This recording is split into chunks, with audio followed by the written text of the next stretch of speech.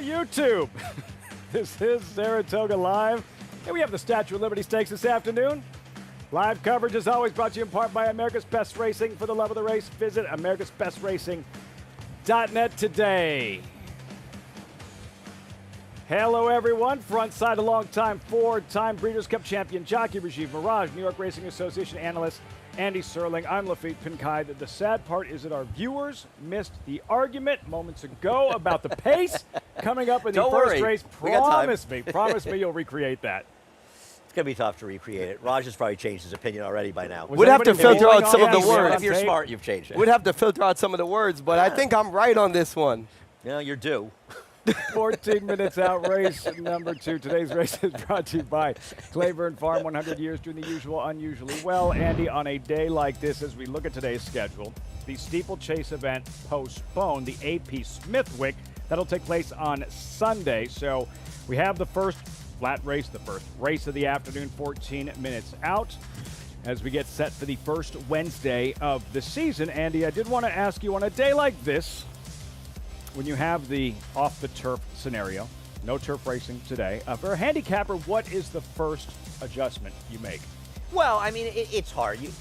Some off-the-turf races will end up being more interesting than others. I happen to like off-the-turf races at times because they can be massively overbet or incorrectly bet.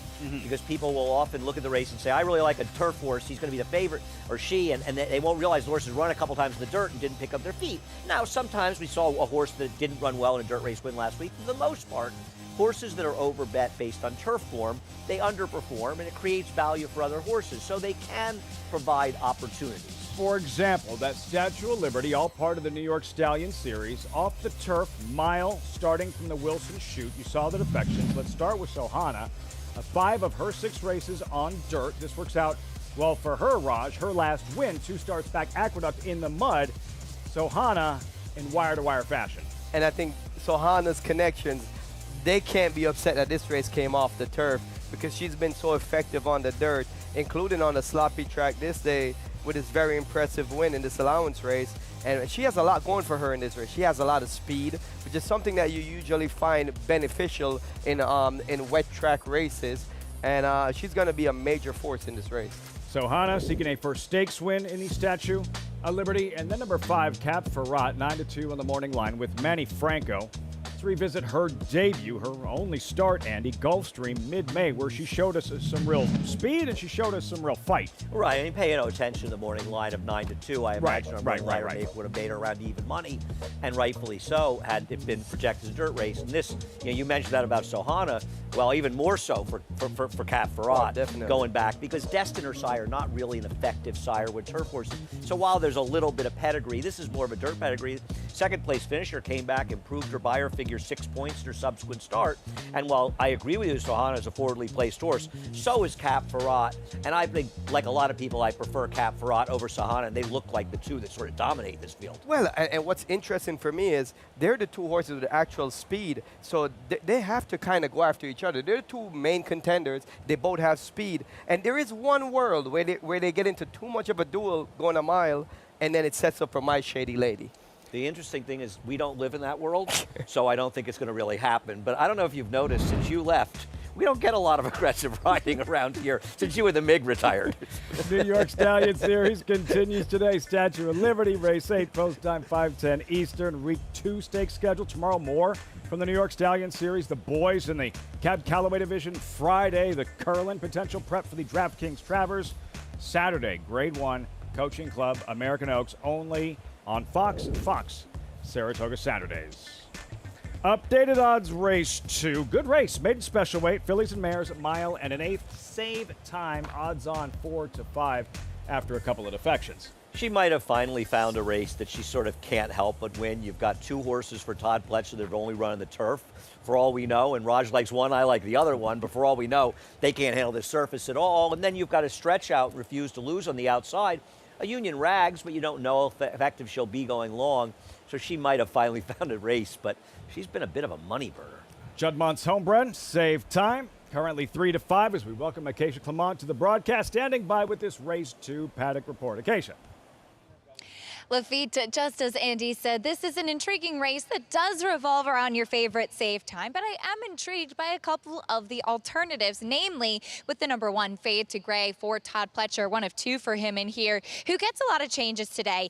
Onto the main track and blinkers on. Now, she is a big, leggy filly, definitely convincing as far as the distance is concerned, and she's sharp here in the paddock. Shortcut cheater blinkers going on for the first time, and this is one that took some money first time out with having really kind of no pedigree, debuting for Todd Pletcher on the turf, oddly enough, after some very, very fast workouts that had caused a lot of buzz on the dirt.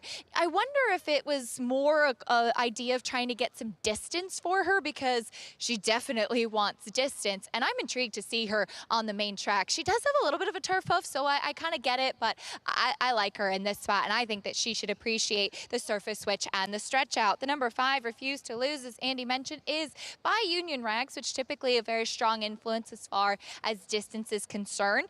She's a funny read because she sold as a yearling for only $30,000, despite the fact that the second dam is Leslie's Lady, who is notably the dam of superstars like Beholder, Mendelssohn, and Into Mischief. So if nothing else, she does have value as a broodmare, and she's one that has improved. She always carries condition, which is typical of a Union Rags. Looking at her just from a purely physical perspective, I would not look at her and say that she looks like she wants to go the mile in an 1/8. She stepped forward, Lafitte, but let's see how she handles the distance today. Refuse to Lose, Acacia. Big effort here. Belmont Stakes Week 3-1 as they make their way front side. Post parade looming. A reminder, you can still get involved. Still have 7 weeks left at Saratoga.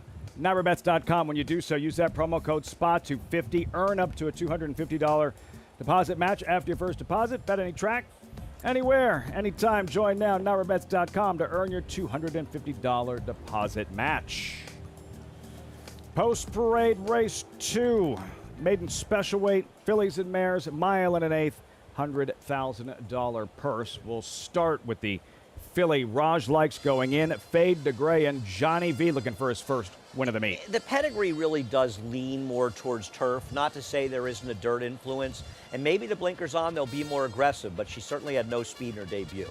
Save time number 2, Diana winning Juddmonte colors.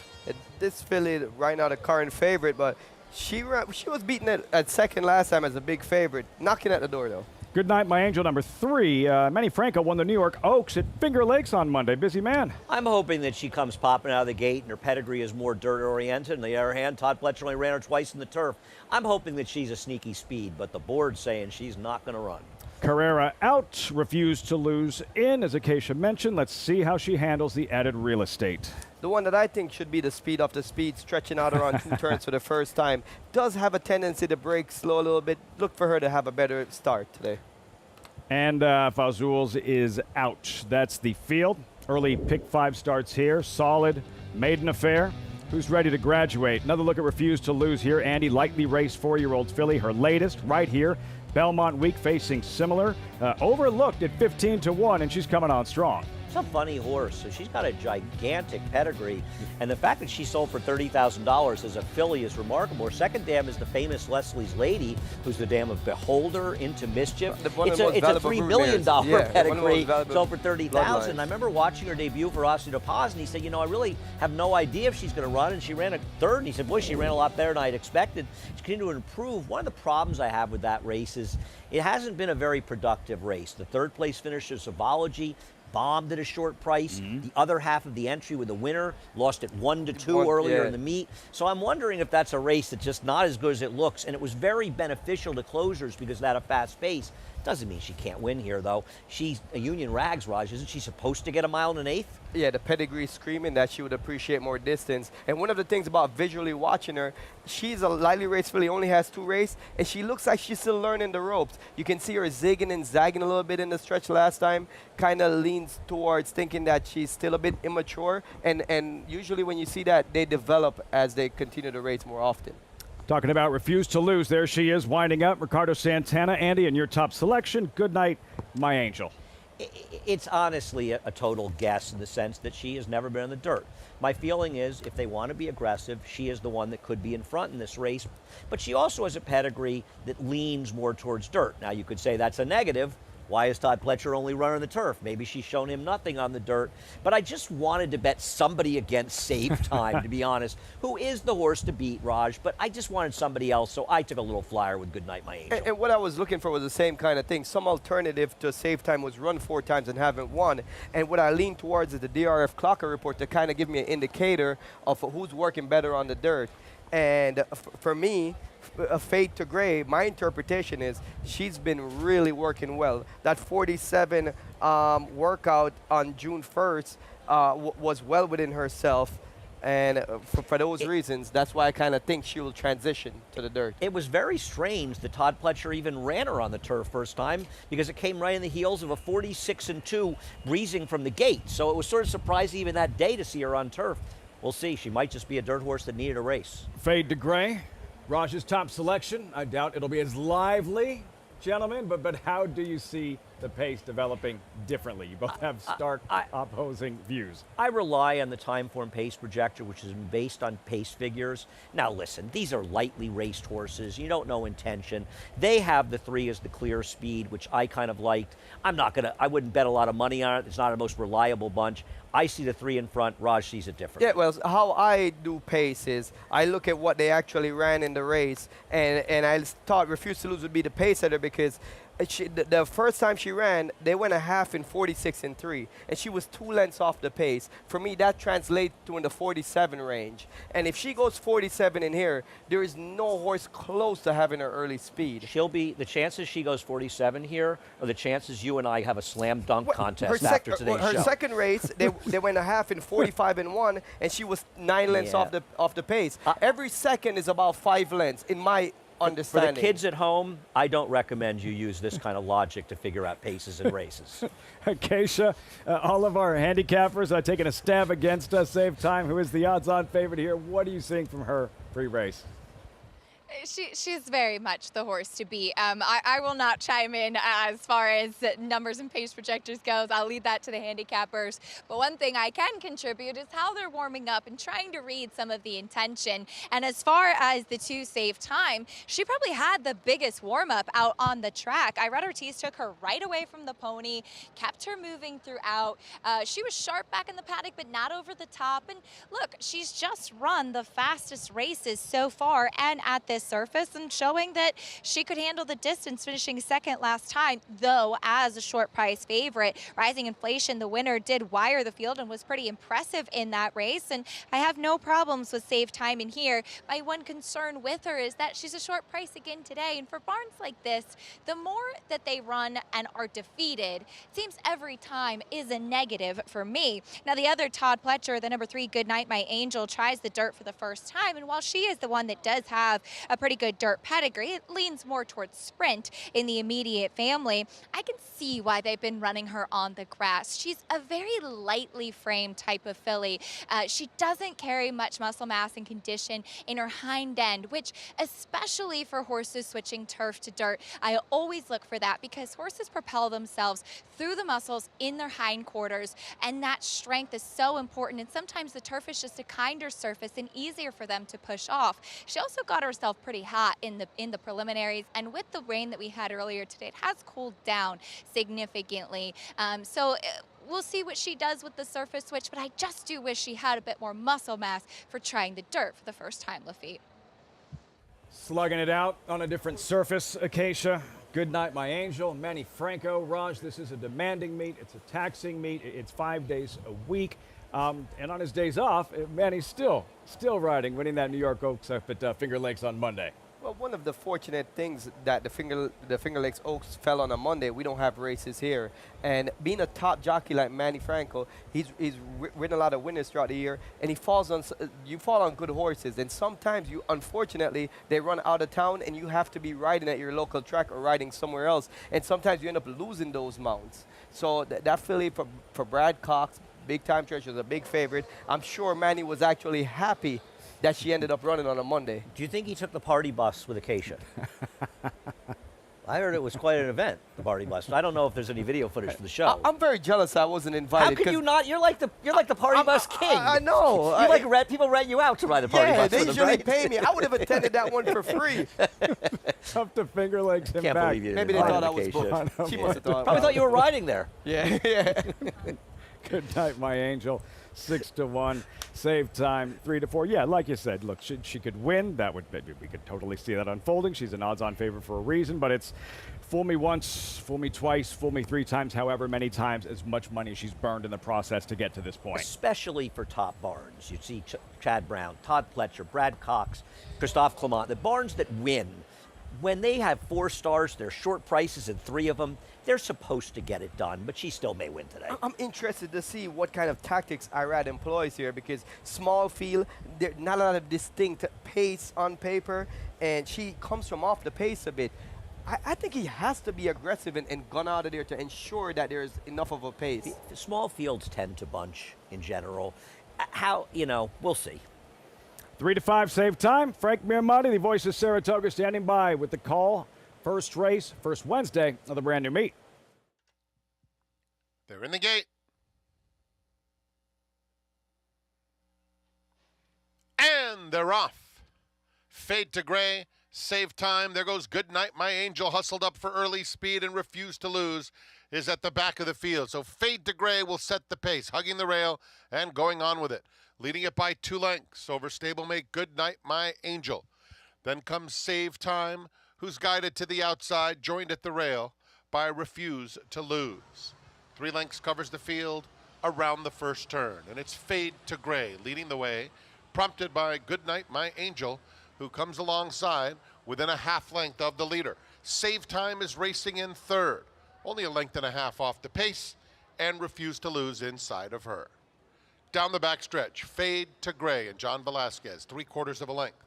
Good Night, My Angel, second by a length and a half. Then it's Save Time and Refuse to Lose. No change in the running order. Heading toward the half-mile pole. Fade to Gray, the one to catch. Leads it by a length. Franco staying after Good Night, My Angel in the second spot. Now 2 lengths behind. Another length and a half. Save Time in third, set down at this stage, and Refuse to Lose. 3 furlongs out. Fade to Gray. A length and a half still over Good Night, My Angel. Save Time inching into contention, about to take second. And then it's Refuse to Lose, who has lost touch. 1/4 mile to go. Fade to Gray. Save Time on the chase second. Good Night, My Angel third there at the top of the stretch. Fade to Gray maintaining a 3-length lead, going on very willingly. Save Time still in second at the 8th pole. Not making headway yet. A lot of work to do as Fade to Gray has a 4-length lead with a 1/16 of a mile to go. And it's Fade to Gray, too strong.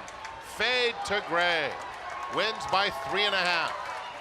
Save Time settles for second, a long way to Goodbye, My Angel.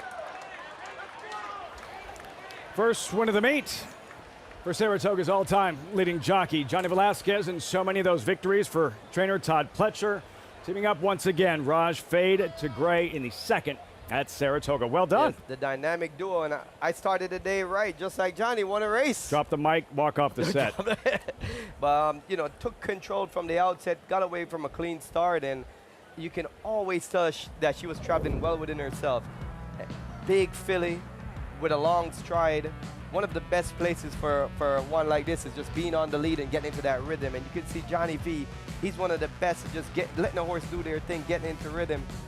Save Time coming up on the outside here. It just looked like she doesn't have that extra oomph down the lane. Never looked like she had a legitimate shot, Andy, did she? Save Time. Well, I mean, I wouldn't exactly say it that way, but I agree with Raj. The one was always traveling well, and Save Time's just not the kind of game horse to pick her up, but the one could have stopped. I guess, you ask yourself, why did Todd Pletcher run this horse in the turf? Maybe he didn't see a maiden race coming out, but then you look and you see that Save Time ran 5 days later in a 1 1/8 maiden race for fillies, but maybe Todd thought, you know what? I don't know if that race is going to go. I don't want to send her 9 furlongs in the dirt first time out. I'll run her in this turf race, give her a tightener, and get up to Saratoga. When I was riding, one of the things that happened is sometimes a horse that definitely wants to go distance, and you usually don't get that in too much in the condition book to start them off, so they start them on turf. How did the start of the race, Raj, impact the rest of it? It was a perfect start for everyone, a fair start for everyone, and Fade to Gray is just naturally quicker than everyone else. I thought Refuse to Lose was naturally faster than everybody else. She was last. The interesting thing, all kidding aside, he got the most important part right, the winner, along with Acacia. The other thing is, the rail, even in a 4-horse field, the rail in these mile and eighth races can be such an advantage that you use to your advantage. Whereas you brake cleanly like that, you show a similar amount of speed, you find yourself a length in front when they go around that turn. That inside draw in these mile and eighth races and an outside draw vice versa can just be a disaster for horses. Such a short run up to the turn where the inside does have a big benefit. Hey guys, the sun's out. Sun peeking out over Saratoga Springs. That's why Lafitte gets the big bucks. See that? All about observation, providing the insight the viewer cannot see at home. See? Wasn't lying. Todd Fletcher, 14 times Saratoga champion. Trainer Johnny V, first win of the meet. 1, 2, 3, 5. Fade to Gray to the winner's circle. Graduates, and he's second at the Spa. In the Belmont Stakes at Saratoga. Here's Dornick, headstrong in the early going. Mind Frame is 4 deep, but up and on the pace, and Antiquarian is in the field. Turns for home.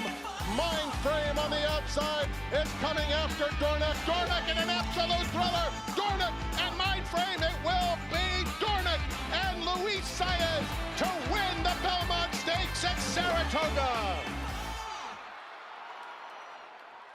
Horse racing? Check. Weekly promotions? Got 'em. Huge payouts? You bet. With Naira Bets.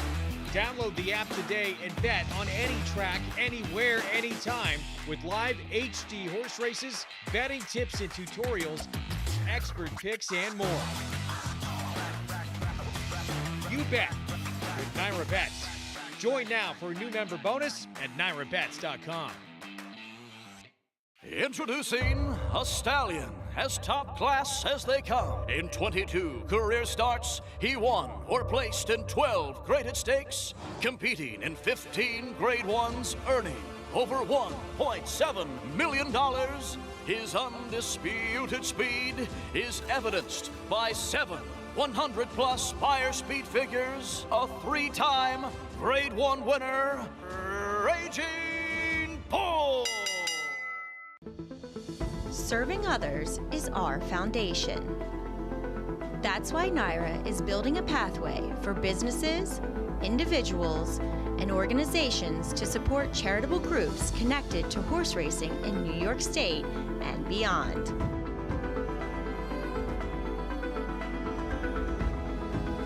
The Naira Foundation, supporting our community.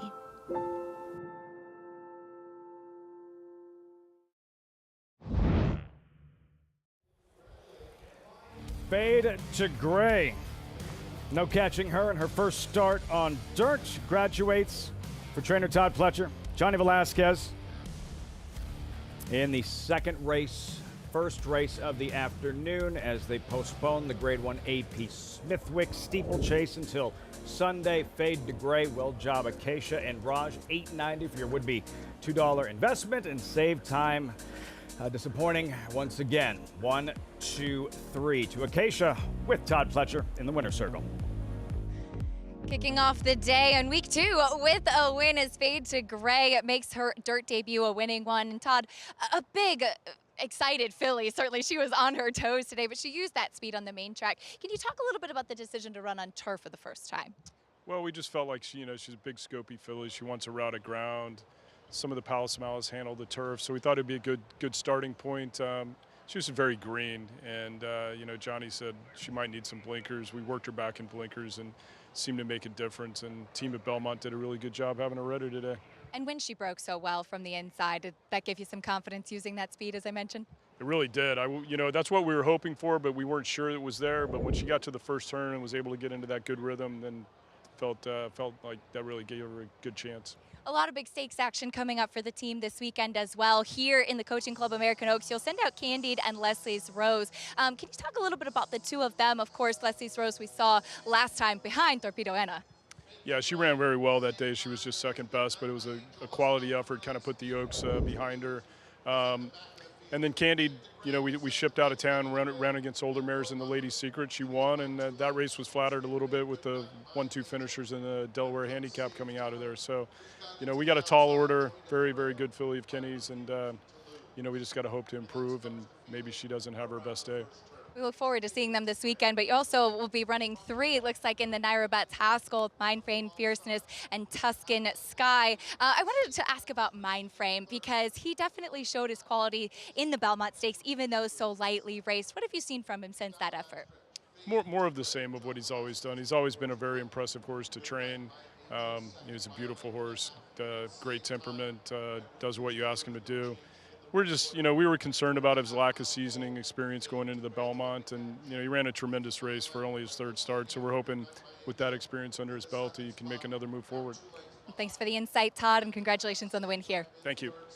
All right, Lafitte, Todd Pletcher with the win in the opener, but gearing up for a very big weekend to come. Yeah, he is, with some of the stars of his stable, with the Haskell on the horizon. And speaking of stars of the future, we turn the page. Race number 3, the Spendthrift 2-year-old race of the day. Brought to you by Spendthrift Farm, home of North America's 5-time reigning champion General Sire Into Mischief. All first-time starters in race number 3, 2-year-old fillies of the New York bred variety. Take a look at the favorite, number 1, Viamente. Louis Saez to ride, trained by Joe Sharp. Maggie made her way to the Sharp stable last week, talking about Viamente and what is expected from her debut.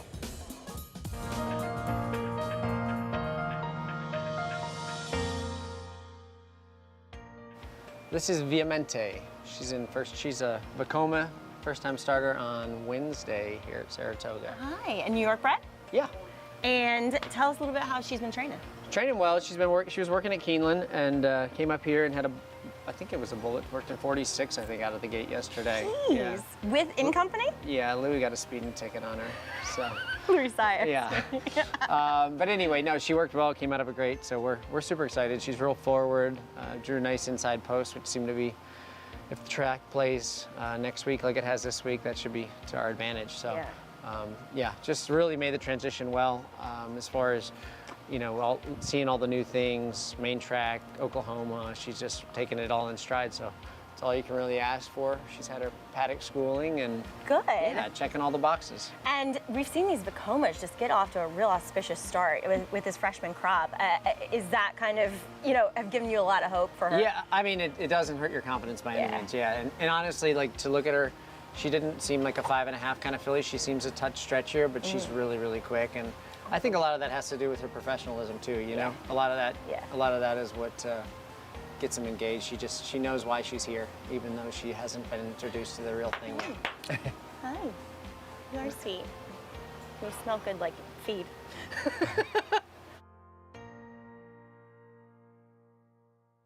He smells good. Buy Vacoma. That's all I needed to know. I saw Vacoma and just wrote one down right away. I saw the 46 work, for whatever that's worth, and wrote it down. And Joe Sharp's numbers with first-time starting 2-year-olds, not great in Saratoga, but I'll take this one. The 5 taking a lot of money. Have clear-cut second choice in doubles. Thought that was interesting. Yeah, I mean, if this filly here runs like she is working, she's going to take a whole lot of beating. She's going to be real tough to beat. Vacoma or complexity, like Saturday first-time starter that hasn't won? Yes, but it's rare. I mean, it's amazing the record those two have had. Incredible. Unreal. Vacoma, Sire Viamente, the favorite at 8-5 coming up. Coverage switching over to Fox Sports 2. We'll reset the show and see you there.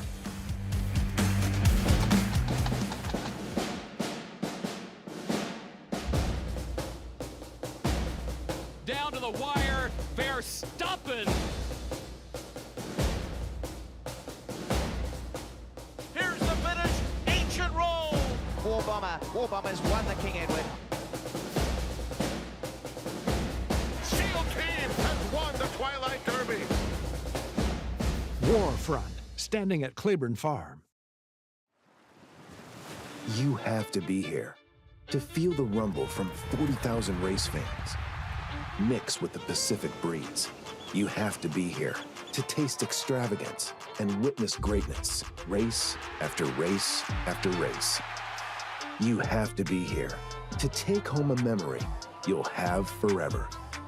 This November, when the world's best come to Del Mar, you have to be here.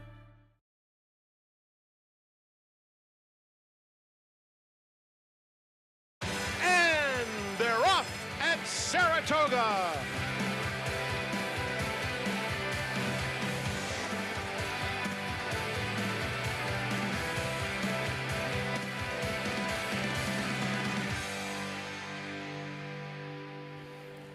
Saratoga Racecourse in Saratoga Springs, New York. First Wednesday of the brand new season.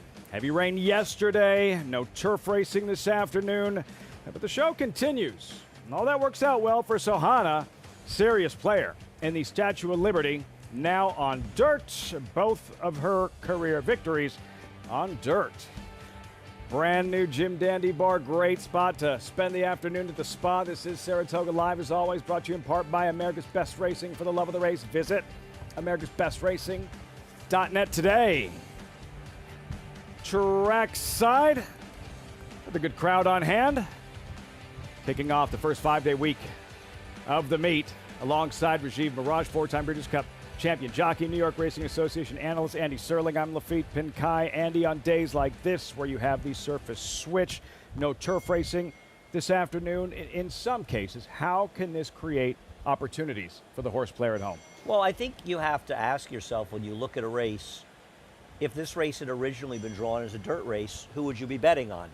Because sometimes a turf horse will stay in, and sometimes those horses will win, but they're frequently underlays, and they frequently, much more often than not, underperform because it's not really the surface they intend to be on. And I think it's a very true situation in today's 8th race that we mentioned here, because Cap Ferrat, who would have been one of the favorites on the turf, this horse becomes an overwhelming favorite based on her debut on the dirt. So certain opportunities to keep our eye on throughout the course of the afternoon. The good news, Raj, is that the feature Statue of Liberty, yeah, it's now on the dirt, and we do have a few defections, but still a really good race going in.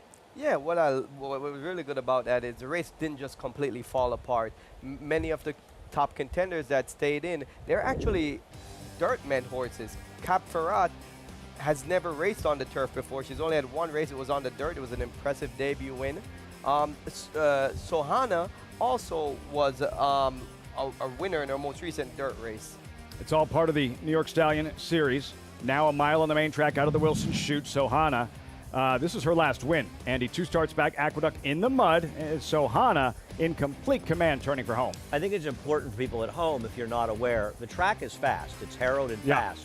So just because we got some rain and we came off the turf, we have a fast track. So don't think this mud race moves her up, but she's run okay on dry tracks as well. But I think it's worth noting, on the dirt, her 2 best speed figures, her Beyer speed figures, Raj, they've come on the dirt, on muddy tracks, muddy sealed tracks. Yeah, I mean, it does show that she can run on the dirt. One of the things to really look in between the lines here is today they're going to be running at a mile on the dirt, and most of these have only sprinted on the dirt. So, you know, that's something to take into consideration if you're thinking that, well, Sohana and Cap Ferrat, if they get into a bit of a speed duel, if there was supposed to be a pace meltdown, who would be most likely to capitalize? If there's a pace meltdown because of those 2 things, it'll be one of the greatest shocks in the history of horse racing. Race shape debate has been a thesis on the show thus far. Expect it to continue. And get involved. Sign up if you haven't. 7 weeks left at Saratoga. When you do so at NyraBets.com, use that promo code SPOT250. Earn up to a $250 deposit match after your first deposit, but any track, anywhere, anytime. Join now at NyraBets.com to earn your $250 deposit match. Viewers on Fox Sports 2, just in time for the early pick 4, just in time for the Spendthrift 2-year-old race of the day. Spendthrift Farm, home of North America's 5-time reigning champion General Sire, Into Mischief. There's the field, no defections. They're sprinting 5.5 furlongs, 2-year-old fillies of the New York bred variety. And Viamente, number 1, Andy, 6-5 by Red Hot Stallion Vekoma. Vekoma has had an amazing start as a stallion with his horses all seemingly are runners in here, has speed, at least in the workouts, as a lot of his horses do. And when you have a firster that's bet like this, Raj, they usually have speed. Yeah, her workout reports indicate that she's lightning in a bottle. Her workouts are fast, and for this level, significantly faster than you typically see 46 flat out the gate. That is scorching.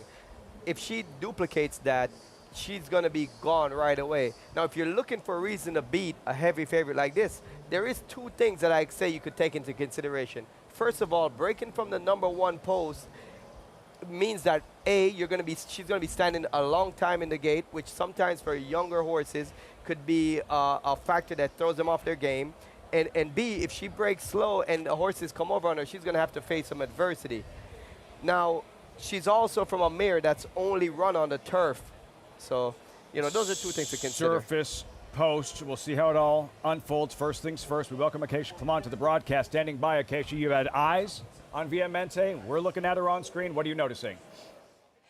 We'll start there for this Spendthrift Farm two-year-old race of the day Paddock report with Viamente. And I know we heard Joe Sharp talking to Maggie Wolfendale about how professional she's been.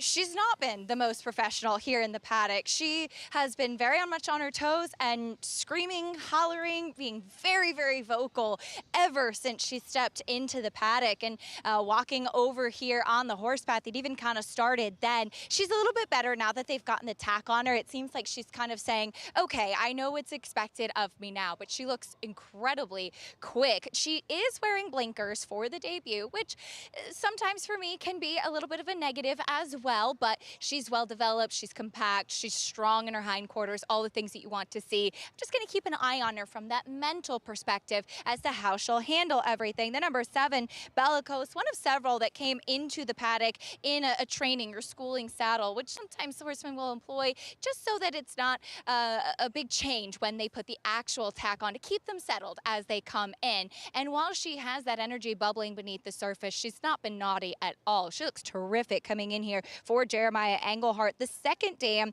Bana, actually won the Schuylerville and was pretty precocious herself, so there is some pedigree in there. And I watched one of her recent workouts in company on XBTV where she was going much better than her mate, and I liked how she was moving. I like what I see from Bellicose here in the paddock. The number 6, Practically Summer, she's one that is by Practical Joke, who certainly can be strong with sprinters. But in the second generation, the dam is the sister to stakes winner Zevo and Beautiful Lover, both of whom wanted more distance. And I do wonder if eventually down the line that's going to be the case with this filly.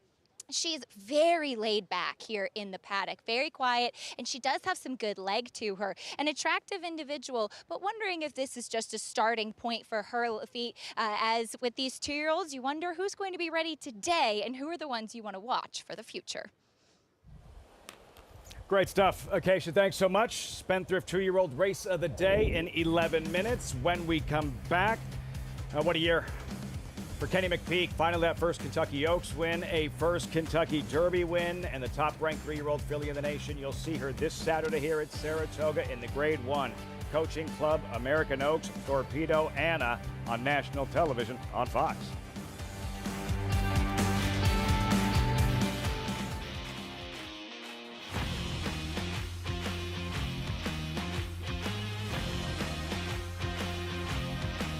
The son of Run Happy, Nutella Fella, has won the hopeful.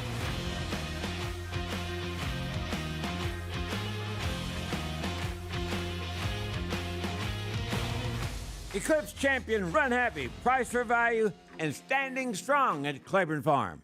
Who's still a nose in front. Koru is lifting late as well. Better Lucky Than Good at the rail. Better Lucky Than Good. Koru, Better Lucky Than Good wins the finale. Welcome to Adelphi Racing Club's unparalleled partnership experience.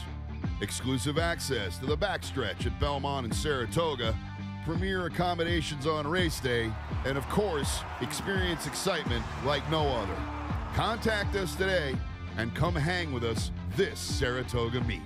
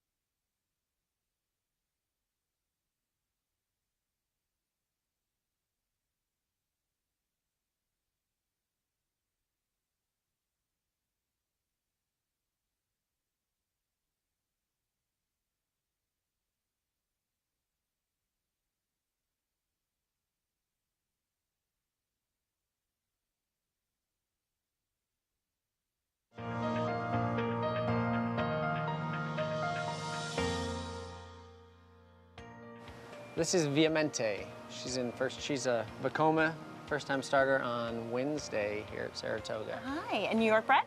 Yeah. And tell us a little bit how she's been training.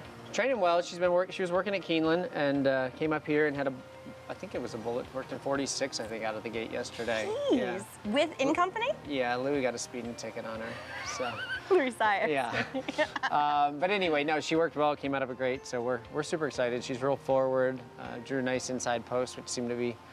If the track plays next week like it has this week, that should be to our advantage. So, yeah, just really made the transition well as far as, you know, seeing all the new things, main track, Oklahoma. She's just taking it all in stride. So that's all you can really ask for. She's had her Paddock schooling and good. Yeah, checking all the boxes. And we've seen these Vacomas just get off to a real auspicious start with this freshman crop. Is that kind of, you know, have given you a lot of hope for her? Yeah, I mean, it doesn't hurt your confidence by any means, yeah. And honestly, like, to look at her, she didn't seem like a 5.5 kind of filly. She seems a touch stretchier, but she's really, really quick. And I think a lot of that has to do with her professionalism, too, you know? A lot of that is what gets them engaged. She knows why she's here, even though she hasn't been introduced to the real thing yet. Hi. You are sweet. You smell good like feed. It smells good. By Spendthrift Stallion Vacoma. All adds up to 6-5. There she is, Viamente. The dam was a turf horse, and she has not produced particular runners. The second dam was a very nice dirt horse. 6-5 favorite, Louis Saez. We'll revisit that speeding ticket in a moment. Bubby Dearest, Vino Rosso, first-time starter, cold on the board. Yeah, but a long slew of workouts dating all the way back to May. She's definitely got a lot of miles onto her. Lightning Mama, first-time starter by Spendthrift Stallion, Bolt Doro. She has a very strong second dam. She's the second of back-to-back horse for Mike Maker, taking a little more money than her uncoupled stablemate, but not a lot. Pony List, then number 4, Trail of Gold, David Donk, co-owned and trained, first-time starter. What's interesting is this one sold for $100,000 as a yearling last year with a modest $7,500 stallion fee. Pawtucket Shuffle, big opening week, Flavien Prat. Interested to see if she starts taking more money, as she's a clear-cut second choice looking at the doubles. Practically Summer, number 6, as Acacia mentioned, maybe a jumping off point today. Yeah, $145,000 yearling debuts for Bill Mott and Junior Alvarado. Bellicose, number 7, debuting filly for Sanford, winning trainer Maya Engelhardt. And he won that Sanford with a New York bred as well, and I think you always have to take a look at these Jeremiah Engelhardt first-time starters. Elani, number 8, Mel Giddings, co-owned and trained, first-time starter. Yeah, interesting pedigree by Killy Bags captain. This one shows a 36-3 workout coming out of the gate. Who trained Killy Bags captain? John Terranova. You're the man. That's why you're the man, Raj. I knew you'd know that. That's why I get paid the big Well bucks. done. Not as much as Lafitte, but somewhere between Lafitte and don't throw. me. Yes, yeah. Keep the trivia going to your left, Andy Serling. That's the field. New York Reds, 2-year-old fillies, 5.5 furlong sprint, 8 of them. 5 minutes to post, and circling back to Flavien Prat on Pawtucket Shuffle, number 5. That's 6-1, a big opening week. The 7 wins, Raj, and 3 stakes races, highlighted by a second consecutive in the Diana with Whitebeam. I mean, what a week, right? Winning the first grade one of the meet, but also putting up the numbers throughout the whole week. It's 7 wins. And coming into this Saratoga meet, Arad Ortiz, the expectation is always him being leading right because he's done it so many times. And his 2 biggest challengers are expected to be from Jose Ortiz's brother and Flavien Prat. And Flavien has just set the pace real hot. Were you ever leading the Saratoga meeting after the first week? Never. You were, I mean, all kidding aside, Ramon Dominguez was winning a boatload of races, but you were winning an enormous amount of races. You just got overshadowed by a guy that was doing so unbelievably well. I mean, you had wins in New York where you won like 250 races in New York in a year. Well, my best Saratoga meet was when I was 3rd behind Ramon. He broke the record. I won many races. 2 6-win days. However, I outdid him in stakes that meet. I Really? won 11 graded stakes, I believe that meet. Or no, 11 stakes and 3 grade ones. Phenomenal rider, even a Clearly better guy. a better rider. Ramon Dominguez. It's obvious what Raj said, what he was really getting at. Flavien Prat, big opening week. Hear that, Ramon? I can't debate it. I can't debate it. This is why we get so excited about the 2-year-olds at Saratoga. It doesn't just sound good. Here's the data to support this very theory, Andy, of the careers that begin here year in and year out. Last summer alone, look at those runners and the races they eventually won. Candied, Carson's Run, Fierceness, Hard to Justify, Just FY, and Locked, all eventual Grade 1 winners later on in the season. And both two-year-old champions as well. Right. And I think that's something that, you know, I've been coming here a long, long time. I started in the mid-'70s. The first horse that I actually knew of that ran when I first started going in '74 was Ruffian. And I still remember seeing her, being at the finish line, watching her go by, and she really, you know, captured my attention so much. But every year coming and stuff, the anticipation of seeing good two-year-olds, but then seeing that two-year-old and saying, boy, that could be one of the ones, and, you know, seeing Winning Colors break her maiden here. I don't believe it was her debut, but she broke her maiden at 7 furlongs, I think, here. But you'd always leave Saratoga feeling like you've seen some pretty special runners. So you get fulfilled with joy to see the horses that you get to see, because in Saratoga throughout the meet, we're going to see current champions, right? But we're also going to see future champions. We don't know who the next champion is going to be, but there's a highly likely it's going to be coming from the Saratoga. And I think you learn to follow those horses. It keeps you in the game, you know? You come one day, you see ways and means. Yes. You always remember where you were that moment when they were first introduced to an audience. Echo Zulu, the race that I remember most. Opening day with fans back at Saratoga for the first time in 2 years. The first time I felt Saratoga felt the way it should be on an opening day, and what she did in her debut and what that was the start of. No, I mean, there's something about seeing those horses. Now, sometimes you see them, and they don't go on to do as well, whether they have issues or not. But like you say, with Echo Zulu, you knew how good she was, and then she went on, and, you know, unfortunately got hurt last year. But I thought her 2 races here last summer were probably the 2 best races run by any horse the entire summer. 2-year-olds, very easy to go down memory lane, but we have business to tend to. These New York bred 2-year-old fillies. Acacia, we're looking at Bellicose. What about Pawtucket Shuffle and Flavian Pratt, who arrives with a lot of momentum week 2? He certainly does, and winning the biggest races this past weekend, Flavian Pratt. I'm curious of what a Pawtucket Shuffle is, and if Rajiv can demonstrate for us on the set. But as far as the filly is concerned, Flavian took her right away from the pony to give her a big warm-up, and you might have seen him giving her a few taps with the riding crop because she wasn't really listening to him. She was just kind of like, okay, I'll go, and not really responding to his cues of when to go, when to settle, when to slow down. She's also wearing blinkers for her debut. She has cotton in her ears. Some things leading me to believe that maybe she's mentally not 100% clued in just yet. She's very fit coming in here for the debut. In 1,000 words, we talk a lot about some other stallions and how they've done so far. He is 4 for 16 with first-time starters and very good with those firsters, and also the sire of the Queen's MG, who we saw winning at a big price here opening week. Mike Baker sends out to the one that I prefer is the 3 Lightning Mama. There she is, as you saw, had no pony in the post parade and was getting pretty revved up without that. Ramon Vasquez has gotten her to settle a little bit more, but she's definitely the much more engaged one of the two. By Bolt Zorro, and on the bottom side, you do have that good Buck Butler New York bred family. The dam is the sister to graded stakes place of Freud of Mama, and usually his horses, his homebreds, are runners. She might need a start just to strengthen up, though. And the 4, Trail of Gold, another one who's had some very fast workouts, but another one that's mentally not quite clued in just yet. She's been pretty naughty throughout in the prelims, Lafitte.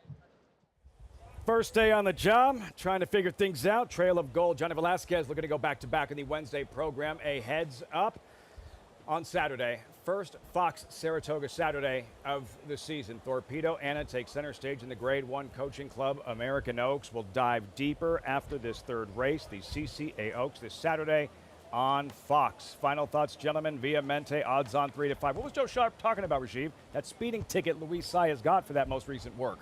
Well, the speeding ticket is a nice way of saying you went too fast, way faster than I wanted to. But what that means for me is Luis Saez is a professional jockey, been on so many horses. For a horse to bait him into going faster than they anticipated would mean that this horse got some real speed. 6 days ago, let's hope they left enough in the tank. About to find out post time. New York bred 2-year-old filly, Spendthrift 2-year-old race of the day, race 3 live from Saratoga on Fox Sports 2. Here's Frank Miramati. Ilani, the last one. Goes in. And they're off. Vehemente blasts out very quickly and is challenged right away by Bellicose. Bellicose a little quicker. Eilani on the outside, a joint second. Vehemente along the rail in 3rd. Those 3 really going at it. The favorite in a tight spot through the opening furlongs. It's then a gap of 3.5. Back to Lightning Mama. who is racing a joint fourth heading toward the 3/8 pole. Outside of her, it's practically Summer now taking that fourth spot. Then it's a big gap to the next flight, headed by Bubby Dearest, racing on the inside of Trail of Gold, and another 3 back to Pawtucket Shuffle. 22-1 for the opening quarter. It's Bellicose and Elani. They've been going at it since the gate open. Here's Vehemente moving clearly into second now. They come toward the 8th pole, and Bellicose is strong on the front end. Vehemente shifting about. Another 4 lengths back. Bubby Dearest making headway along the rail. It's nice headway too, but Bellicose is long gone. A sparkling debut for Bellicose, who trounces them by 8 widening lengths. Vehemente holds second. Photo for third. Bubby Dearest in front of Trail of Gold. 2 races, 2 odds-on favorites defeated. This one not close. Bellicose, sensational in her debut for Sanford winning trainer Maya Engelhart. Manny Franco, a quiet passenger in the stirrups. I mean, you know, the 1 broke very sharply, but the 7 was able to usurp her on the front end very, very quickly and get in front of her. Now, Manny was riding her hard the whole way, but she was going well, and you get the feeling the 1 didn't like rating. She particularly didn't like rating second behind a horse that was this good. Well, that's the thing. Bellicose was just faster than Vehemente, because Vehemente broke really well from the inside, and Bellicose just overtook her for the lead. And, Vehemente was put in that adverse position because Bellicose is just faster. What a very impressive win for this filly, who's doing her mom some proud. Her mom's name is Little Bullet, but I think she's the real Little Bullet. Look at her level off. Who does Acacia like in the 3rd, by the way? She's 2 for 2. That was the 3rd.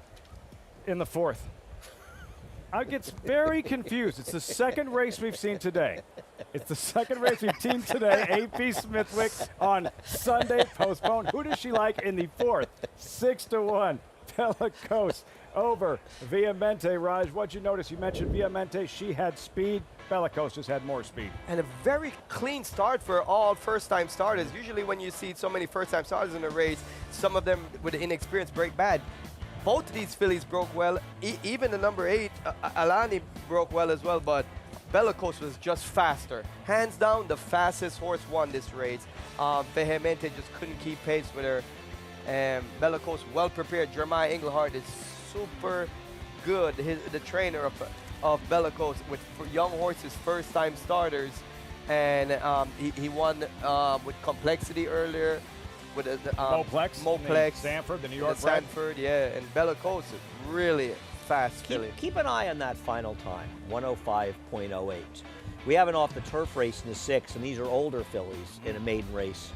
Keep it in mind and see how much faster this race goes, because it's likely to go faster than that race, because she won by a lot. She's pretty good, this horse. And Vehemente, the big 1-2 favorite, if you could see her there, she didn't switch leads, seemed green. She ran fine. She tired from chasing this horse. Right. She's better Bellicose. than that and race. The story isn't her. She wasn't disappointing. She ran fine. The filly that trainer handles, Maya Engelhart, Bellicose, she just absolutely freaked on those. And I think it just broke her heart at a certain point from chasing that one. So when you're in that chasing mode, you're going to lose and run worse than you're capable Let me of add running. this one thing. I think she's going to improve on the grass. When you see that kind of running style and it look like she's having a hard time getting a great traction on the track, usually those kinds step forward on the turf. Bellicose, sensational in her debut by Florida Derby winner Audible. 7-1-2-4 results. Reaction when we come back as our coverage continues here on Fox Sports 2, Day 5 from Saratoga. Bellicose in her debut, sensational in victory.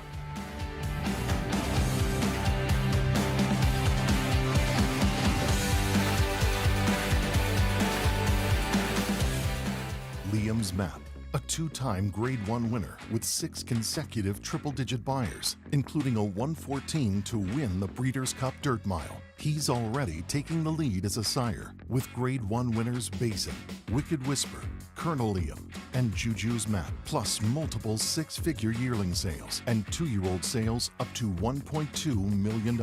Proven on the track, proven in the sales ring. Liam's Map, only at Lane's End.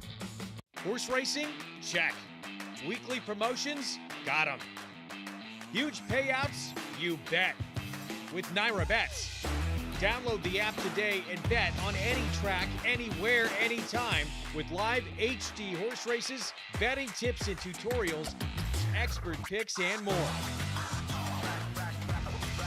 You bet with Naira Bets.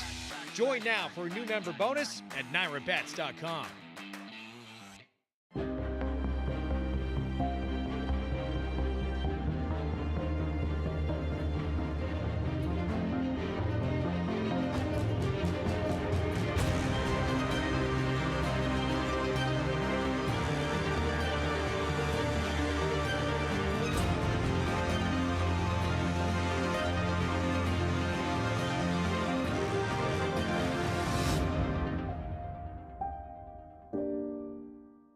Racetrack Television Network brings you every race, from every track, on every screen, every day. With monthly packages starting as low as $5, RTN gives you great value and access to more live HD streaming and race replays than anyone. Visit RTN.tv today to sign up and watch on almost any device, including Roku and Amazon Fire. RTN has packages that start at $5 per month.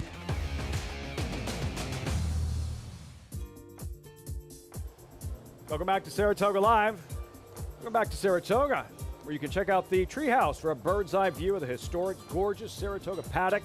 Paddock Suite features air conditioning, that's important, private bar, wait service, and a balcony perched above the horse path, reserved at naira.com/tickets. So many great spots to spend an afternoon at Saratoga, and there's another. And a filly to keep an eye on moving forward. Rajiv Bellicose in her debut. Runs them right off their feet. I mean, we were just talking earlier about you know, Saratoga being a watering hole for future stars and stuff. And this filly against New York breds, which she is fast. 1480. Spendthrift 2-year-old race of the day. Bellicose over Vehamente and Bubby Dearest 7-1-2. Acacia, pretty good start to the meet for trainer Maya Engelhardt. Absolutely, particularly with 2-year-olds, as I'm here with Maya and the family. Let me see if I could get this. Raylan, Anna, Eli, and Jax. Yep. Did I get it right? Just missing CJ. He's home, and my wife Robin, she's camera shy. She's over there. So. Well, we got to call you Mr. 2-year-old now. Of course, Moplex this weekend, and now what a nice performance from Bellicose in her debut. Yeah, I mean, I'm blessed. I really am. Between Legion and the clients really giving us a chance to put good horses in the barn, and she's a filly that's kind of showed like she's very competitive. So I didn't think that she would. I thought she would run well. I wasn't as confident as I was in her as I was Moplex the first time, but just because I kind of wasn't sure if I was bringing her into this race, you know, the right way. She was a little slow out of the gate. There's second one. I popped her out one more time, and she came out really well, and then today she broke well too. And Manny did a great job. He knew he was faster, I think, than the one early on, and the one might have got off a little slow, and he, you know, took the spot away, which was probably at that moment the winning move.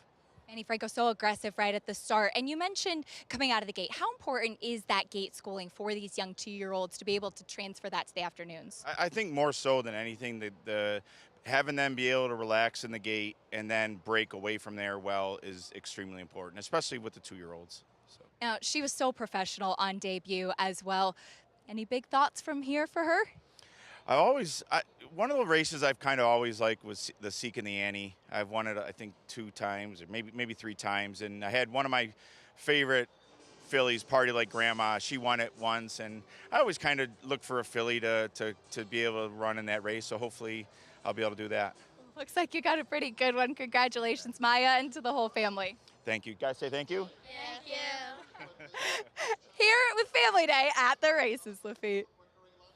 Very cool family affair. They're spending an afternoon not only at Saratoga, but the winner's circle at Saratoga. Andy, I got a kick out of how excited Maya was about his win in the Sanford. Not just winning the historic Sanford, but doing so with a New York bred in Moplex. Well, I mean, because Jeremiah's family and their trainers in New York, they grew up training at Finger Lakes as well. They probably trained a lot of New York breds for quite a while, so they're close to the program. It always pains me a little bit when somebody acts like, wow, it's so amazing a New York bred won a stake.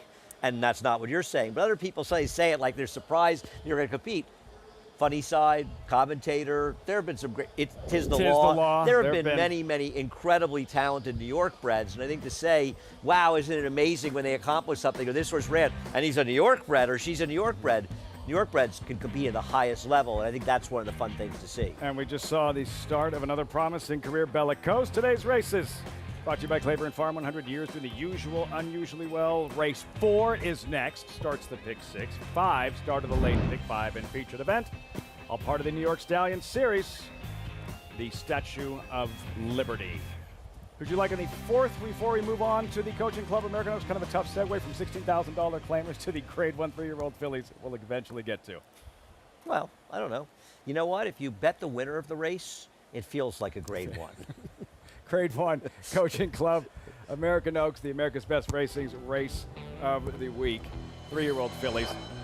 Good group comes together with one absolute standout. The Kentucky Oaks winner, the Acorn winner, Torpedo Anna, 1-2 on the morning line, 5 deep, 9 furlongs, $500,000 purse. Let's meet the field up close and personal, starting with Candy, drawn inside for Eclipse Thoroughbreds, 5-2, the second choice on the morning line. I thought that her Monmouth Oaks, her Lady's Secret at Monmouth against older horses, and some solid older horses, was a terrific effort by her. She's a very good horse, but it's probably going to take more than a very good horse to beat Torpedo Anna. Should get a very good trip, Candied. And then number 2, Barbara Tina would be a big surprise for George Weaver, who almost pulled off the upset last year, Raj.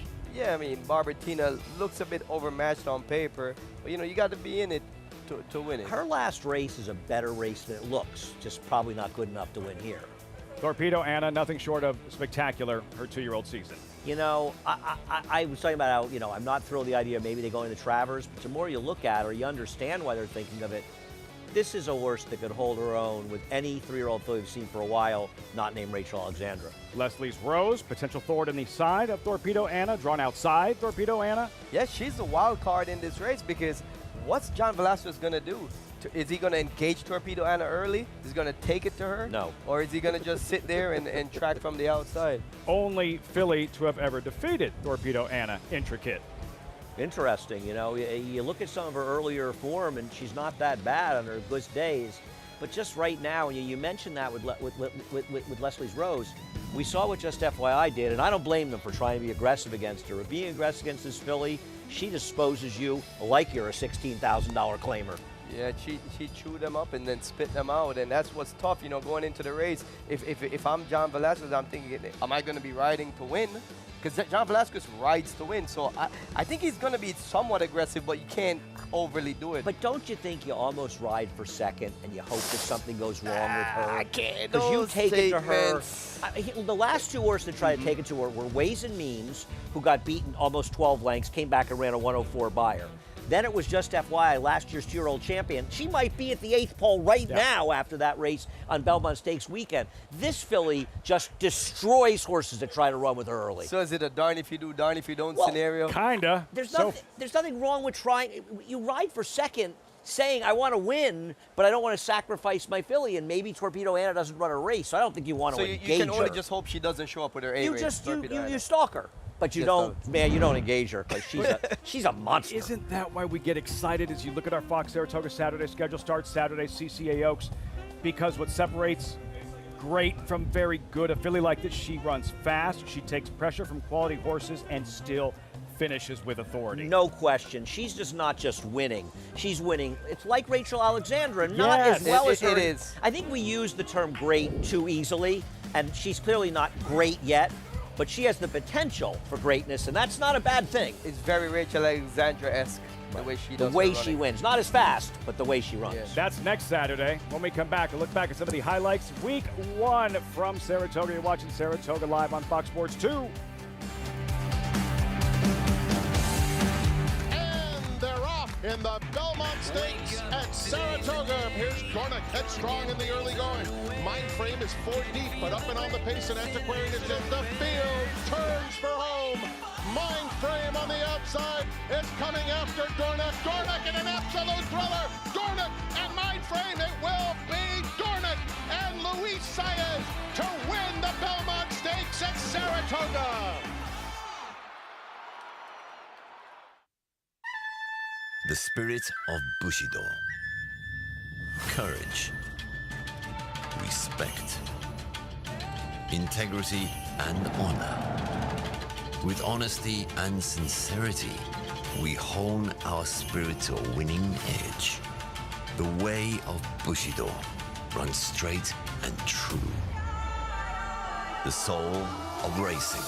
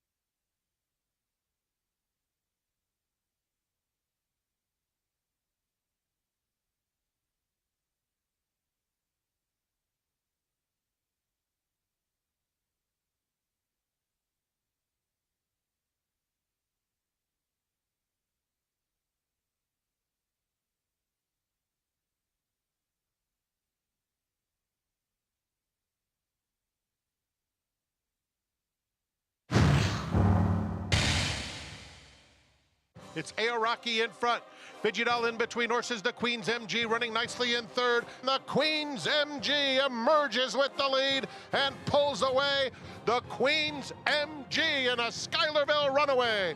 Striker has Dial traveling comfortably in second. Miss Justify and Lady Moscato are side by side. And it's Striker has Dial looking for the line. Miss Justify and Flavian Pratt and Corb on the outside. Miss Justify wins the Wilton. Twirling Queen is just outside of her in fourth. They're followed by Twirling Queen as they round the far turn. Twirling Queen joining the party. Twirling Queen and Tupi are head-to-head. Twirling Queen in front. A late run from Carriou into second. It will be Twirling Queen. And they're off in the Kelso.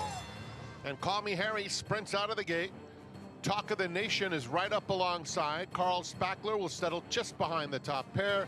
Talk of the Nation, Carl Spackler within a length as they run down the backstretch. Talk of the Nation, Carl Spackler, head and head with a furlong left to go. Carl Spackler's just a little too good, and he wins the Kelso. Didia has sharp early speed, and here comes White Beam, and White Beam just cruises to the front.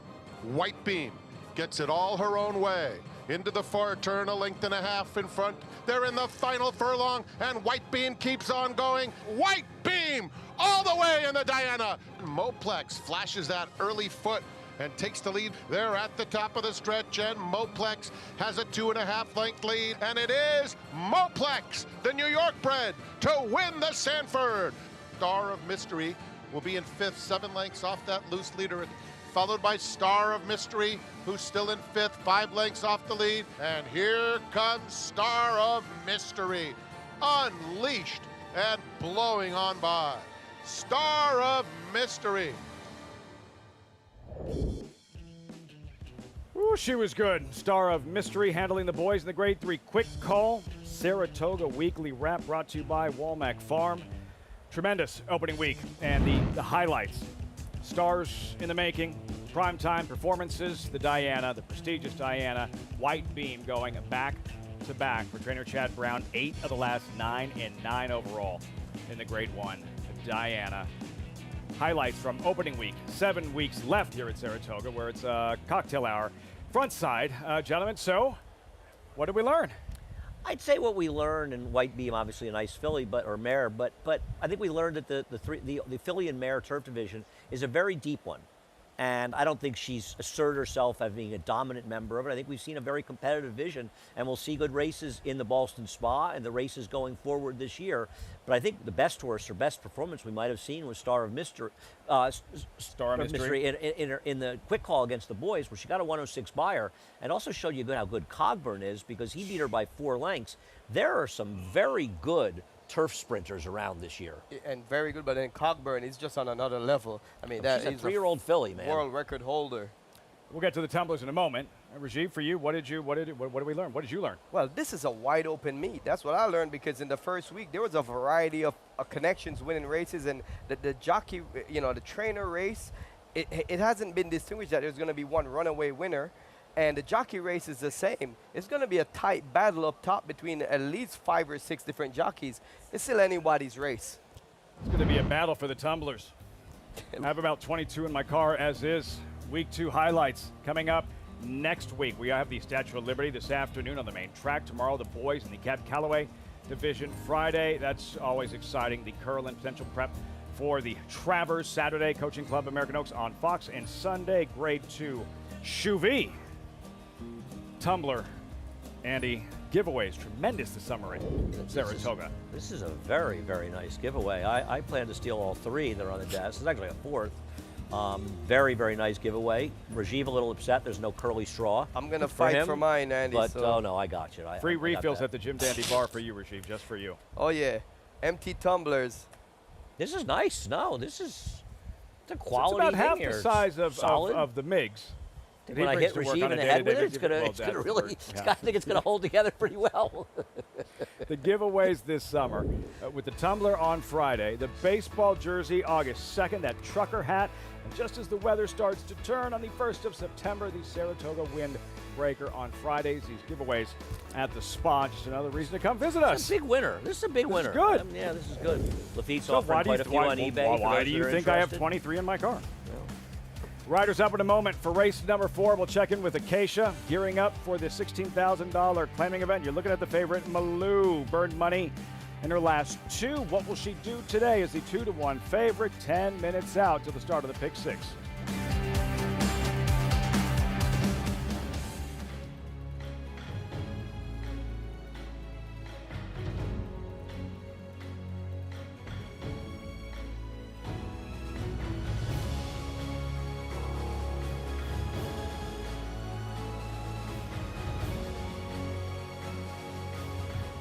Olympiad leads American Revolution. Olympiad gets the gold in the Jockey Club Gold Cup. Horse racing? Check. Weekly promotions? Got 'em. Huge payouts? You bet. With Naira Bets. Download the app today and bet on any track, anywhere, anytime with live HD horse races, betting tips and tutorials, expert picks, and more. You bet with Naira Bets. Join now for a new member bonus at NairaBets.com. War Dancer, New York's leading turf sire, is on fire at the Big A with Dancing Buck wire-to-wire in the elusive quality. Dancing Buck is almost there. Dancing Buck. Power Attack with back-to-back wire-to-wire wins. It's going to be Power Attack. As well as 26 Black. 26 Black almost there. 26 Black. And Roos. Torrigo trying to catch up both. Roos to the inside of the red blinkers. Roos gets the victory. The breeding shed is still open. Breed to a winner. War Dancer, proud to stand in New York. When you can bring over a champion like this to the Night of the Stars sale, it's exactly what we dream of and what you hope for. Anytime we've got a marquee filly that is ready to be brought to market, we know that the Night of the Stars is the venue. It really wasn't a question as to where we were going to sell her. We have had a long history of selling 7-figure mares here at Night of the Stars. Boyd Browning and his team just do such an exceptional job promoting these mares, getting them sold.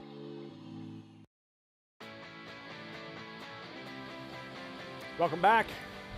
Live coverage from the Spa. Saratoga Live, as always, brought to you in part by Claiborne Farm. 100 years doing the usual, unusually well. Louis Saez, the speeding ticket we discussed earlier. Statue was donated by Mary Lou Whitney. That's right. Statue of native dancer, standing at the foot of Congress Park, right at the end of Union Avenue. Fingerprints still all over Saratoga Racecourse, Mary Lou Whitney. Post parade, $16,000 claimers. We start with Toocher Horn, New Jersey bred Saratoga debut. This one dropping in class a bit after being overmatched at the 25,000 level last time. Number 1, Dashing Della, New York bred, second off the layoff. A give up by Todd Pletcher after running poorly in her recent race on her preferred surface. Number 3. I went wrong way, sorry. Permed, her mother, Curled, great name, Eclipse Homebred. That was Permed I was talking about, didn't run well on her preferred surface. Dashing Della, I don't know what her preferred surface is. Your Castellano will ride. Number 4, Jay's Love is out. A Sharper, a Gal by Sharp Azteca for Joe Sharp. I think the question with her is where'd that race 2 back come from and can she run it again? Pebble Lane, number 6, Blinkers on, back to dirt.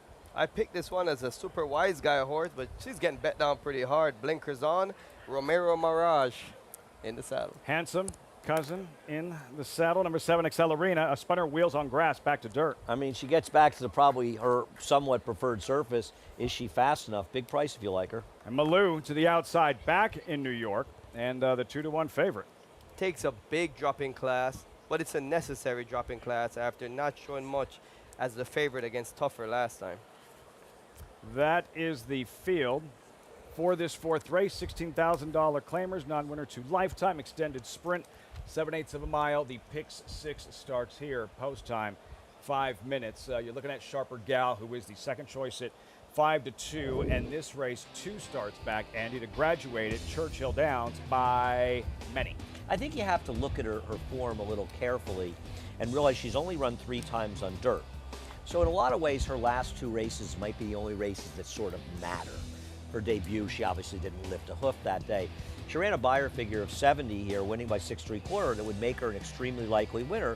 But then she came back at a short price against much better and didn't run very well. Now the winner of that race, Walua, is a fascinating horse that's running here Friday in a tough non-winners of 1 allowance race. She broke 5 lengths behind the field and still made the lead at the quarter that day and won the race. But they were better horses. You know, while I picked Pebble Lane to win, Sharper Gal, I believe, is the most likely winner. It was because of the discrepancy in price on the morning line why I leaned towards Pebble Lane, but Sharper Gal is going to be awfully tough in this race. And now the favorite at 3-2, Sharper Gal. You're looking at Malou, Jose Ortiz, solid opening week. 5 victories. Malou, Andy, her lone victory, graduating against New York Breds at Aqueduct late March. And this was when Linda Rice had her, and she beat a kind of mediocre field, but frankly, this is not the toughest field she's in with today. Now, Mike Maker claimed her, took her to Churchill, ran her against Tougher, and ran her longer. In fact, her last race, the 2-turn race. So I like the turn back for her drawing outside. And she's another one, her race 2 back from a speed figure standpoint, a very fast race. Then she's favored last time. She didn't run well last time, going the 2 turns. Maybe the cut back to 7 furlongs will be more to her liking. She was favored when we did the post parade, and now the 5 regime, Sharper Gal, is a heavy favorite at this point. Yeah, and what was interesting about Malou is she ran a good race 2 starts back, finishing 2nd as a favorite at Churchill, and then they snapped the blinkers on for the first time, and she throws in a complete clunker of a race as a favorite, and they keep the blinkers on. So, you know, it's hard to read between the lines of what version of Malou is going to show up today, but she does need to make a big rebound. And looking at doubles, both Malou and Sharper Gal are almost the same price. And Pebble Lane, who you both like, and you have a lot of company in the process. She opened up at 12-1. Yeah, 9-2 Pebble Lane pictured. Yeah, I mean, maybe her morning line was a little too high, as it turns out, in there. She has races. It comes down to how you feel about the 5 and 8's best races. If either one of the 5 and 8 run their 2 back best races, one of them will probably win. They might even run 1-2.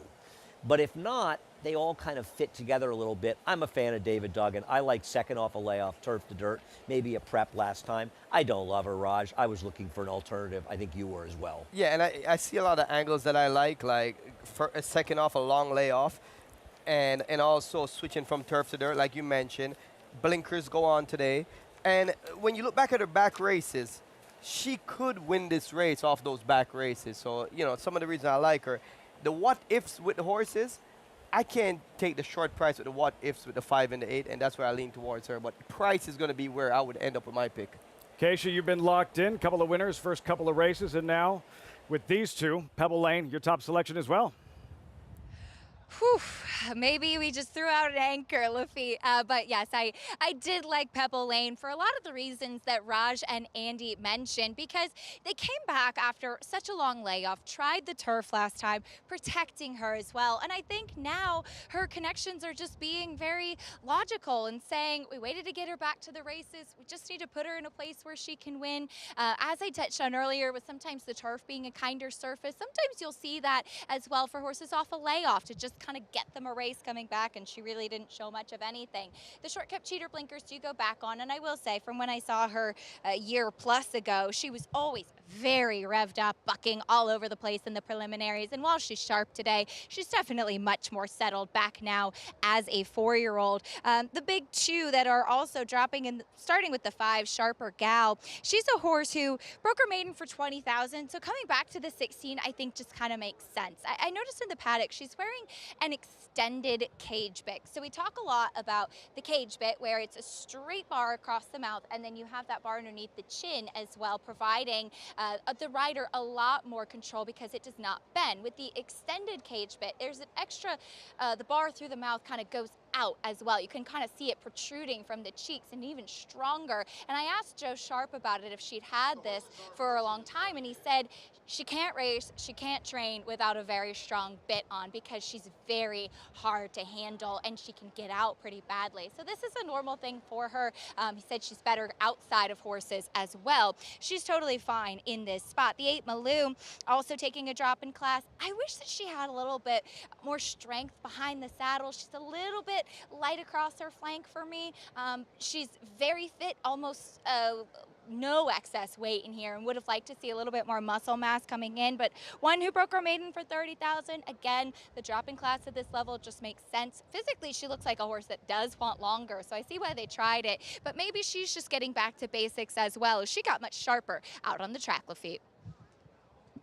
Sharp-looking Malou, Jose Ortiz, 5-2, getting ready for the pick 6 here at Saratoga. A reminder to get involved, invite still stands. Sign up, nyrabets.com. When you do so, use that promo code SPA250. Earn up to a $250 deposit match after your first deposit at any track. Anywhere, anytime, join now at nyrabets.com to earn your $250 deposit match. Field making their way behind the starting gate. Race number 4, race shape. Andy, what are we looking for early on? I think in all likelihood the number 5 horse, Sharper Gal, will go to the front with Tyler Gaffleone. She looks like the fastest, but you know, one thing about your cousin Romero, he is not afraid to be very aggressive, and it's paid off. So I think there's a chance that she'll be very much in the mix, Raj. Yeah, Pebble Lane and blinkers on as well, and she does have back speed. Also permed. Now look out for her, because when I was at Monmouth, she was rearing up a lot behind the gate. She didn't want to load, and then she got off to a terrible start. But before that, she had some could be forward, semblance of speed, and Louis Size is an aggressive jockey. So, you know, it's going to be interesting to see how this pace shapes up, because if they go too fast, this level of horses going 7/8, they might get gassed. You and your cousin talk a lot about strategy in certain races that you see that he rode really well, or maybe a mistake that you thought he meant, that kind of thing? Yes, we do. I've become a coach of him for about for the past 8 months. We've been really going over races and stuff and trying to keep trending upwards. The Mirage cousins, the Mirage family. Pebble Lane here for Romero at the gate. Ready for the pick 6. It's post time for the 4th from Saratoga. Live on Fox Sports 2. Here's Frank Miramati. Thanks, Lafitte. Malou is the last one to load, walking up. Going in. They're in the gate. And they're off. Accelerina with natural early speed, joined on the inside by Dashing Della. And so Dashing Della comes through to vie for command, and she's quicker than all. Sharper Gal comes away in good order and is up and on the pace too. Pebble Lane is in there. Accelerina has dropped off the pace. Malou is now 4th, but only 2 lengths off the lead. Permed is next, and at the back of the field is Toot Your Horn. 22-4 for the opening quarter mile, and it's Dashing Della going past the half-mile pole, leading the way 3/4 of a length. Sharper Gal, a clear-cut second. Malou inches up on the outside, now 3rd. Pebble Lane losing ground steadily in 4th. Passed at the rail by Permed. Accelerina in the turquoise colors is now hard-ridden by Manny Franco, trying to get into the race within 5 of the pacemaker, and nothing yet from Toot Your Horn. 46 flat for the quarter. Malou comes to Dashing Della. Dashing Della on the inside, and Malou 3 lengths back to Sharper Gal in third there at the top of the stretch. Dashing Della digs in on the inside of Malou, hasn't let her by yet. In the center of the racetrack, Accelerina and Sharper Gal. And now Malou has gradually gotten the upper hand. Handridden late by Jose Ortiz, putting away Dashing Della and opening up. It will be Malou. Malou is best by almost 4 lengths. Dashing Della, Sharper Gal, and Accelerina. Malou off the cut back in distance. Dashing Della put up a fight, stubborn, but in the end just too much Malou and Jose Ortiz. 2-1, 3-1 at post time, can't quite see. You could see it, Raj, in the backstretch. She was the one that was going best of all, but also our horse went out the back door very early, and the 5 just couldn't keep up with her, Sharper Gal, and there was nobody else there. A nice performance by Dashing Della, a nice ride by Africa Castellano, but Malou, she was much the best. Like you said, I'm watching the race here. You can see that Jose was kind of having the axe, and I can see why they have the blinkers on her. I can see why they kept it on, because she doesn't do it in the bridle, but once the jockey asked her, Jose Ortiz, he went to the crop, and you can see her just grinding her gears away, but always look positioned to win the race.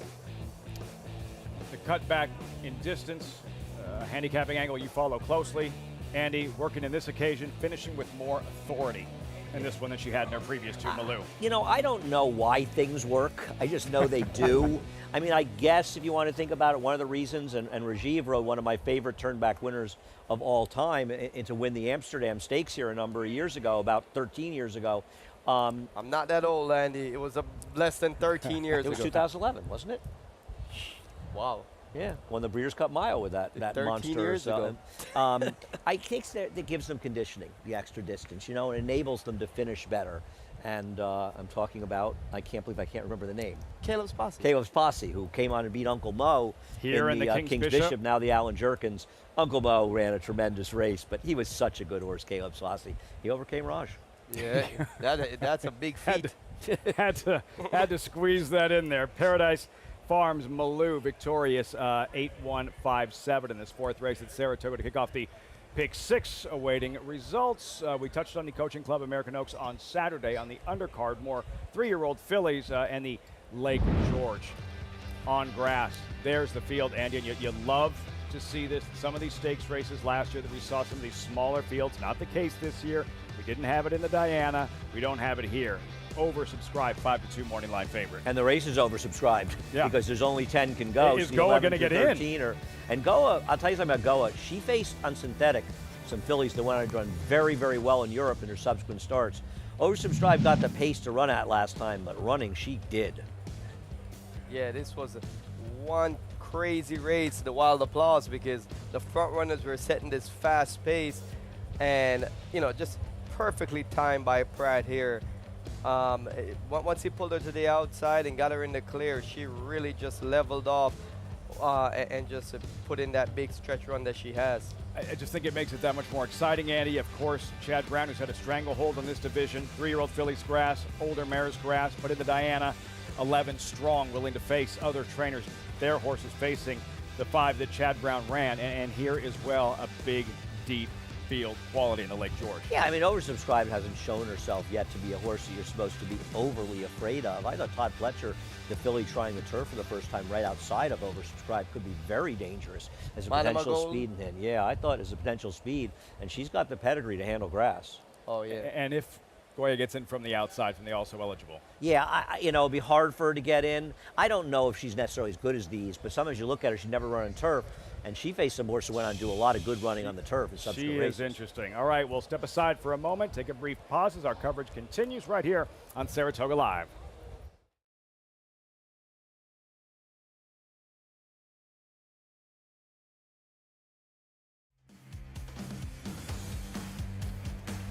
Welcome to our new viewers on Saratoga Live. First Wednesday of the meet. Great to have you with us. Sun's out. Not necessarily the case yesterday. Heavy rain, no turf racing this afternoon, but the show does continue. We just kicked off the Pick 6 Malou, winning race number 4 here at Saratoga. Andy, that move you love to key in on, route to sprint, working to perfection in this one. Yeah, it certainly gave her the stamina to outfinish her long shot, who finished second in there, and she was much, much the best, winning race number 4. as we frankly have seen horses win today that have been much the best throughout the card. We'll see if it gets more competitive as we go forward. Jockey Jose Ortiz, Rajiv, three-time Saratoga champion rider, and off to a terrific start here in 24. Man, he's one of the best jockeys, you know, day in and day out, and you know he's going to make a major impact on this meet. And he just puts in a perfectly executed ride here, tracking the speed of Dashing Della, and he just always had his horse in the right spot. Malou here to take over. You can see her, she doesn't have a quick acceleration, which is probably why they tried her longer, but ultimately when she runs longer, she fades. They cut her back in distance today, and that stamina bottom in her, she had a much better finish. Big effort, Dashing Della to complete the exacted 14-1, but in the end, just too much Malou. Second lifetime win. Paradise Farm Corp, trained by Mike Maker. Malou with Jose Ortiz. We check in with Acacia, standing by in the winner's circle. With running rider Jose Ortiz, Malou gets the victory. Jose, we were just watching the replay, and she's a bit of a grinding type. How important do you think it was that you had her forwardly placed today? Well, I think it was very important.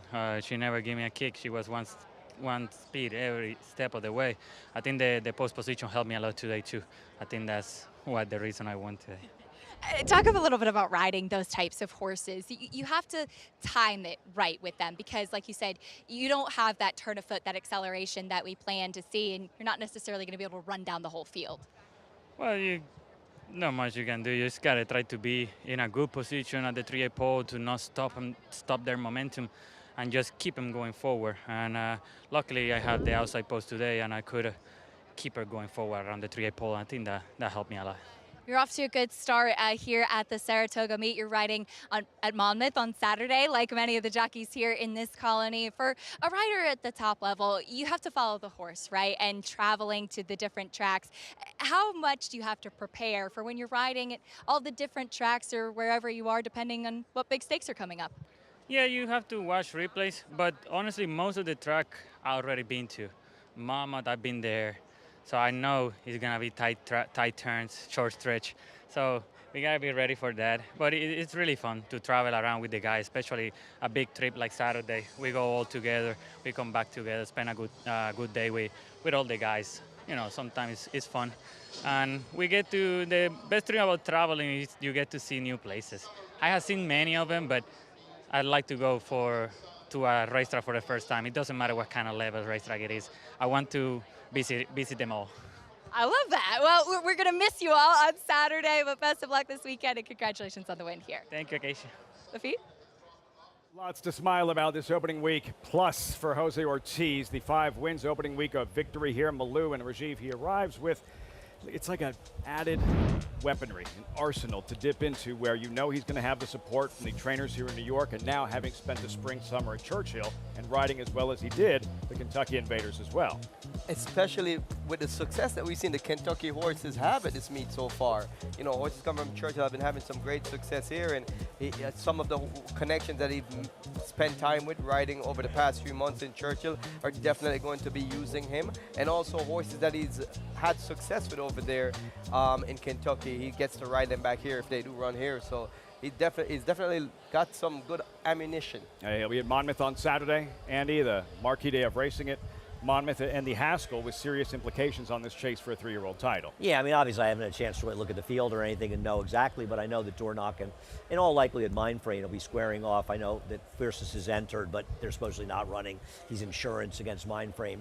Theoretically, we'll see him in the Jim Dandy next weekend. Tuscan Sky's running. I would prefer Mindframe. I was very impressed by his effort in the Belmont Stakes, but I'm not going to discount Dornock's chances. It depends how much speed is in the race because he needs to be in front. All roads leading to the DraftKings Travers, who is the nation's best 3-year-old. We'll find out this summer and in the coming weeks. Meantime, some of the stakes racing from last week and very productive week as well for the Keeneland grads, starting with Miss Justify here. Miss Justify, a $215,000 purchase. Keeneland grad Miss Justify in the Wilton last Friday. I don't think it's going to be back-to-back Wilton, Alabama winners because Randomized won it last year. but she really looked like she was spinning her wheels and going nowhere on the turn and sort of refound herself.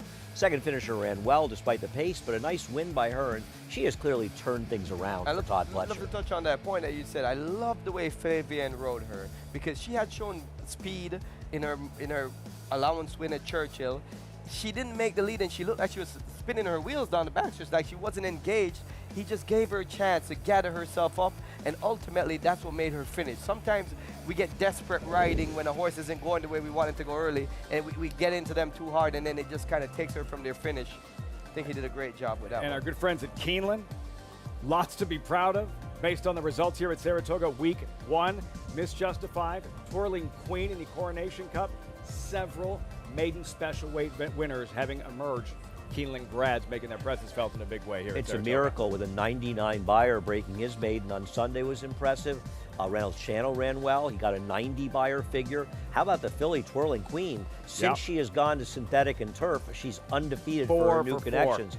I mean, she's no star of mystery, but very few horses are, and she might be the leader to that division, X that monster. And looking ahead, Keeneland graduates, fingerprints, hoof prints all over next Saturday's coaching club. American Oaks included Leslie's Rose, $1.15 million Keeneland September graduate. Do you think she's sitting there, Raj, thinking, do I really have to face Torpedo Ann again? Seriously, Todd? I mean, she's great. And if you think that, like, Torpedo Anna, if she wasn't in the race, this filly can win Grade 1 races. She's won a Grade 1. She's won a Grade 1. And she's a top quality filly. It's just running up against the bear. And intricate, not as expensive, $200,000 Keeneland September grad. All right, maybe she's not afraid of Torpedo Anna, the only filly to have defeated Torpedo Anna in her career in the Goldenrod last fall at Churchill Downs. Who do you think's more afraid of whom? If I was intricate, at very least, you say it's possible. I've done it before. I think she's thinking, I got her once, I can do it again. Listen, obviously, and I have the greatest respect for her trainer, Brendan Walsh, and she did run some good races down there, and she's another player in the race, and they got to run the races. And obviously, if Torpedo Anna runs as well as she's run her last two races, she's almost certain to win this race, but they don't always run their very best races. But if she runs her last two races, they're all running for second. Top-ranked 3-year-old filly in the country, Torpedo Anna. Have a chance to see her this Saturday on Fox Grade 1 Coaching Club, American Oaks, right here at Saratoga. As our coverage continues on this first Wednesday of the meet, we'll have horses in the paddock for the 5th race, about 18 minutes out. We'll check in with Acacia and get set for this late pick 5 coming up from Saratoga. Still have the feature ahead as well as the New York Stallion Series continues with the Miss Liberty. Star on the rise? Maybe. Unmatched Wisdom. You have a chance to see him in the Curlin, undefeated thus far. Should he perform well there? Who knows? Perhaps a shot in the DraftKings Travers late August.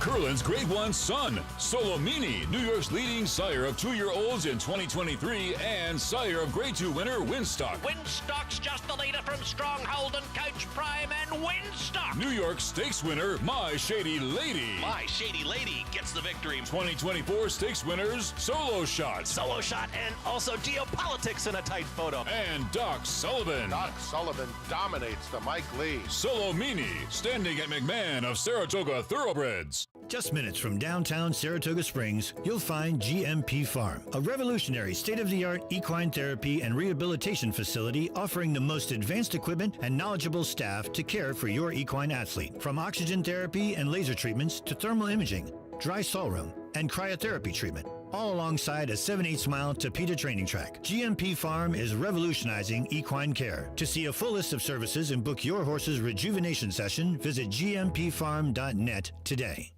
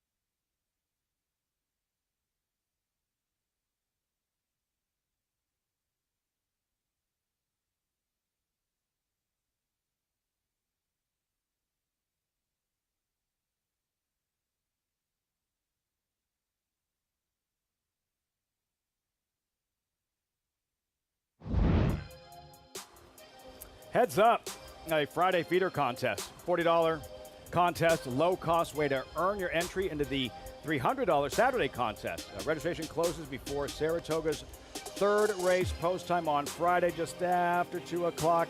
Visit NYRABets.com/contests. Also on Friday, 3-year-olds take center stage in the Curlin. Mile and an eighth, 3-year-olds, and Unmatched Wisdom for trainer Chad Brown, 4 to 5 on the morning line. 2 for 2 thus far, Andy. How good of a prospect, of a late developing prospect are we talking about here in Unmatched Wisdom? When he broke his maiden impressively at Aqueduct at a mile, Chad Brown said to me, and this is his second start we're looking at here, excuse me, I really think he could be a Travers horse. I think he's, you know, that kind of good horse. Obviously, be an overmatched field last time, and he did it very, very well. It's going to get tougher. He's going to deal with a very, very promising Bill Mott horse to his outside in this race, who's, you know, that horse timed out, who actually supposedly outworked Arthur Ride the other day. So this is an impressive matchup between very, very promising horses going long. And I think the interesting thing is we've seen some nice 3-year-old colts, but unlike the fillies, there's no dominant member of this division. And horses like Unmatched Wisdom, or timed out, have a chance to take that step forward in the Curlin and then maybe springboard to the Travers and show that they could be leaders in this division. Yeah, this Curlin race is really going to define what this horse is made of. His first 2 races have been very impressive, speed figure-wise, shows that he has a lot of ability. This is either going to be the coming out party for Unmatched Wisdom to make him a major player in the 3-year-old division, or a reality check. This is, you know, his ceiling. This is the type of year, as you said, the opportunity, wide open 3-year-old division. There have been 8 Grade 1 races for 3-year-olds in 2024. We've had 8 different winners, which makes these races all the more important. For example, the Naira Betts Haskell on Saturday at Monmouth Park, 8 deep, mile and an eighth, $1 million purse, and Mind Frame, runner-up in the Belmont Stakes, installed as a 9 to 5 morning line favorite. There's a name in there I certainly didn't expect to see, and that's Timberlake. I don't think Timberlake has run since he ran in the Arkansas. Since they announced they were going to cut him back in distance. And they were going to cut him back in distance, and now he shows a mile and an eighth here. The Haskell's an interesting race because a lot of horses have in their stallion deal a big bonus if they can win this race. But man, I did not expect to see him there. Did you? So Timberlake's back, and a few weeks back, the Belmont Stakes right here, Saratoga. Dornick up top with Luis Saez, tough as nails. Mind Frame looms into contention. Roger, you like going in? Yeah, Mind Frame. You know, he lost nothing in defeat in this race. Only his 3rd lifetime start. He was going up against a lot of things that were unexpected for him to put in this kind of performance. But he's just a truly talented horse. Take none away from that guy on the inside. That's Dornock, a rival he will face in the Haskell, and one of the most gritty horses that are running right now. This really great race coming up. Fast closing. Sierra Leone having to settle for 3rd. Andy, had Mind Frame stayed straight, he shied from the crop. You see him there diving again at Dornock. Had he stayed straight, do you think he would have gotten past Dornock? I think it's a very reasonable question to ask, but I think to say you have a definitive answer is kind of a mistake because he got there and Dornock kept finding more. And Dornock also did a lot of dirty work in this race. And I'm in no way knocking Mind Frame. And if you said to me, one of these 2 horses is going to end up being the champion this year, I would prefer Mind Frame of these 2 horses as the more likely one. But they both ran extremely well in there. So I don't want to say he would have won because I think it almost knocks the other one. For someone who says experience doesn't matter, yes, it does, because that's what it came down to in the end. Meantime, winding up for the Naira Betts Haskell. Here, Raj, a Mind Frame on the outside, breezing a half mile, 49.49 on Saturday. What are you observing? Well, let's say a horse has 5 gears like a car, with the 5th gear being the fastest. This horse was in 1st gear. He was in a complete hammerlock and moving effortlessly, completing a very solid half in 49. He's definitely a horse with a ton of talent, and there's nothing not to like about this workout. It's not flashy because he was not asked to do anything at all. It was just, you know, just leisurely half, did it well within himself. Who do you think is, as we look at the 3-year-old summer schedule, where this chase for a championship, that's where it's going to be decided, and eventually the Pennsylvania Derby as well, and eventually when these 3-year-olds face older horses, who do you think pound for pound is the most talented 3-year-old in North America? Well, I think the horse that's capable of running the best race is Fierceness. He's also so completely unreliable that you could never make him that horse. But I think if you said every one of these horses is going to run the best race they're capable of, I would say it's Fierceness. I don't trust him at all. I don't know. They say they're running the Jim Dandy. I hope he shows up. I'll believe it when I see it. It's a great question, and I don't have a good answer to it. I really don't. I'll say two things. I think the best 3-year-old is Torpedo Anna. Okay. I think she fair. would beat the boys if she ran against them. And I think Mindframe is the more talented than Fierceness. What about Forever Young?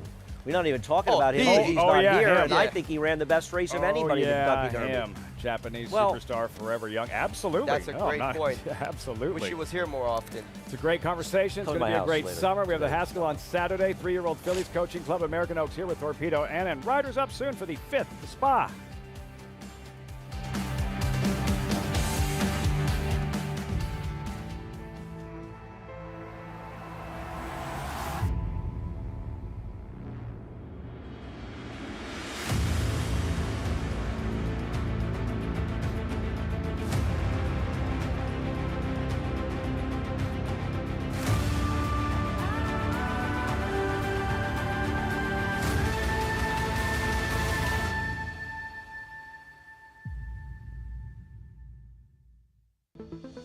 Serving others is our foundation.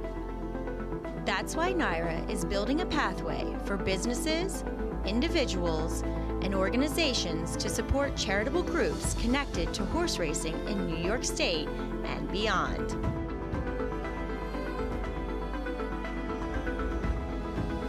The NYRA Foundation, supporting our community. At Three Chimneys, our name is our promise. Our commitment to quality, our customer, and most importantly, the horse, is at the heart of who we are. For over half a century, the storied Stallion Station and Nursery have been a place where dreams are born. From Horse of the Year, the mighty Seattle Slew, to Horse of the Year and modern-day breed shaper, Gunrunner, we've been defined these past 50 years by the company we've kept. Three Chimneys, where dreams are born. Monmouth Park's main event is NYRA Bets Haskell Day, Saturday, July 20th. Watch and wager as the country's top 3-year-olds converge on the Jersey Shore to enhance their championship credentials. Play our $500,000 guaranteed late pick 4 and $300,000 late pick 5 on a card that includes 6 stakes. First post 12 noon. It's all NYRA Bets Haskell Day, Saturday, July 20th at Monmouth Park Racetrack. Eject the ticket, but they cash out. Live look, Saratoga, welcome back. Heads up. Saratoga, Delaware, $10 bonus. Take advantage. Earn a $10 bonus today playing with NYRA Bets. Bet at least $50 each on Saratoga and Delaware Park today. Earn a $10 bonus. Win or lose, all you have to do is opt in. Hit NYRABets.com. They're playing our song, Call to Post. Start of the late pick 5 off the turf for the main track. Kick things off here with a Primera Vista, currently 5-2. What a combo. Minnesota bred with Frankie in the irons. She has the slowest form of any of the horses on the dirt, but she can be in front in this race, and certainly potentially part of an honest pace. 2, 3, 4 all out. Promise Your America in. She's won twice on dirt. Yeah, this one hasn't run in a second off the layoff after running second off a long layoff. Had success on the dirt, winning the Grade 3 Gazelle back in April. First of 2, main track only, value area. Make the rider Johnny Velasquez. Sprinted last time in the mixed Preakness, didn't show much speed. Stretches out today, expected to be a part of the early pace scenario. Ichiban, main track only, 3-2 the favorite. She can rate to win, but I thought speed was her friend last time out. And with the presence of the 1 in 10, she's not going to be the speed here. Not to say she can't win, but she's not in all likelihood going to be wiring this field. As she did on the 4th of July, Raj, at Aqueduct, Ichiban able to control from start to finish and just hold on in the end. Yeah, and controlling is the right word, a key It word, gets because desperate. it was a very moderate, slow pace, 49-3. She had it her own way in the small field. She was coming off a 7 months layoff, so you know she had she had the license to get a little bit tired, which she did here, but this wasn't that much of an impressive performance to me. She beat a promising horse named Sedona, who was a heavy favorite, a very expensive daughter of America in this race, who was coming off a second-place finish behind a nice Juddmonte horse for Bill Mott. And she held her off, but she did have everything her own way. But she doesn't need the lead to be effective, and she's very dangerous in this race. I think she's way more effective being on the lead than if she stalks. And I don't think she's going to get an easy lead here. I feel like she's got 4 wins showing, and 3 of them were stalking. So I'm not sure that I would agree completely. I think that it benefited her last time, but she has no problem stalking and running a competitive race. Promise Her America. Some back class for her? Yeah, obviously winning the Gazelle. It didn't work out at Tucky Oaks. Ray Handel had her. Now, she was on a dead rail at Monmouth on July 29th, the Monmouth Oaks, last year. Something went wrong in her next race in the Catherine Sophia, and she was laid off a long time and has been switched to Horacio de Paz. She ran well on the turf last time, well enough that he entered her in a very tough turf race, came off the grass, but I don't think it should be lost that she's capable of running well on the turf.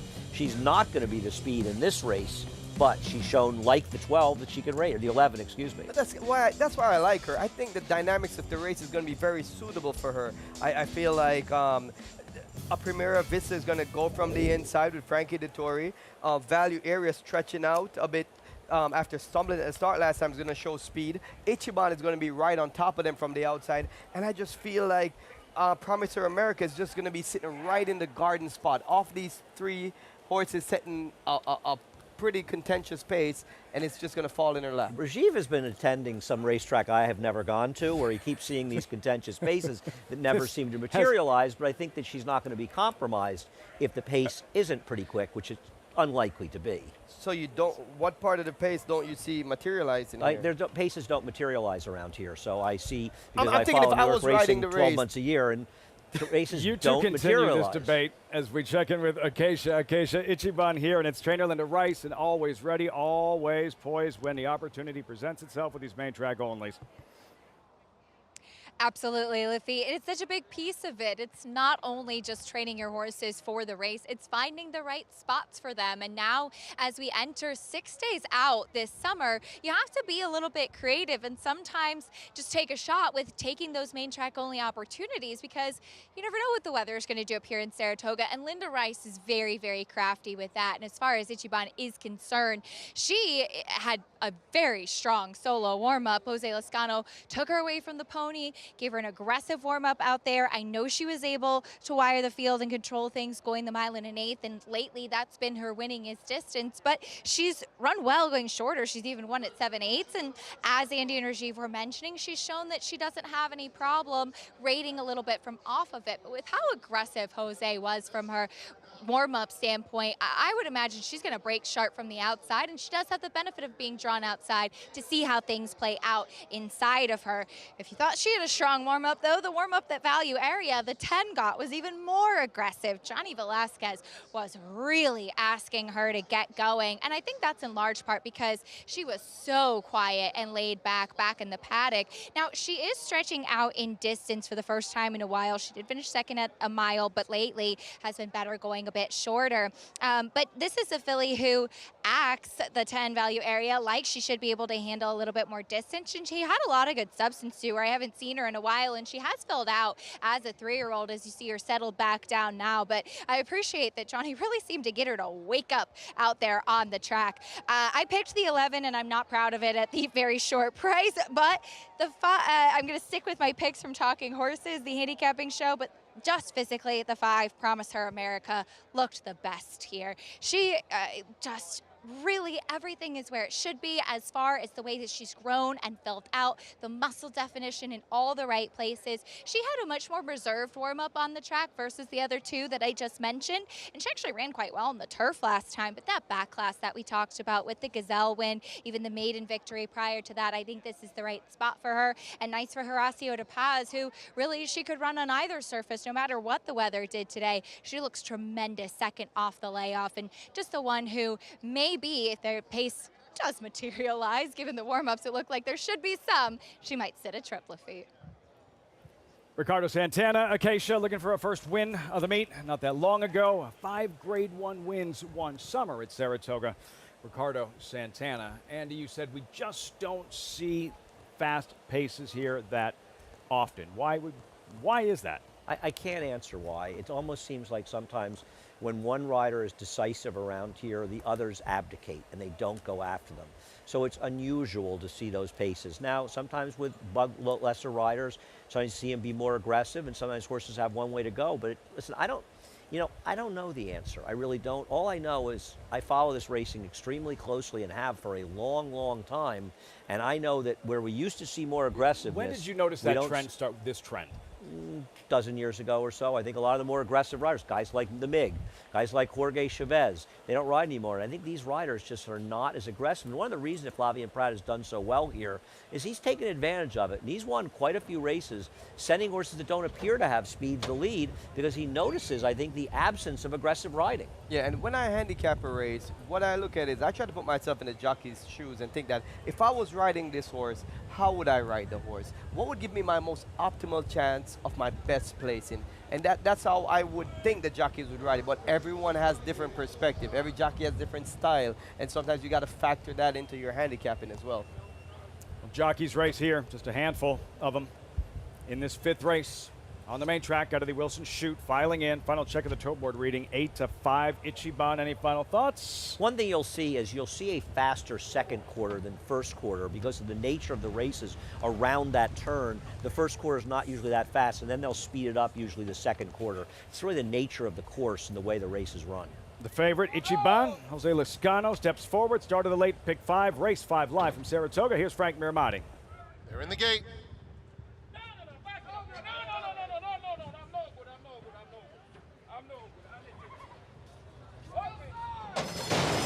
And they're off. Very even start.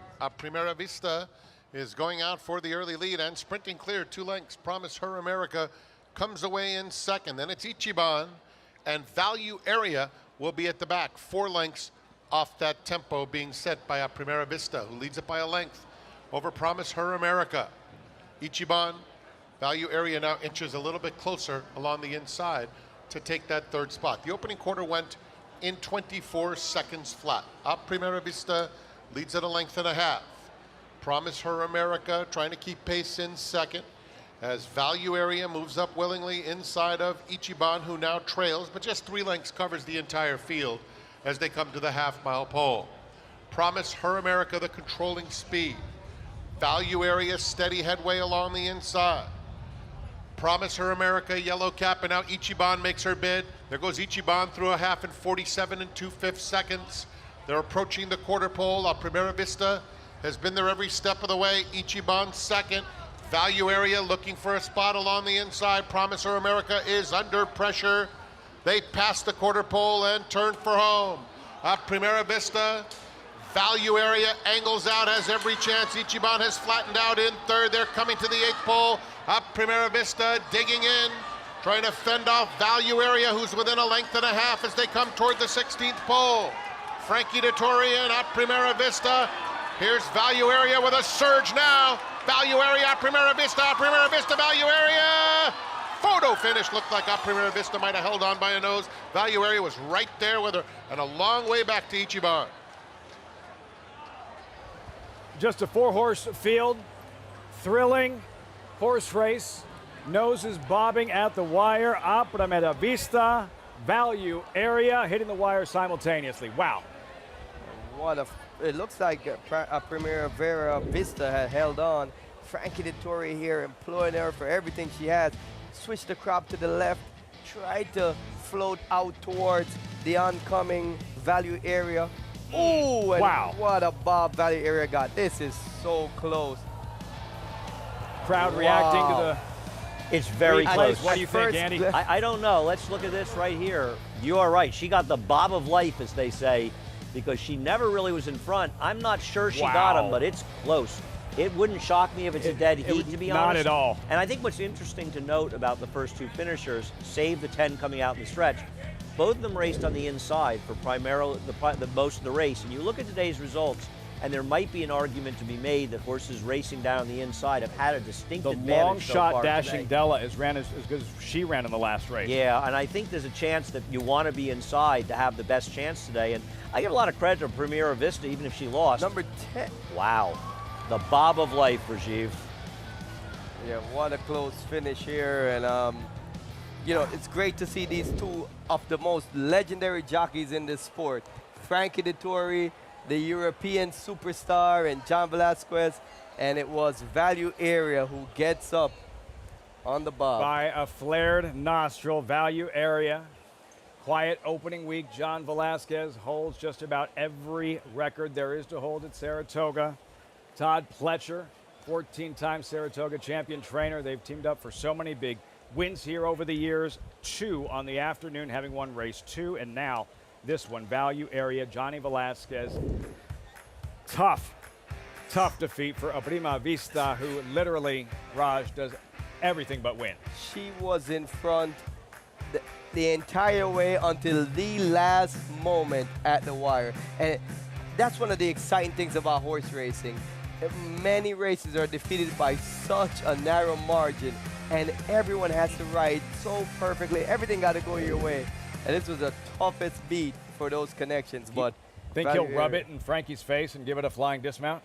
Oh, that would be. Come on, John. Someone call down to Johnny. I think that's the call that Todd's getting right now on the phone. I think if you bet the one here, you have my sympathy. This is a very, very tough beat because the winner never had the lead at any point in the race except for that exact moment. And those are the toughest kind of beats, a very tough beat if you bet the one, especially at 7-2. They say size matters, and it mattered here because it was the length of Value Area that made her be able to actually, her body is behind a Primera Vista, but she's so elongated as opposed to her that she gets her nose down at the wire. She also won she got the most impressive bob you could possibly get. I mean, there were probably 90 places you could have hit the wire, and one of them was when she hit it. She got it done. If you lose, listen, we all lose tough photos. If you have the 10, next time you lose a tough photo, remember this photo. I hope remember Acacia asked Johnny if he thought he won. I would love to know if Johnny thought that he won when he was passing the wire. That was like a victory gallop, real quiet deal there. Well, except just this one, I don't think the one fouled the 10. No, there was the way Real Quiet fouled Victory Gallop. Only time, the there only wasn't time. $5 million on the line either. Bonus. Another look, slow motion there. Johnny Velasquez on the outside with the 10, Value Area over a Prima Vista. Frankie Dettori in race number 5. And yeah, just a 4-horse field, but the story within the stories you mentioned, Raj, what the fans here got to watch in that race, 2 of the very best, Johnny Velasquez, Frankie Dettori going toe-to-toe. Yeah, I mean, you can't, these are both legends of, when we say legends, 2 of the best to ever do it from anywhere in the world. And that's one of the things about what Saratoga has become. It's not only just America's best racetrack anymore in the summer. It's have a big international flair as well, and we get to see it this year with Frankie as a mainstay. And nothing but dirt races. Of course, no turf racing, and we're not saying necessarily the rail is where you want to be, but something to pay close attention to moving forward. Yeah, it seems like horses are spinning their wheels towards the outside, and horses are benefiting from being able to save ground in that race. The first 2 finishers, the 10 had to move out in the stretch, but stay in the rail until the top of the stretch, and the 1 was down inside the whole way. And we've seen that happening throughout. I think we see a situation, and I think this can happen after we had the rain we had last night, a little rain earlier, a situation you don't see that often. We've seen a very fair racetrack here throughout the meet, but it feels like there could be a bit of a bias today, and something worth paying attention to going forward. Yeah, we hope, of course, for a fair racetrack on Saturday for the main event, the America's Best Racing's race of the week to be seen on Fox, the Coaching Club American Oaks, and a field of 5. All eyes on Torpedo Anna, 1-2 on the morning line. Raj, what do you make of Candied, 5-2, and her comeback race? Not necessarily who she beat in the process, but this effort up at Monmouth Park in preparation for the Grade 1 CCA Oaks. Well, Torpedo Anna really stepped on the scene this year, but last year going into the Breeders' Cup, the talks was more around Candied and the Leslie Rose. They were both Grade 1 winners going in. And then Candied, not Leslie Rose. Candied. And then Candied was and Candied kind of tapered off towards the end of the year and started the year. This was a big comeback win for her. She ran her fastest speed figure in this race, and she did it relatively easy. And there were older horses, horses that have run competitively in the past, including a horse that had beaten search results last year at Monmouth Park. I don't know if she's good enough, but she should be perfectly situated down along the inside, stalking Torpedo Anna and the two up front that No, we anticipate to be there. She's not good enough if Torpedo Anna runs her A race. The whole idea is that they don't always run their A races, and Todd Pletcher will be laying in wait if Torpedo Anna doesn't run her best race. As was the case here, Pletcher, Johnny V, value area. Wow. It's not that. It looked closer. Honestly, it looked closer. I mean, I would have. That is still that's pretty close. Centimeters, I not wonder, even I inches. wonder if Johnny knew he had it. Wonder if Johnny V knew he had it when they hit the wire. Standing by live with Acacia.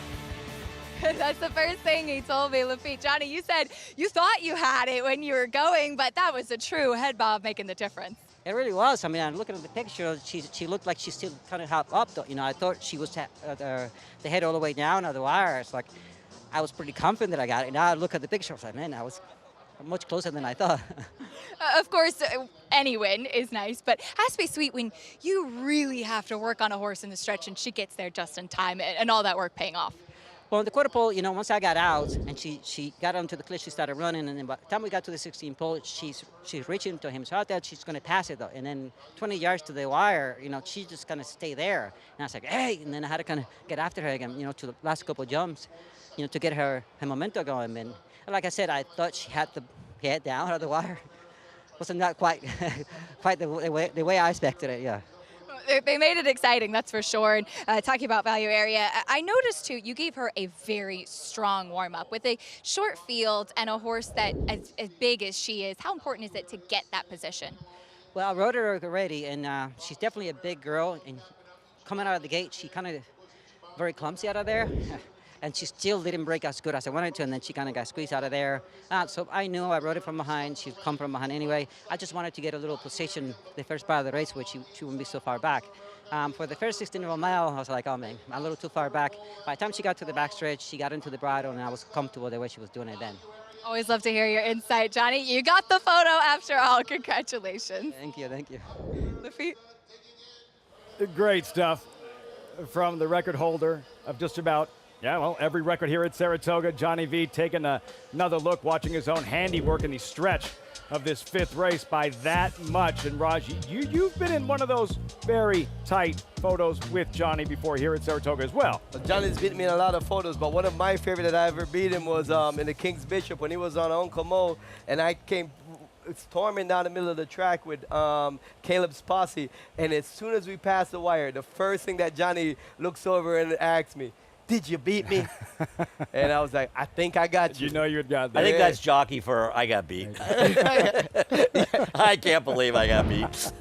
John Velasquez, 2 wins on the afternoon, and seeking a third aboard Bobby Jean here. Before we say goodbye, Andy, how did you see this one unfolding, this $50,000 maiden claimer who graduates off the turf on the main track? I ended up with a 12. I wouldn't bet a horse breaking from an outside post in this racetrack right now, and I'll be interested to see how it plays out. I think it'll be interesting. Probably the most interesting horse maybe I see later in the card.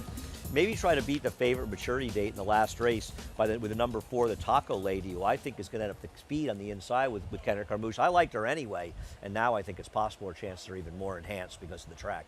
Bad news for you. I like the Taco Lady as well. Better news for me. Angie will have you clean the house by then, so I don't have to worry about your extra weight on her. And we still have stakes racing coming your way. The New York Stallion Series continues with the Statue of Liberty. A little bit later on this evening, 3-year-old fillies, that on the main track as well with Sohana.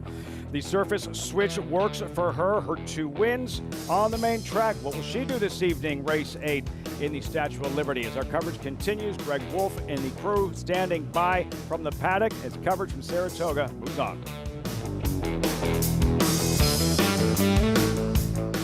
For centuries, the bond between horse and human has been forged in trust and hands-on care. Thoroughbred racing is combining that tradition with cutting-edge technology to raise our standards even higher. New investments in wearable biometrics, advanced imaging, and AI help optimize our safety programs. That opening quarter mile was a quick one. Every day, a commitment to improving their care. So win or lose, it's safety that runs first. To learn more, visit safetyrunsfirst.com. Quality at his core. And Core Beliefs will come on and win it nicely. By leading sire, Quality Road. And here is Core Beliefs to take the lead. Core Beliefs on the outside. Here it is. Core Beliefs. All the best attributes of his sire, a multiple graded stakes winner who's proven at the classic distance. with tactical speed and a must-see physical. It's Core Beliefs who digs his heels in to win the New Orleans Handicap. Core Beliefs, standing at Walmack.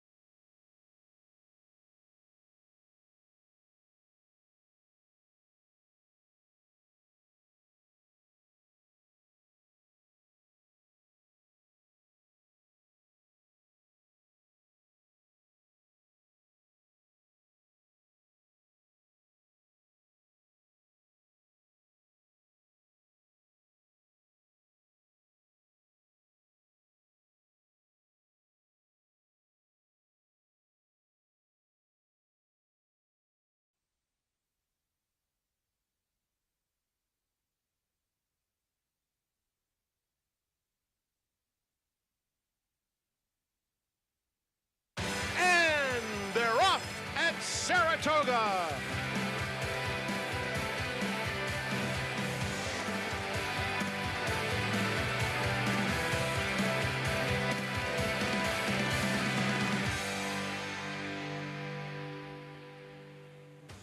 Week 2 at the premier meet in the country kicks off with fillies and mares in the New York Stallion Series Statue of Liberty division with races off the turf today.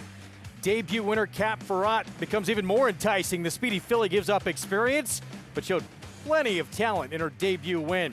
Kentucky Oaks winner Torpedo Anna showed once again how dominant she can be in the Acorn Stakes. Can anyone stand in the division leader's way in Saturday's Grade 1 Coaching Club American Oaks? Anna's Kentucky Derby winner runner-up Sierra Leone finally ready to have his major moment. We'll have the latest. He gears up for his DraftKings Travers Prep in the Jim Dandy. It's all next on Saratoga Live as we honor Lady Liberty in today's New York Stallion Series. Kicking off Week 2 action here in Saratoga Springs, New York. Good to have you with us on our Fox Sports 2 coverage at this historic racetrack. What a beautiful scene that is in our feature to come later this afternoon. Again, one of the races, all of these races taken off the turf have changed things a little bit on this Wednesday afternoon. I'm Greg Wolf. Good to have you with us as we kick off Coaching Club American Oaks Week, and the best potentially 3-year-old in the land, male or female, getting set to return to action, looking for her 3rd straight Grade 1 win on Saturday. That is Torpedo Anna. Big win from her in that performance, and we could see her line up against the boys in the DraftKings Travers later in August. But first things first, our feature later today, that is coming up in that Statue of Liberty division. And one we talked about in the open, Cap Ferrat. 1 start, 1 win, just got up to debut at 7/8 of a mile Gulfstream and get a victory. Manny Franco will be aboard for Saffie Joseph Jr. As we take a look at this now, a little more compact field, remains at a mile coming off the grass. With me to talk us through all the action the second half of the card, champion jockey Richard Migliore, champion horse player Jonathan Kinchin, 4-time Major League All-Star Paul LaDuca. Good to be with you guys. And this race here coming up later, wide open. We don't know really if there's a standout yet in this field. But there's a strong case to be made for Cap Ferrat. She broke her maiden in open company, going a very difficult distance of 7 furlongs. And when I say open company, there were roughly 20,000 foals in that foal crop. So, you know, it really opens up the gene pool. This race is restricted to New York sired horses, where there were roughly 480 New York sired horses out of this crop. So we're shrinking that gene pool considerably. This was a very game performance at a very tough distance to debut at, guys. She ran extremely well. Look, I think she's the most likely winner. My fear when looking at this race was that she was going to be treated a little bit as a more of a likely winner than I think that the 2 and the 4. Sohana and My Shady Lady, who I think are both live in here as well. I mean, look, she's supposed to be, you know, favored and considered the most likely winner based off of that dirt performance, but I don't quite fully trust her. Yeah, I get where you guys are going, but at the end of the day, Safi Joseph already won the stake and shocked everybody with Queen MG in a horse that kind of was going well and then kind of just threw in a clunker and then came back with a nice effort. But you know, when you look at the other horses in here, you got Sohana for Brad Cox now, has been running against restricted company. Your worry would be kind of the two best races have been over sloppy surfaces. Can she do it over? It's going to be probably fast surface, obviously, but I would think if we get no more rain. One start, tough to make anyone a favorite really off one start. That was not some sort of dominating performance either. And now it's going to get an extra furlong. Now it's going to get tougher competition. So we'll see what happens in that Statue of Liberty division. That's coming up for race 8, 5:10 Eastern start time, where Cap Ferrat makes it start number 2 to come. Of course, Sohana for Brad Cox had the second win of her career, Meg, last time out, so at least she has 2 wins on the resume already coming in. Yeah, she had 2 wins. She gets Flavien Prat, who's just been riding as good a rider as a rider can ride. I mean, he's in great form. And to me, he's a chameleon, meaning he can fit any kind of horse, any kind of race. He can ride closers well, speed horses well, routes, turf, dirt. He is a complete rider. I know we're only a week in, but anytime you're leading a Rat Ortiz Jr. at Saratoga, even just a week in, that's headline news.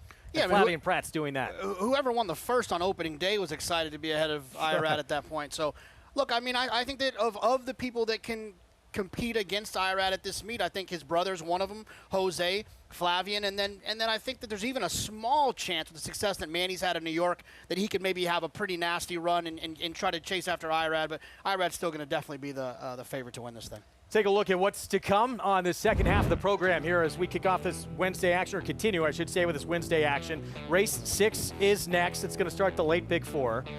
And again, if you're just tuning in, off the turf all afternoon, so all those races, including this 6th race to start the Big Four, move to the main track. New York Stallion Series Statue of Liberty division, where we'll see Sohana and Cap Ferrat compete in our feature a little bit later on. You can play all the action by getting signed up right there at Naira Bets, official betting app of Saratoga. That's the offer, that $250 deposit match sign-up bonus when you punch in that code for new members at sign-up, spot 250, and bet any track, anywhere, anytime, including with us here at Saratoga all summer long. Again, NairaBets.com, where you go to get started. So race 6 started this late Pick 4, moved to the main track, 5.5 furlongs, $50,000 maiden claiming race. All these fillies and mares trying to get that first win of their career. Coming up, wide open betting board. Hugh for Brad Cox. Start number 2 was favored first time out in a race that came off the turf.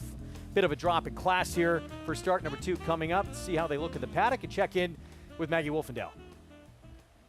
Yeah, a little deja vu here for Hugh and her team. But, Greg, I'm going to begin on the inside of her with another very lightly raced horse. The lightest race of all of these is number 1 in here, Lady Reigns for Jenna Antonucci.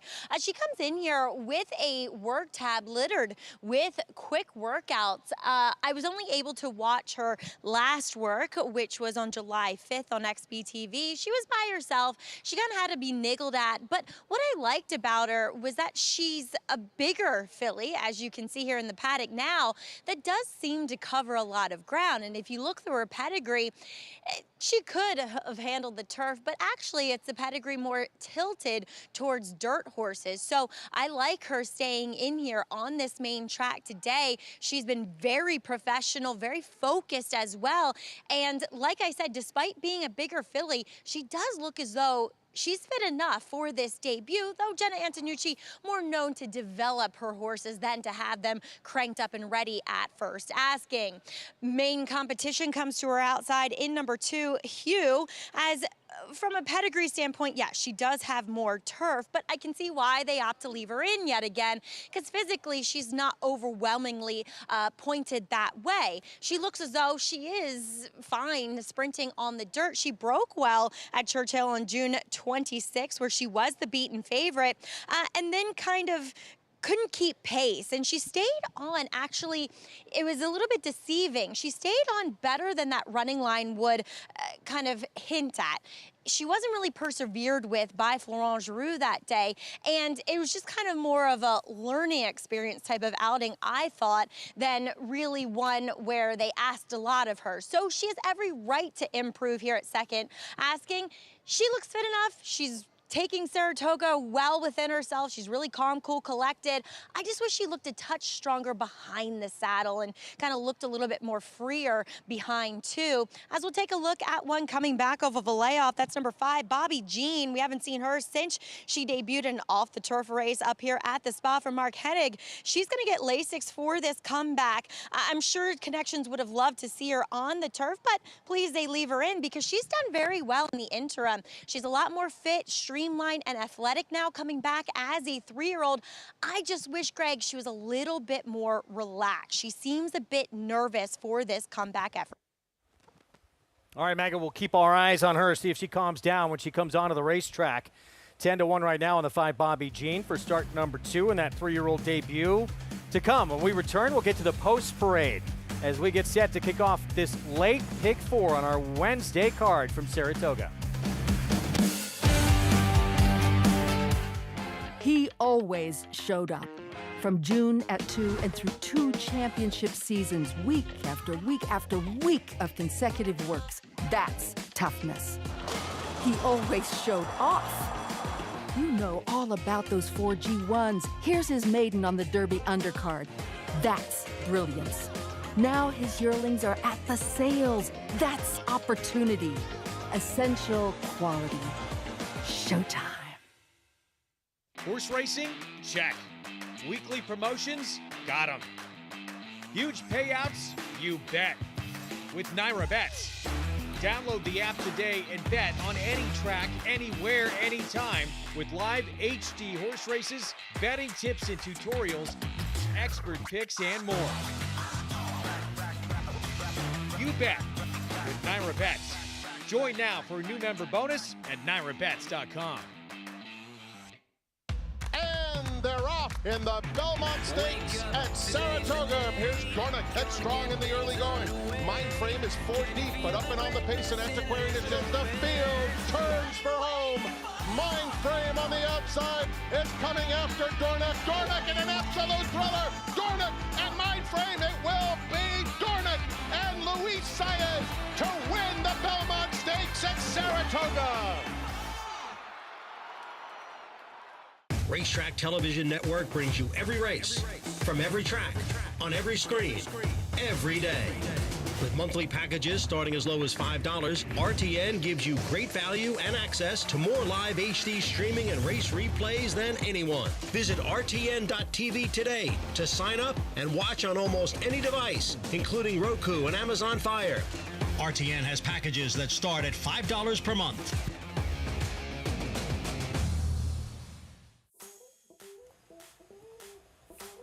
Back with you on our Fox Sports 2 coverage. Here's our post parade for race 6. We start with Lady Reigns for Jenna Antonucci. Yeah, filly here, first-time starter, Javier Castellano in the irons, and Maggie liked the look of this one. Brad Cox, second-time starter, who was the favorite in a race that came off the turf against Better in the debut. Yeah, I mean, she was bet in a maiden special weight race out at Churchill. Now she gets easier and gets a nice inside post, which could be where you want to be today. First time on dirt, start number 3, Bella Q. Yeah, it was 67-1 first time out, 61-1, and 16-1 today. See how Maggie feels about Bobby Jean settling down here on the track, 11-1. Gets Lasix this filly by Catalina Cruiser, and Johnny V gets aboard looking for another one. Park Avenue Betty, it's Kendra Carmouche rider change here. This horse is taking a lot of money after running a 0 buyer. Street View with just 1 dirt start. It came in the second start of her career. You know, another interesting horse here for George Weaver and Manny. 21-1 Lane Leslie on Althena. Yeah, Althena is the one long shot in here that's really tough to get to.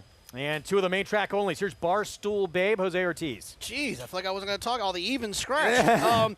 Anytime a horse is moving to Linda Rice's barn, you got to pay attention. Little interesting off the debut at Monmouth and a big price on Swan. Yeah, Louis Tapar getting a little shot here for Wayne Potts, and Swan is a horse that's run 2 races, one at Monmouth and one at Penn. Will drop a little bit in class. Ran the same buyer figure in that debut as the second choice just did last time out. Huge price. Fox Saratoga Saturdays kick off with Torpedo Anna, top 3-year-old filly, maybe top 3-year-old period in the land, trying to make it 3 straight grade 1s. Then the Jim Dandy, the big audition for the DraftKings Travers on July 27th. The Whitney, 4-star Dave, 2 of our favorites here, year in, year out. One of the most important races for 3-year-old fillies in the sport. And the Alabama, going 1.25 miles. And then the big one, the DraftKings Travers, August 24th, potentially. Torpedo Anna will be there against the boys. Our ABR race of the week is the Grade 1 Coaching Club American Oaks. Mile and an oath, $500,000 purse, and she is back. Torpedo Anna, 1-2 on the morning line for your Oaks Derby double team of Kenny McPeak and Brian Hernandez Jr. She's a generational talent. She does things so easily, and she's versatile. She doesn't need the lead. She takes Brian Hernandez there because she's doing it so well, and Brian's a rider that doesn't take anything in the way that comes easily to a horse. I just love, guys, the way she flicks her ears back and forth when she hits the front and then waits to be asked the question and always finds a response. Well, she did it in her works too, you know, JK. Her ears are always back and forth. She always looks like she wants to do more, and there you can see those ears going up. You know, after she won, like I said, from the 12 hole at Oaklawn, I always felt she doesn't need the lead. She was a little worked up. That's her one issue. And I think being here in Saratoga, more serene, I think they're all in deep, deep trouble. I understand she's 1-2, but she might put on a show. Yeah, I mean, look, I think Torpedo Anna is really good, but in my memory thinks of dominant 3-year-old champions. I think of Songbird and Monomoy Girl and Rachel Alexandra, and like, while she's very, very good, I just don't quite think she's at that level that we all need to get carried away as every one of her races is a foregone conclusion. She's going to have to beat a really good Grade 1 winning horse in Candide, who is not that far off from her from a speed figure standpoint. Keep in mind that Acorn, when she lost a shoe in that race, still dominated that group. If she dominates Candide on Saturday, does she start to get into that air of talk that you're? She's working her way in that direction, Wolfie. She just has to get a little bit faster for me. Her numbers aren't those numbers. There's a lot of 3-year-old fillies in overtime that when they got in the gate, it was just about by how far. And she's done that so far. I just don't think she's like the queen yet. She's getting there. She has knocked out the 2-year-old champion, so she's got one down. And just FYI. She's the queen of the division. You can't argue that right now. 100%. When you say she's not the queen, what do you mean? When I talk about, look. Of all 3-year-olds, maybe. I guess I'm spoiled with, I fell in love with Rachel. And what she did, that was, I don't care who, where, when, age, surface, she shows up, she beats them. I don't think Torpedo Anna is quite there yet. I feel like we're already just giving her the Coaching Club American Oaks at this point, and I think it's a little quick. We got to revisit this. I understand what you're saying, but I do think that she's a horse that's going to do what's necessary. And some horses don't give you everything unless they're challenged for everything. All right, we'll get back to this conversation. We're going to check in with Maggie Minute to post here in this 6th. I feel like we could have a whole show debating such things. I have the world of respect, though, for Torpedo Anna and looking forward to what she does in that CCA Oaks. As Bobby Jean, as you mentioned, Greg, she did settle down a bit on track. Always a good sign. So, yes, if you like her, feel a little bit more confident now. But checking in with another second-time starter, that's number 7, Park Avenue Betty. As you guys were mentioning, taking quite a bit of money, relatively speaking, given the fact that she did not really show up here last time when running on Belmont Stakes Racing Festival weekend. She broke well, though, that day, and then she just couldn't keep pace, and she took a lot of kickback. And as we've seen over that weekend, horses that took a lot of dirt, especially relatively unexperienced horses, struggled with overcoming it. And Kendrick Carmouche picks up the ride here for John Kimmel, and he gave her a typical Kendrick warm-up, really blasted her away from the pony, and she responded. She was awfully quiet back in the paddock, but when her hooves hit this racetrack, she woke up exponentially and moving incredibly well. So look for that early speed with her, which could be very dangerous. Really fit, though. Wish she just looked a touch stronger if I had to split hairs with her, but I do respect her, having now watched her warm up. Moving on to George Weaver's number 9, Street View. She's a bit of a timid type. I don't know about the turn back in distance. She looks like she should handle it physically. I think they just take back and make one run with a filly who I don't think really likes being in between other horses. Moving on to Linda Rice's Barstool Babe. First time for Linda.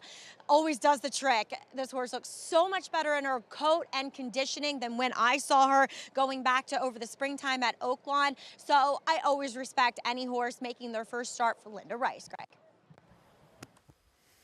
7-2 on that Linda Rice runner. Certainly a bit of a slower start after that barn just caught fire to begin this meet last summer, Linda Rice. Well, there was an article where she was quoted as saying that she felt like Chad was safe, that she didn't feel like she was as loaded as she was last year. Chad said the same thing. Todd Pletcher said the same thing. Yeah.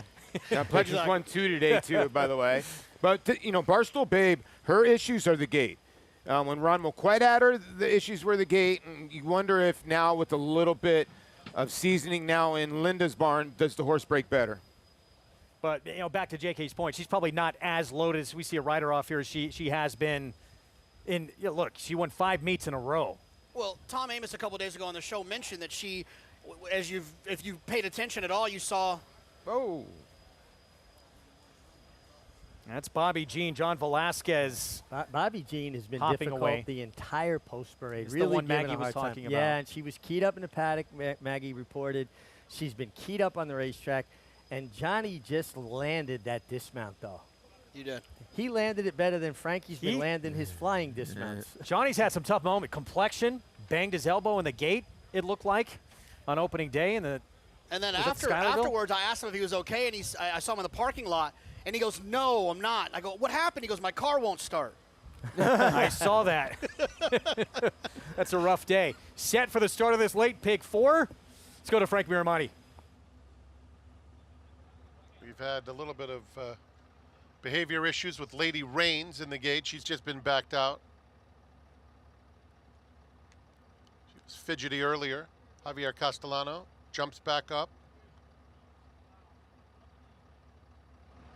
Goes in calmly. We're set. And they're off. Hugh is very quick out of there. So is Swan on the far outside. Bobby Jean in between them has some early pace, and Street View comes away in 4th with 3 lengths to make up. It's another 2 back to Lady Rains, who did not have the best of beginnings, but is now just 6 lengths off the lead. Bellica is next, followed by Barstool Babe, and another length and a half to Althena.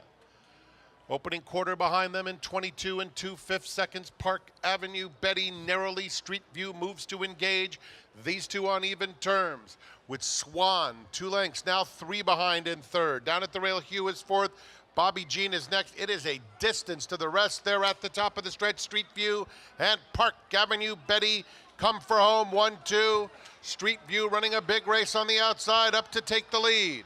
Park Avenue Betty back to 2nd. Hugh is coming back for more, angling to the outside for a final crack at Street View. Street View, Hugh on the outside.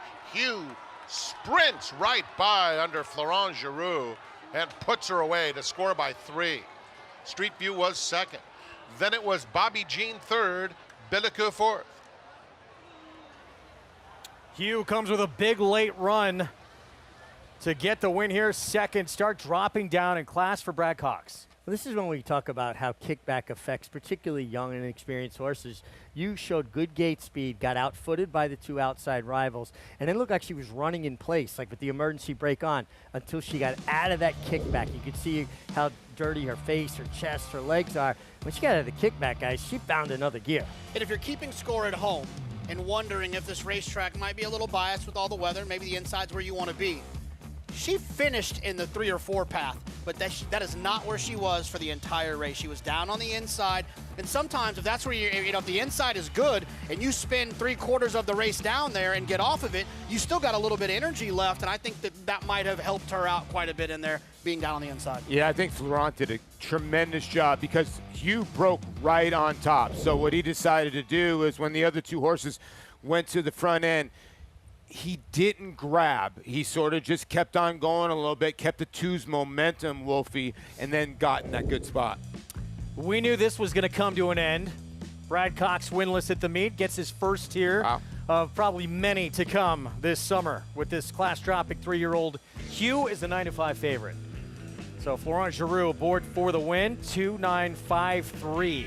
That's 2 main track only horses for Linda Rice that have run off the board. That doesn't happen much. So we'll have these prices for you when we come back. Florent Giroux for Brad Cox, Robert LaPenta, Matacat Stables, and the 9-5 favorite starts this late pick 4. As we kick off this second half of the card here, week number 2 at Saratoga. Here's your winning connections. That's not Brad. It just looks like him. It looks exactly like Dad. I mean, I do a double take. I've gotten confused multiple times. And don't forget about the other one who's a jock agent. He looks like him too. He's mini-me. The best 3-year-old, a horse we've not even seen in a stakes race yet. We'll find out more on Friday as Unmatched Wisdom puts that perfect record on the line in the Curlin. Stay with us. Daredevil, returning to stud on U.S. soil. The only first-crop sire to see 2 offspring win the Grade 1 Kentucky Oaks and the Grade 1 Preakness Stakes in the same year. She dares the devil, taking the Kentucky Oaks and the Grade 2 Azeri Stakes, and champion Swiss Skydiver, winning the Preakness and the Grade 1 Beholder Mile Stakes. With more exciting prospects on the track and multiple 6-figure sales in the ring, Daredevil's career is just getting started, only at Lane's End. Who's in for Mohegan? Obviously everyone. We're off to the races, and it's you for the win. A moment of calm before the dark and stormy. High score, one more, dance floor. Who needs skill when you have style? And feeling like it's the best time ever? Smile. Abs, craps, and nightcaps? Yes. Then it's down for the thread count to start it all again tomorrow. This is how it feels when you're all in for Mohegan. Mohegan Sun.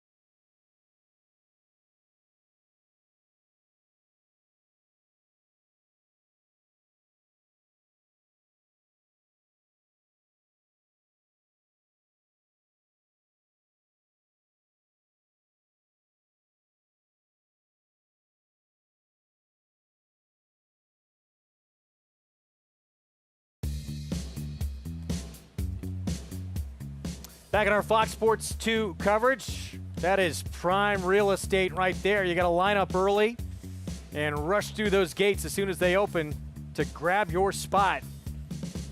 Here in the backyard, near the picnic tables, fans enjoying week 2 action here, and I love the name of this filly. Out of Sunset Glow, Hugh, named perfectly, the win here at start number 2. I love horses that are cleverly named, and that's a really good name.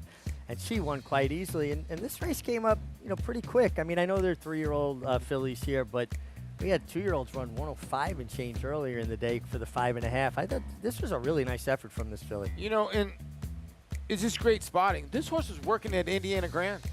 Working out at Indiana Grand. And they decided to ship up for the 50, and they got the job done. A filly by Ghostapper. I have an exchange rate mare, and Mr. Lapenta and Madagat, congratulations. That pick 5 comes back a little bit over $1,200. Pretty good. The dam of this horse, Sunset Glow, the horse I famously tried to beat Lady Eli with in the Breeders' Cup, so that's funny for me to see. That's hilarious. Can we bring up those PPs? $5.90, that early pick 5. It started in race number 2. $1,292. Let's go to Maggie. Here with winning rider Florent Giroux aboard Hugh today. And Flo, watching her race first time out, it seemed like almost, as you just said to me, she has a little bit more turf, but also just getting an education with her. And today she handled kickback. When you tipped her out, she came running. And the physical, readiness. She learned a lot. She took the kickback. She was a little bit, reluctant, at the beginning of the race, and at the end she finished very nicely. I like the way she finished. I felt like she was a little more tough, especially on the dam side. But no, she broke super sharp today, put me in the race. I felt like I lost her a little bit, turning for home. Right. And when she straight up out, switch lead, made a nice run, and you can tell at the end, she was the best filly in the race. Yeah, she had some gears there towards the end. Flo, you're going all around this summer. As you're telling me, you want to ride here, but you want to take advantage of Ellis as well. Talk a little bit about jockey life during the summer here. Yeah, not easy. The prime I have is like I ride mostly for Brad Cox, and we have over 100 horses over there in Kentucky, and some of them are really nice, promising 2-year-olds who are going ready to start. And those are not the one I want to miss. Some of them are going to run here, but most of them are going to run there. So I'm making, frequent miles here and there. But if the opportunity comes in the next few weeks, I'll be based here on Saturday, Sunday, and hopefully win more races like this one. Well, not with us this Saturday, as you go to Monmouth, like many other riders. Going to ride Idiomatic, a mare that you've had so much success with, looking to get back on track here in the Molly Pritchard. Yeah, definitely. I felt like last time, not the outcome we wanted. I felt like she was the best filly in the race. Unfortunately, lost the bob. But I still feel like we have the best filly in the country. Hopefully, it will be a good, redemption over there. It's a good spot for her. It's a massive purse, $500,000. So taking advantage of that. And hopefully, it's a nice stepping stone for her to defend, her title in the personal ends and later this summer. And championship on the line as well once again. Well, best of luck with her. Congrats here with you. Thank you, Maggie. All right, Florent Giroux getting those frequent flyer miles. But before that, a win here, guys. Yeah, thanks, Maggie. And she brought up, he'll be back aboard the Champ over in Jersey. And I don't think she lost anything in defeat when Randomized got the better of her with that wide trip she had last time out. Yeah, I believe you're correct. She had a more difficult trip and still ran a very credible race, but she's good right now. And this is how the old-timers used to do it. When a horse is good, you run them. And when they're not, you back off them. And she's in good form right now, so why not go to the Molly Pitcher? You've got other objectives, obviously, over the summer, but if she's good right now, I think you run more of a risk of getting horses injured, continually training them, than just go ahead and running them.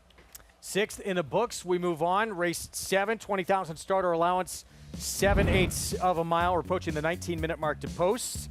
And there's a silver lining outside here, trying to make it 4 consecutive wins, JK. I love this horse in this spot. I think a lot of times these starter allowance conditions can be some of the most formful races, right? Read the conditions of this race if you're at home to understand these horses have to all have run for a certain price in a certain time period in order to be able to qualify. But sometimes some horses just get better and they kind of get in off the goalpost from their previous situation.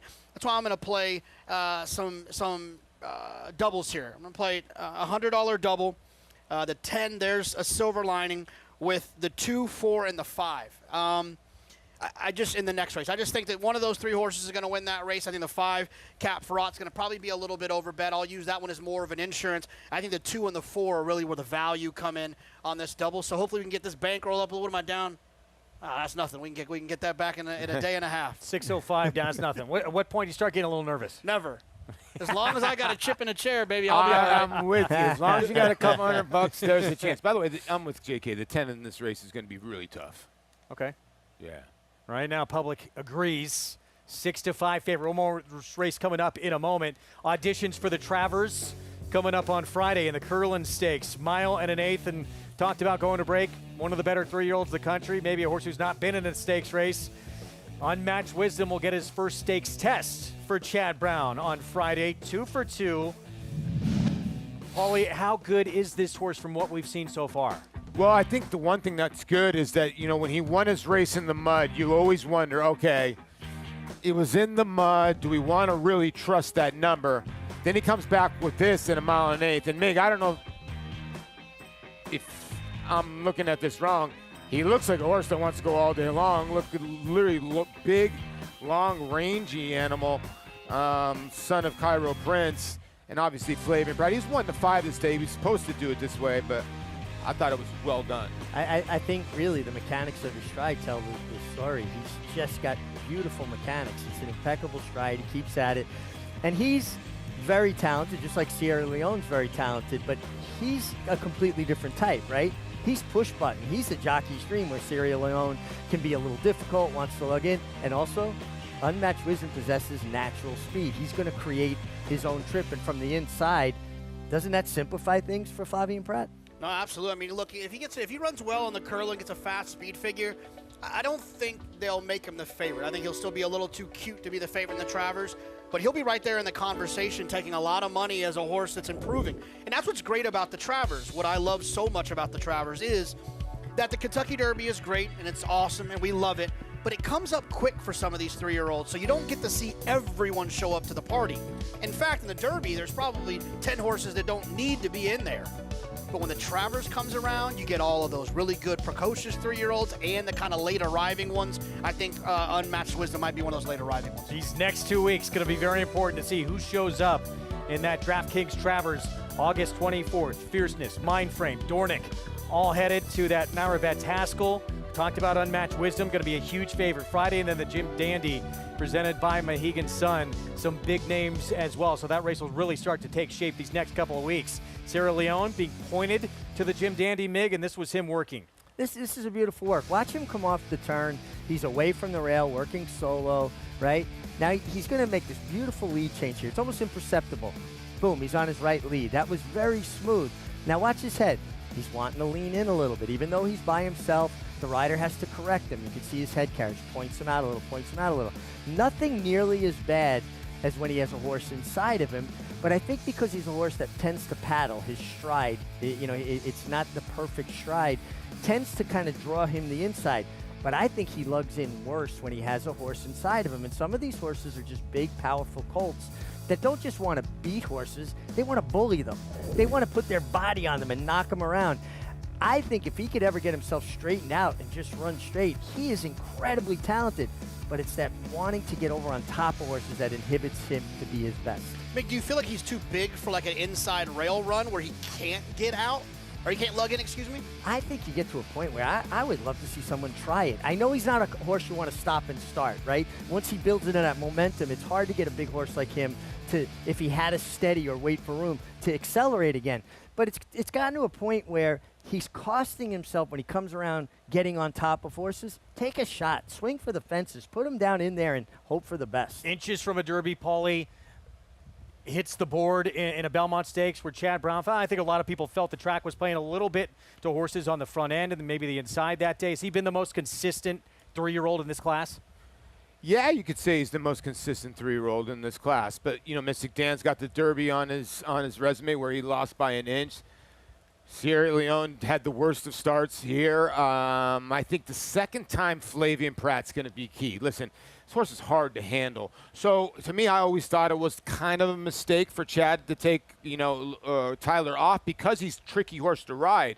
And Flavian found out about it out of the gate. He got in a ton of trouble out of the gate. And he came rolling home on a track that was favoring speed. He was monstrous that day. Now, second time Flavian, if Flavian can get him out of the gate, I think he's going to be he's going to turn into a different horse. Flavian And the Jim Dandy at least. We'll see how big Unmatched Wisdom performs in the curling, and he might have a choice to make headed to that Travers. We're going to take a timeout. We'll be back. If you didn't get a chance to try some of that gumbo, you missed out. Sold out event. Kendrick Carmouche making his famous recipe, all to benefit the Thoroughbred Retirement Foundation. We'll have more on that event that happened this past week when we return.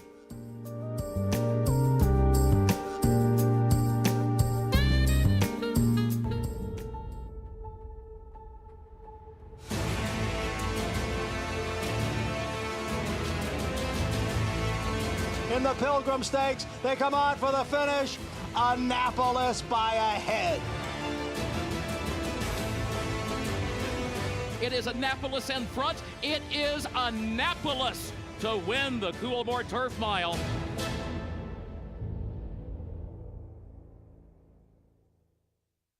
Horse racing? Check. Weekly promotions? Got 'em. Huge payouts? You bet. With Naira Bets. Download the app today and bet on any track, anywhere, anytime with live HD horse races, betting tips and tutorials, expert picks, and more. You bet with Naira Bets. Join now for a new member bonus at NairaBets.com.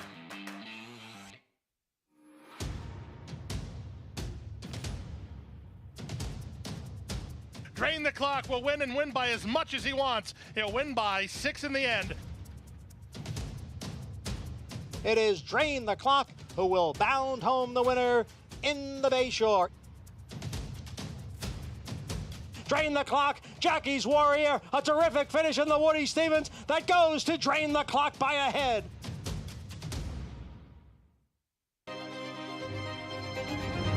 Spine-tingling, jaw-dropping, awe-inspiring, Secretariat-like.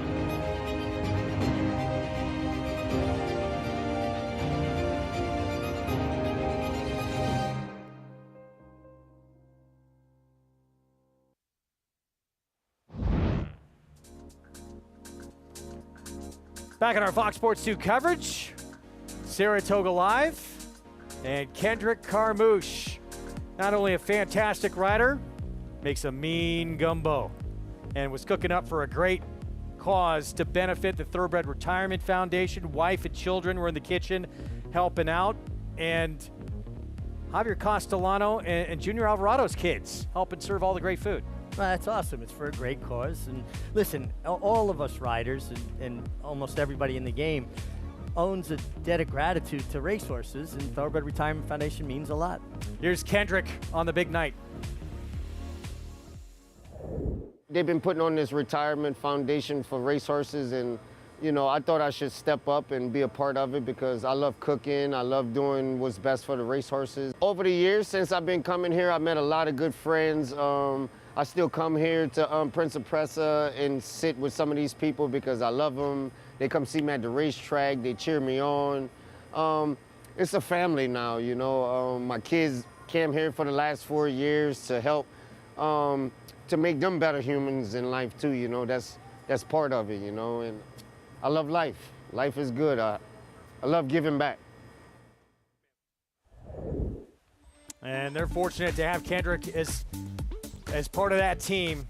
For more information on how to give these retired thoroughbreds purpose and a life beyond the racetrack, go to trfinc.org. And of course, our own Maggie Wolfendale. This is a cause close to her heart as well. Maggie?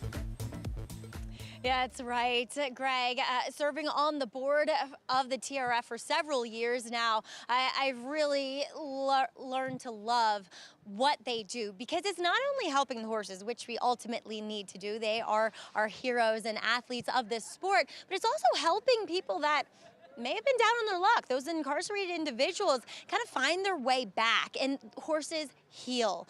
They are the best therapy, I think, we have on this earth. They just do so much to heal your soul, and also teaching them a new trade and maybe a new lifestyle once they leave those prisons. So the TRF, if you missed Kendrick's Gumbo, which I gotta say, he started as kind of grassroots back in 2019 back at Belmont, has really grown. He's done such a wonderful job with it. But if you missed it, on Monday, we still have 2 more events to benefit the TRF here in Saratoga. On July 31st, we have the Casamigos event supporting PDJF as well at the Adelphi Hotel. And of course, the annual barbecue at the barn on August 20th. For more information, as Greg said, you can check out trfinc.org. Well, horses are here in the paddock for this 7th race, and we'll start by taking a look at the 2 for Mike Maker coming in here to the NYRA circuit for the first time, including number 5, Deck of Cards. Now, she is the turnback of the 2.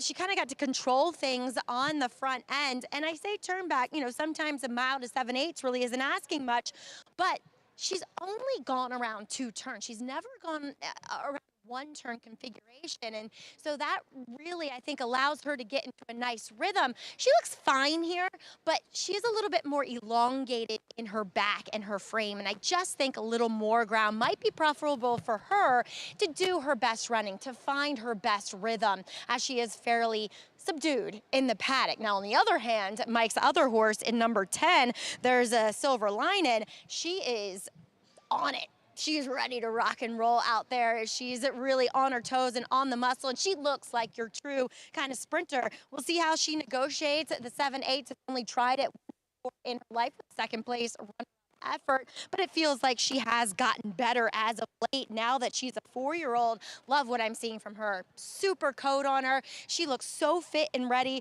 kind of second off that bit of a freshening when Mike claimed her back in April.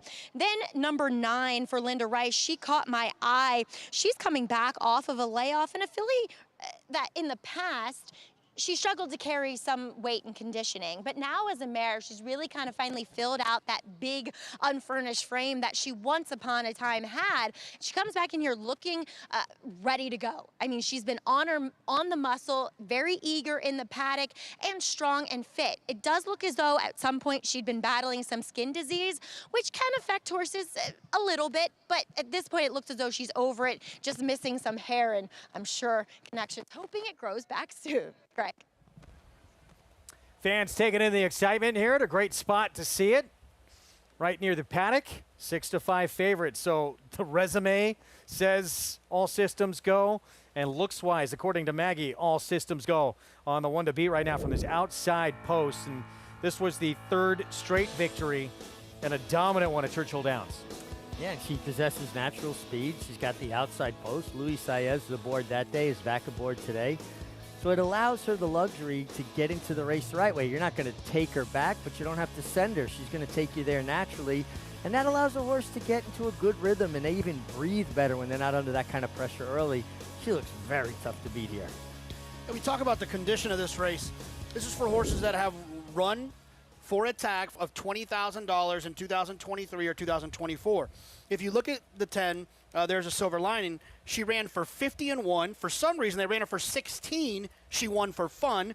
Then they claimed her move to Mike Maker. She won again. This horse is not the same horse, or should have never probably ran for 16. That's why I like her so much in this spot. Here's I'm Buzzy. Took a big drop to 40 last start. Now another drop.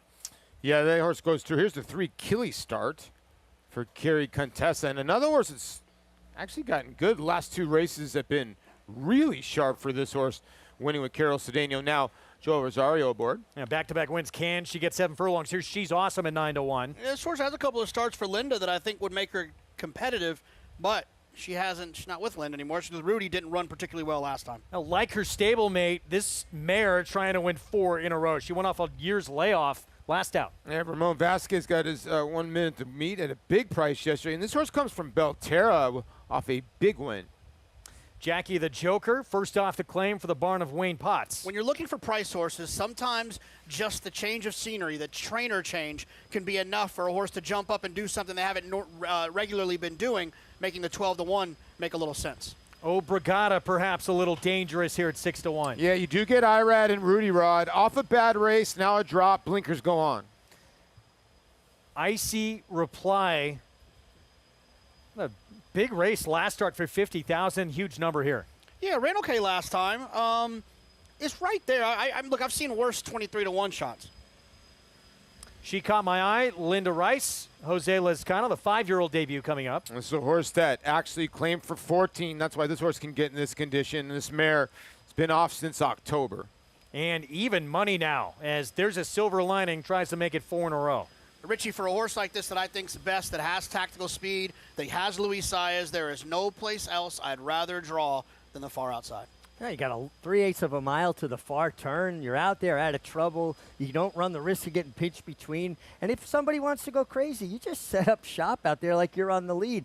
It is the perfect spot. That man right there, what an opening week. One of the best pilots in this sport had Flavien Prat, 7 wins. A little bit of a surprise at the top of the standings. Anytime it's not a Rat Ortiz Jr. here, it's surprising. Terrific start for him. Terrific start, but Saratoga's a marathon now. It's not a sprint. Years ago, the leading rider with a 24-day meet had between 20 and 25 wins would get you leading rider. That's not the case anymore. And the other thing, too, Mig, I'm sure you can talk to, is that when guys get out to great starts at the beginning of the meet, all the owners that are here watching start bothering their trainers. Hey, can we get Flavien? Hey, can we get Flavien? Hey, can we get Irad? Hey, can we get Jose? When you start off hot, it helps with the momentum of people wanting to have you ride their horses. Well, especially up here. You said the key, because a lot of the owners are here. They're paying more attention. I always said winning 1 up here was like winning 2 or 3 anyplace else because people really notice, and success breeds success. No, I just think right now it's like a case of like somebody else gotten more home runs right now in the All-Star break than Aaron Judge, and everybody's a little bit surprised. But the guy that's in front's a pretty good player. You know what I'm saying? Yes, he is. So I think that's what's going on right now. So, and to get back to the 10, I'll tell you why the horse dropped for 16. Staten Fleury was going for the owner's title at Oaklawn at the end of that meet, and that's why he dropped this horse to win by 11. And listen, the horse was going to get claimed. Now, if I remember correctly, this horse was in a 15 to 20 weight shake. Mike Maker took the horse. This 10's going to be tough. Public sees it that way as well. Even money on the outside runners. We get a look here at the stablemate deck of cards. So this horse had won 2 in a row. One on synthetic at Turfway, wins at Keeneland. That was in April 23, and then doesn't come back until this race, June 21st at Belterra. Listen, even though it was at Belterra, and it's, not, let's say like a C kind of track, it's a long layoff to come back and run like this. And when she was asked, she just put it in another gear and ran away. I think the bigger concern is, because she's winning profile, right? 8 starts, 5 wins, is first time she's ever running around 1 turn. Maggie brought it up, and maybe from a physical perspective doesn't look as suited for that. Well, I think this is where speed figures come into play and why speed figures were even invented. It's the higher the better, like a quarterback rating in football, but basically it's a way to tie together what someone does at Belterra versus what someone does at Churchill by finding a scale that can take those times and make them comparable to one another.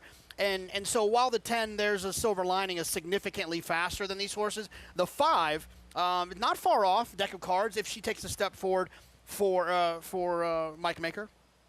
There again, just left our screen, the man who's leading the meet that we were just talking about, Flavien Prat, is on I'm Buzzy from the inside post. Let's hear what Maggie has to say about his mount.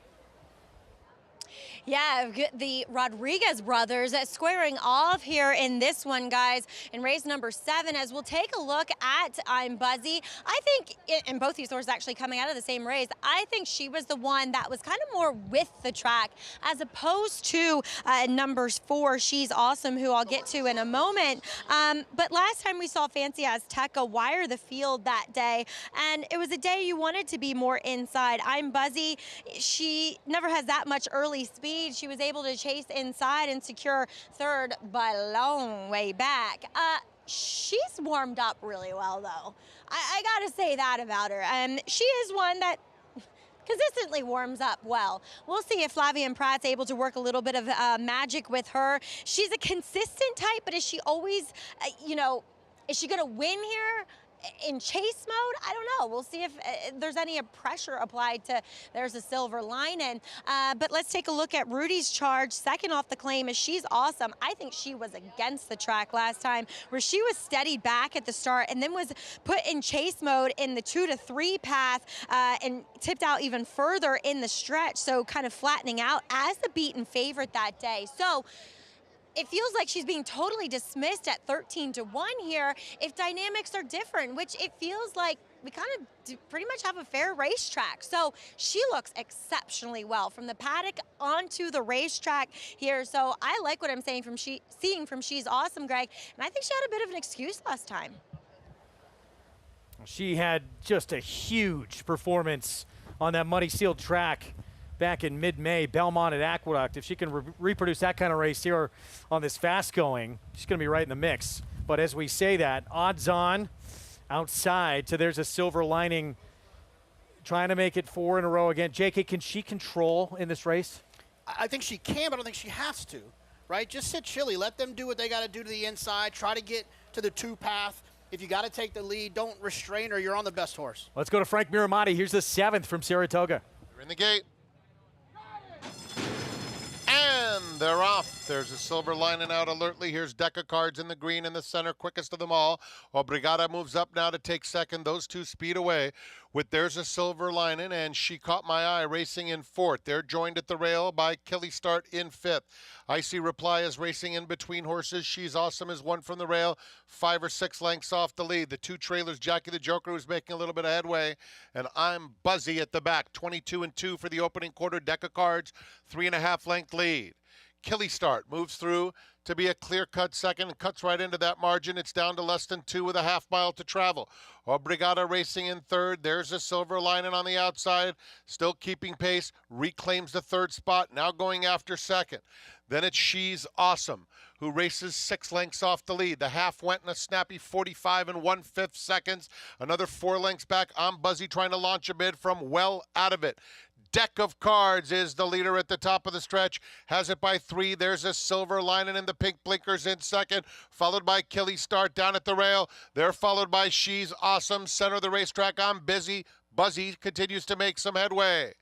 Deck of Cards, all alone past the 16th pole. A very easy win for Deck of Cards. Handwritten to score by 7. I'm Buzzy cut into that margin late. Kelly Start was 3rd. There's a Silver Lining 4th.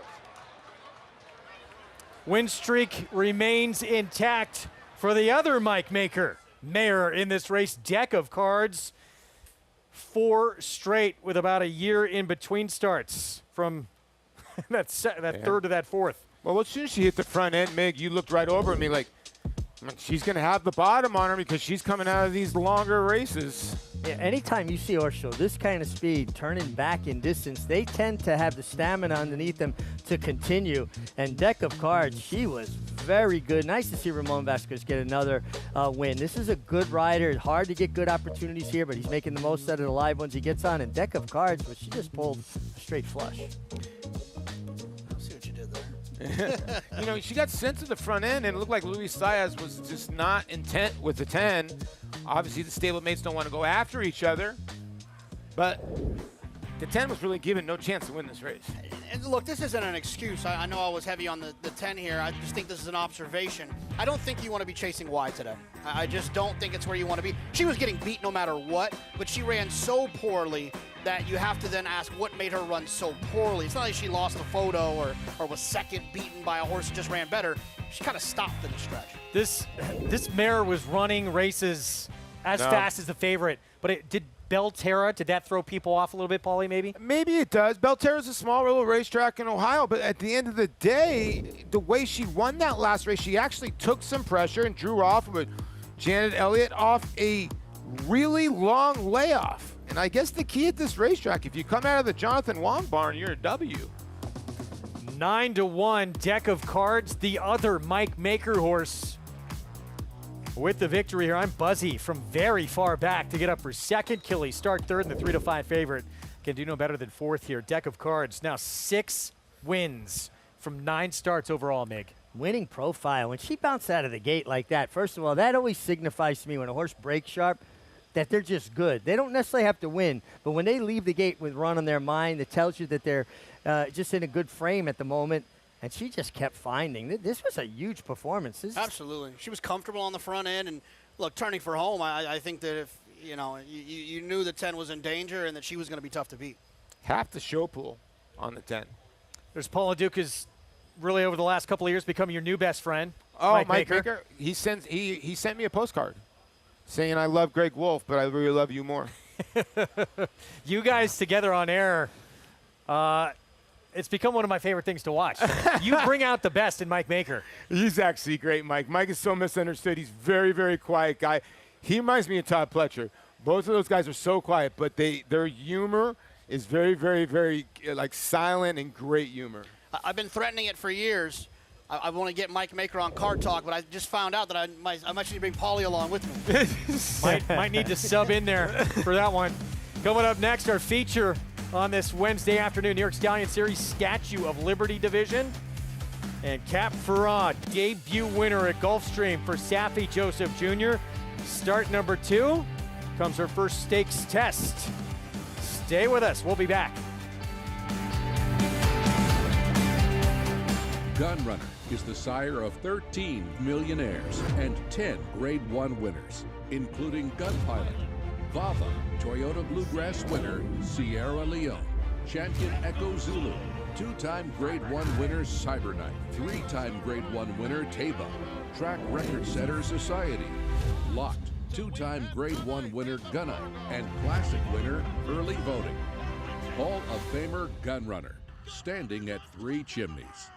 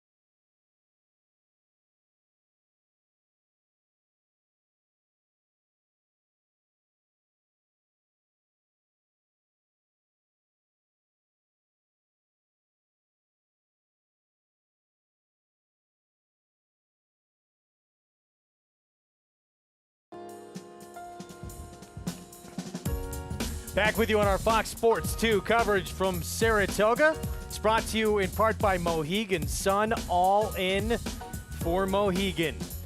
Deck of cards makes it 4 straight wins for the Mike Maker barn. Let's go to Maggie. Here with Mike Maker and co-owner Jordan Rubenstein. And Mike, fooled me. I thought your other horse was faster, but she broke like a shot today. Sure did. Fooled me as well. You know, we haven't had this filly a long time, but she made a great first impression and ran to it. Jordan, talk a little bit about bringing her to New York after, a blowout win in Ohio. We just had bought the horse privately, and we trusted Mike Maker and Ramon Vasquez, and they did it for us. Congratulations, Mike. Had to scratch out of the Stallion Series today with the Philly Bossy Jeans, but I think well represented. Hopefully Mother Nature agrees with us, and it's on the turf tomorrow on the Cab Callaway. But talk about BD Saints, a horse that I don't know about you, but personally I've been waiting for him to get back to the turf where we saw him do some good running as a 2-year-old. I do too. Belmont weekend, we gave him a race point towards this one, so hopefully Mother Nature cooperates. I don't even know how to get you to elaborate on that one. Do you know that Paul says you're his best friend? Yes, he is.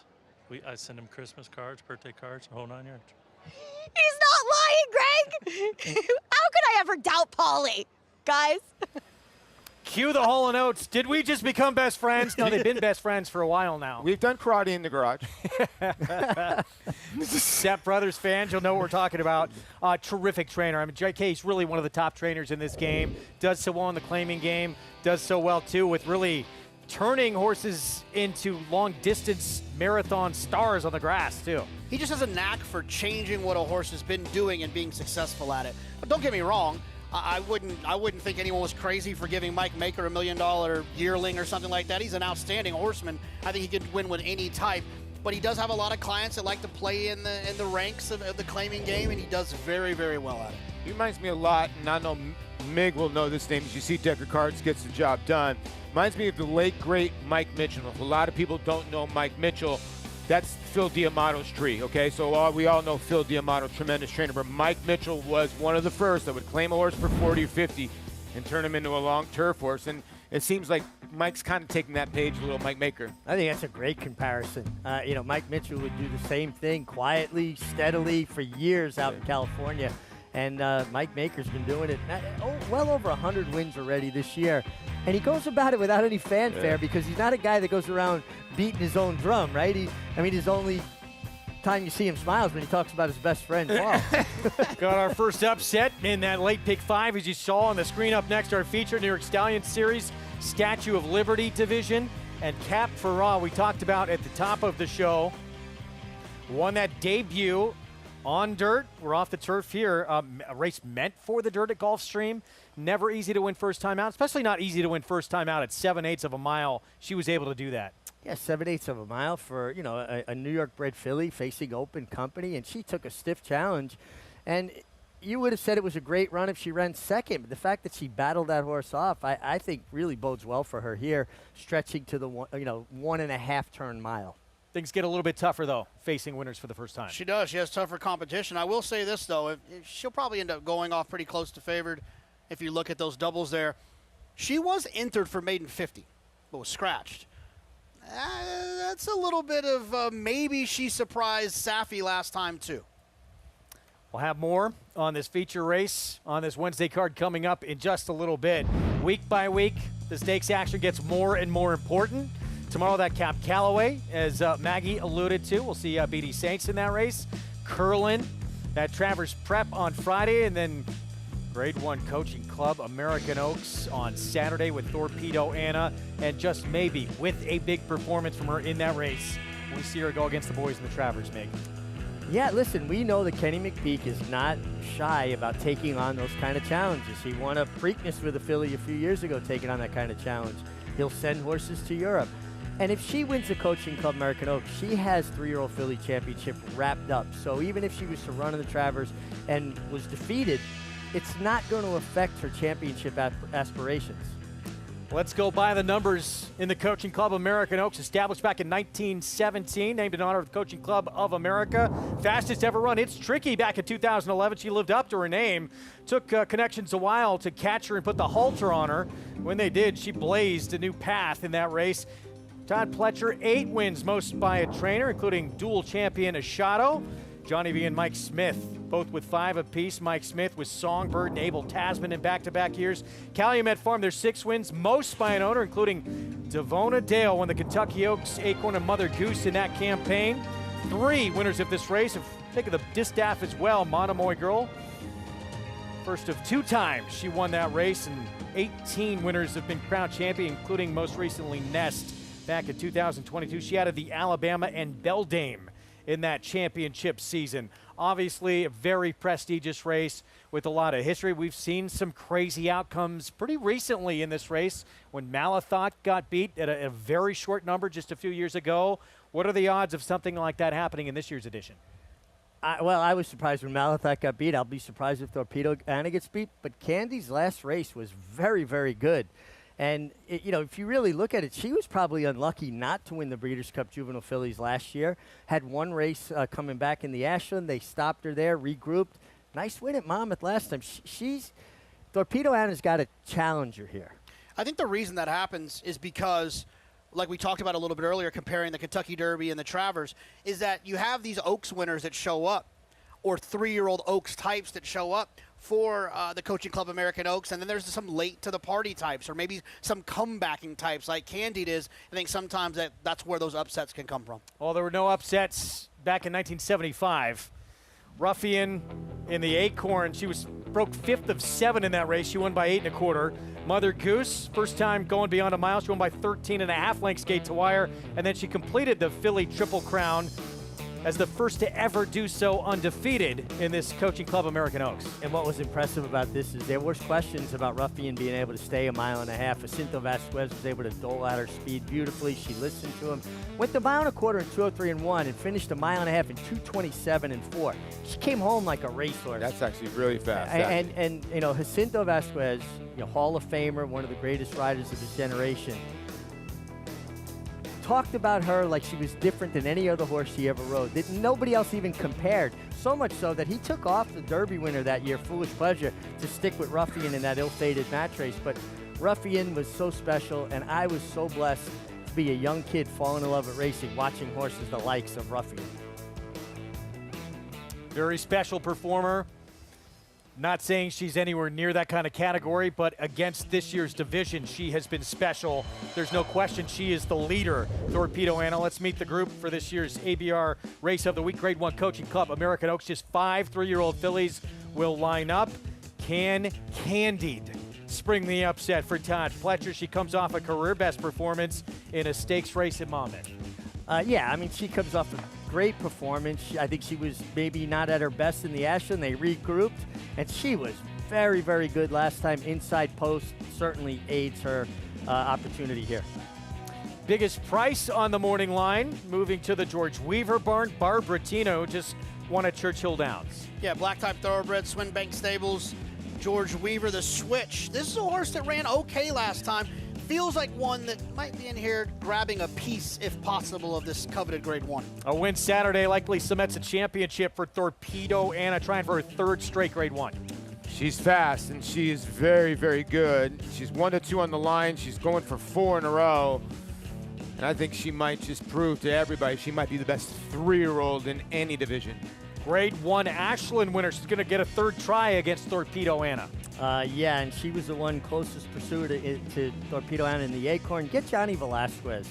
And I got a feeling she's going to be very forward on the Johnny V.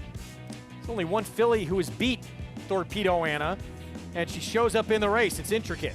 Yeah, she ran a slow number last time, but the pace was extremely slow. Think Usain Bolt walking out of the starting gate. He can only come home so fast, so the final time's always going to have a low number when the pace is slow. I think she ran better than it actually looks as that for the number. She could step up a little bit here. Grade 1 Coaching Club American Oaks. Then the Alabama. We'll see what the path is for Torpedo Anna after we see what she does in this race, if she stays in against her own division or if she goes on to the boys in the Travers. This is the future. Good thing Mig hung it up. He's got the guy's coming for you. He's got the Saffy Joseph helmet on, no? And he looks serious. Yeah, he does. We have a rider change on Cap Farah. We could. I want to see the size of the saddle he's going to use. $40 Friday feeder contest. Low-cost way to earn your entry into $300 Saturday contest. Registration closes before Saratoga's 3rd race. Post time on Friday. Go to NyraBets.com/contests to get involved. Mig, I'm so jealous. I've never got no one's ever dressed up as me for Halloween. You've got to see that your whole career. Before the end of the meet, I'm going to dress up like you. I'm going to give me a couple of them For a shirts. split second, I thought that was Andy. New York Stallion Series Statue of Liberty Division. Coming up next. We'll be back. We're 16 minutes away from our Wednesday feature. Right after this. The classic looks of a two-turn type, yet the precocious brilliance of an undefeated G1 2-year-old. Maxfield, a breathtaking run at the top of the stretch. Maxfield. He took it to the max in his chosen field. Now you need a mini Maxfield in your chosen field. His first yearlings are selling now. Maxfield. Classic looks and precocious brilliance. Darley. Good afternoon, ladies and gentlemen. On behalf of the management and staff of Keeneland, I would like to welcome you to the September yearling sale. Good to have you back with us. It is the marketplace. It's electric. Quality in quantity. Some of the absolute best horses.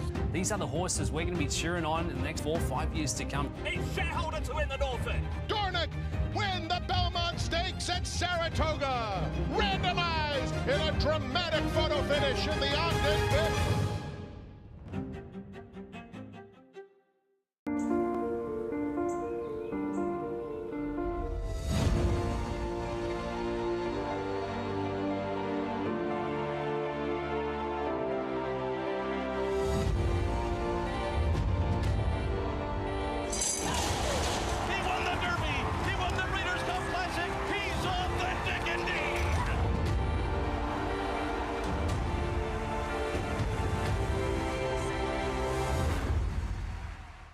Racetrack Television Network brings you every race, from every track, on every screen, every day.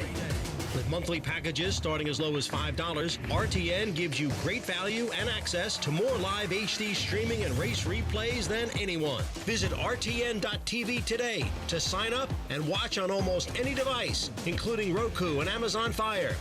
RTN has packages that start at $5 per month.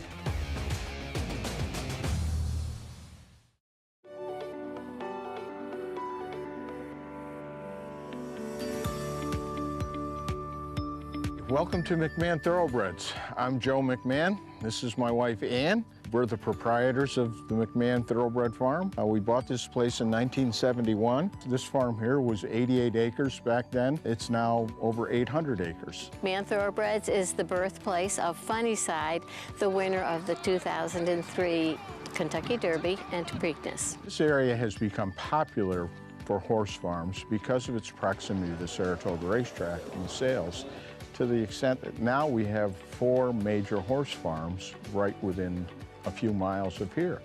There's Mill Creek Farm, there's Rick Burke's Irish Hill Farm, there's Quest Royal North, as well as McMahon Thoroughbreds.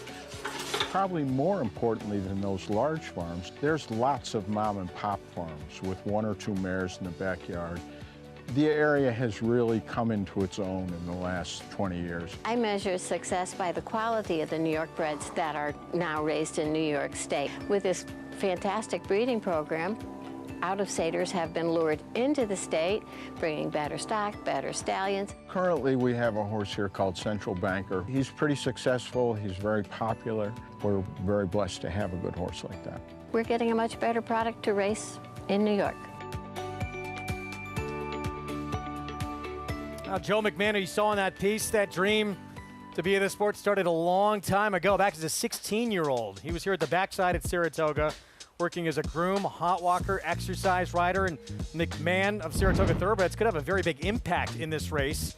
3 of the runners sired by their stallions. A couple of Salaminis, a Central Banker in this race as well. Our Paddock Report brought to you by McMahon Thoroughbreds of Saratoga. Let's go to Maggie Wolfendale.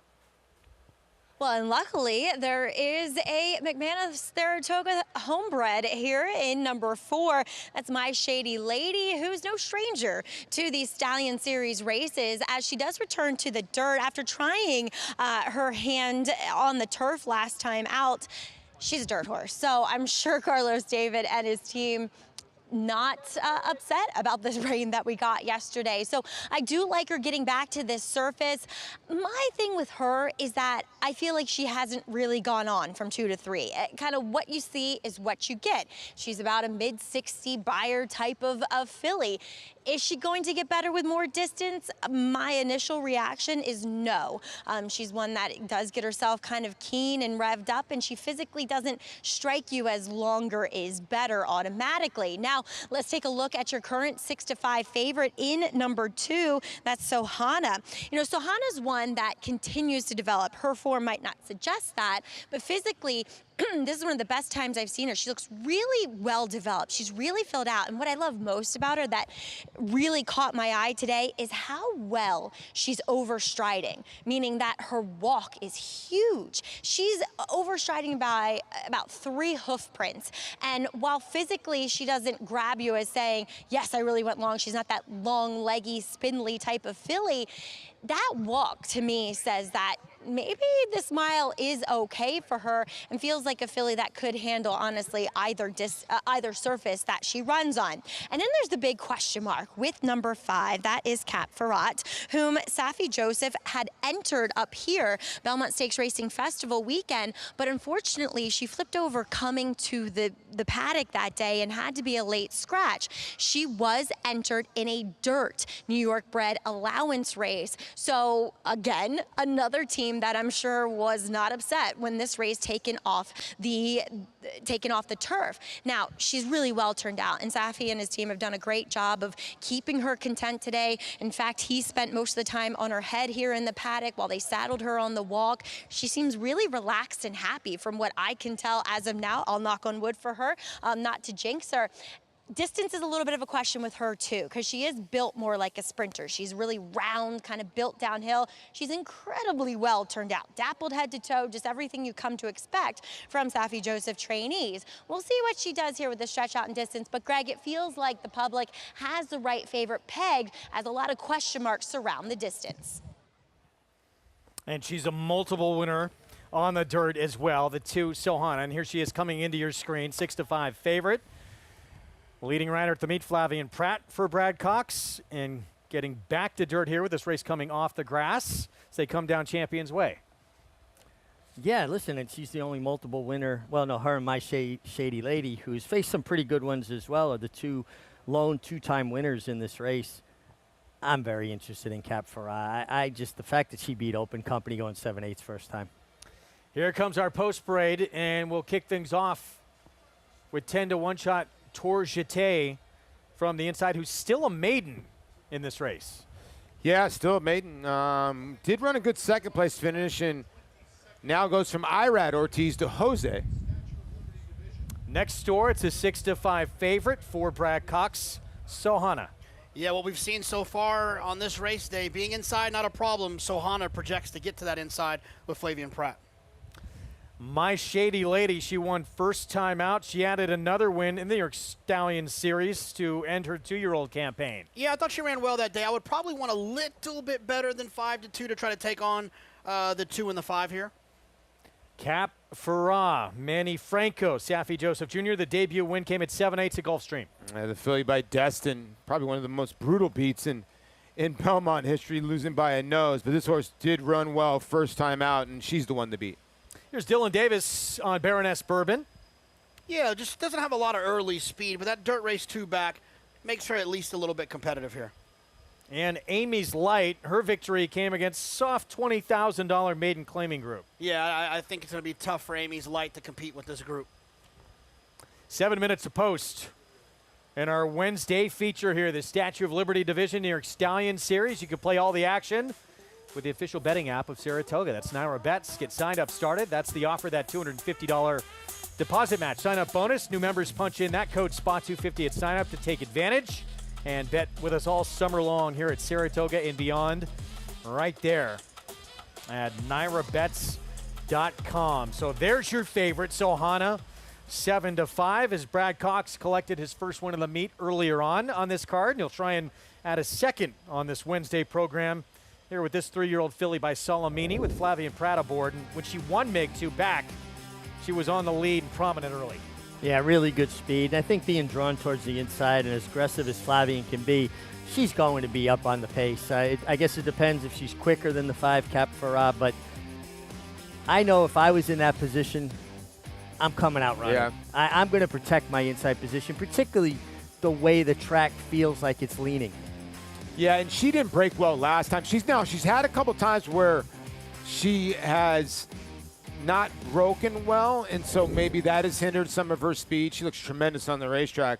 Obviously, we'll probably get some more from Maggie. I just wonder if she's a big daughter of Solomini, which can cause some gait problems here and there. Well, she was prominent in that win. We know Flavien Prat likes to be aggressive. This filly was forward as well in the debut, Cap Farah, when she won at Gulfstream going 7/8. Here's that performance, JK. Yeah, look, I got no problem with the way she ran here. She ran well, and in my opinion, this race was the best race that any of these horses have run on the dirt. The problem I have is that, I mean, at 2-1 as the second choice isn't nearly as bad. I thought she would be favored in here, and I think she ultimately will be favored. It's a one-number situation where she was entered for 50 at one point, and I get the impression that she might have just surprised Saffie Joseph a little bit, and maybe it was a circumstance on May 16th at Gulfstream that got that best performance out of her. That's not what we're going to get here today. Paul, do you like the fact that at least she was tested a little bit in that debut? Yeah, 100%. And the second-place finisher came back to win. She was third choice. You could see the favorite was actually the one that was backing up in third there. So I thought it was a tenacious win. Sometimes horses will get past. To me, that shows a horse that has a little tenacity. I don't know if she can get the front end here, but you made a good point earlier. It's tough to win going 7 furlongs first time out. 5 minutes. Oh, go ahead. No, the other thing is that, like, you just don't know if a horse has that kind of fight in them. And she showed that she has that fight, that kind of desire. She doesn't look like the freest mover in the warm. She was pulling pretty hard on Manny Franco. I would have liked to have seen just a little bit more fluidity. 3-1 here, my shady lady. Carlos David Barn having a pretty nice year, winning at 23%. Yeah, I think this is the horse that, to me, is the sneaky horse. You know, they tried the turf the last time out, and it didn't really work out. Obviously, they were going back on the turf today. But, you know, this horse does have a win at 7 furlongs. I get it. It was a very, very slowish effort. But that was at age 2. She's only had 2 races at age 3. And Javier Castellano, I think, is going to end up sitting in the perfect position. If the 2 goes, if the 5 goes, the 4 has that tactical speed, and I just think the 4 is the one that might sit in that golden spot. Certainly, though, there's the upside with this filly on your screen right here. She's only started once. It was a win, and she ran pretty good on this surface. Let's go to Maggie for more. Yeah, I just want to talk about number 5, Cap Farah here, and the warm-up, you know, Meg's sighting. She's pulling kind of hard and not like that free in her movement. I understand what he's saying, but she just, it's kind of that swift, quick action where there's not a lot of kind of lateral movement. It's a lot of linear type of movement where it's not a lot of knee action or anything like that. But that kind of way of going just says sprinter to me, and I get it. She won at 7/8. She could build upon that and stretch out to this mile. I think she's dangerous. I really do, and I respect her, and I'm not going to be surprised when she wins here. And she did show some fight, and the winner came back and won. Vincy Girl with a 78 in her next start. She's just going to have to prove me wrong here. I'm just not convinced that longer is ultimately going to be better from everything I've seen from her action, from the way she's put together. So we'll see what she does. She is behaving very well, and don't forget, like I said, Saffie was very aware of that. She acted up, he said, in the Gulfstream race. She was supposed to run here on Belmont Stakes Racing Festival weekend. She flipped over. She didn't make it. So far, she's been acting very, very well. Moving on to number 1, Tour Jeté, who is your long shot. She's the one that I do think, things are really falling apart. She's going to be the one to pick up the pieces. She's a little bit of a nervous type. She walked over. She had cotton in her ears. They have since taken it out. And Jose Ortiz, feet out of the irons. This is a typical Jose Ortiz move, just to try to get him to calm down because, horses when they feel your irons jacked up, they know it's time to go. So you put your leg down, give them that security blanket of your leg being around them. And generally, long legs don't mean fast, don't mean that they have to go fast. So that's what Jose Ortiz is trying to do here. But I think at least physically, Greg, she's built to handle this type of distance. So one positive there for that long shot, 10-1 from the inside post. 7-5 favorite remains Brad Cox's filly, Sohana, with Flavien Prat from post number 2. Pace-wise, what do you guys expect in this race? I would think, if Sohana breaks well, I would think the 2 goes. And then Cap Ferrat, I would think, would try to just employ the same tactics, wouldn't you? Yeah, Brad Cox is one of those trainers. There's a handful of them that are never going to get in the way of a horse of theirs that has speed. Ask Nick's Go, right? He's the reason, in my opinion, that Nick's Go turned into what he turned into, because he rode the horse aggressively. I think he'll do the same thing with this position they have drawn towards the inside. I think it's also the way they train, right? They know they've got enough fitness level into their horses that a rider doesn't have to be as cautious and hold them up. Allow them to hit their stride, use their stride. Now, I picked the 5 Cap Ferrat, but that was before I watched the warm-up. And I'm going to be honest with you guys, I wasn't as crazy about the warm-up. And Maggie had a good explanation that maybe it's more of that shorter sprinter stride. Well, that doesn't bode well for going a mile for a horse I picked. What about in terms of picking up pieces? The 6. Baroness Bourbon here at 8-1, at least last time on dirt, got back to one of the better figures. When she'd put together back-to-back decent races, she started to tail off, sort of started to get back to that her last dirt start. Yeah, it was a good one. Now, it was over a muddy racetrack. She does not get Lasix today, but she ran a really good race at Aqueduct. She's never really been around 2 turns except her last start, and this is like, what, turning the hook? So, yeah, I'm with you. Maggie's kind of right. The 1 and the 6 are the 2 horses that are going to be the ones that are going to be in back, and the 6 has a lot of bottom if his race breaks down. There is the 6, 9-1 now for Jamie Begg. Dylan Davis, who had a big opening day with a couple of wins, including 44-1 shot. Big surprise with the Queen's MG in the Schuylerville. 2 of her better races, Baroness Bourbon, came with Dylan Davis aboard. He broke her maiden, albeit for maiden 20. That was going the mile distance. And then she was beating the nose going a mile with Dylan 2 back for claiming 40. And she's a closer. It depends, I guess, on how much things heat up on the front end. Wednesday feature, New York Stallion Series, Statue of Liberty division. That's your favorite, the 2. Sohana, trainer Brad Cox, got his first win of the meet earlier on the card. We have a rider off the potential other speed in here. That's Manny Franco. He'll ride Cap Ferrat, so waiting to see what's happening with her. I think this was by design, Greg, because you see they have a lead strap, a lead shank up on her. Probably take Manny off for safety precautions and go from there. Although it does look like the examining vets are taking a good long look at her. So we'll keep you posted. Yeah, it looks like there's going to be a scratch. And Frank Miramonti making that call right now. So Cap Ferrat, potentially the other speed in this race, is coming on. That all of a sudden really changes things here, especially for Sohana. Big time. The 2 in here, if she can break. And then, Meg, when you see something like this, okay, the favorite or the other choice in here is out and probably the other speed. Now, do you adjust or what happens there now?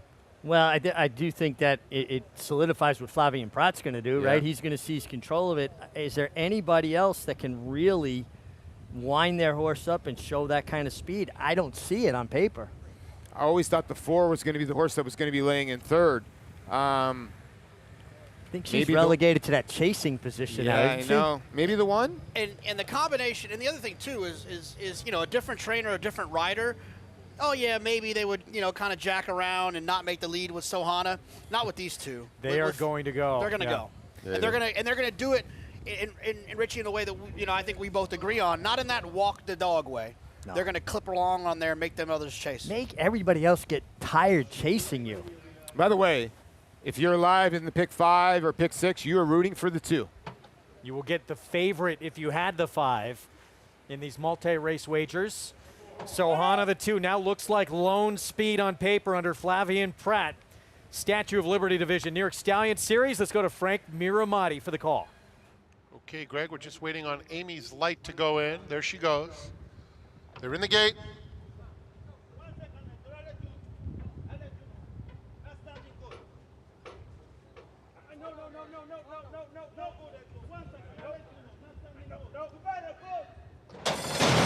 And they're off in the Statue of Liberty division of the New York Stallion Series.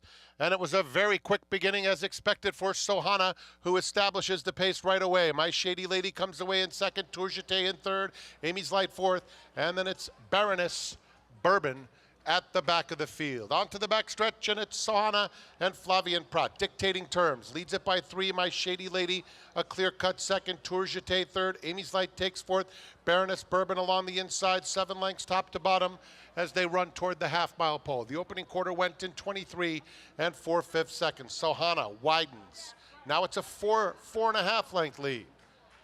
My Shady Lady remains clearly in second.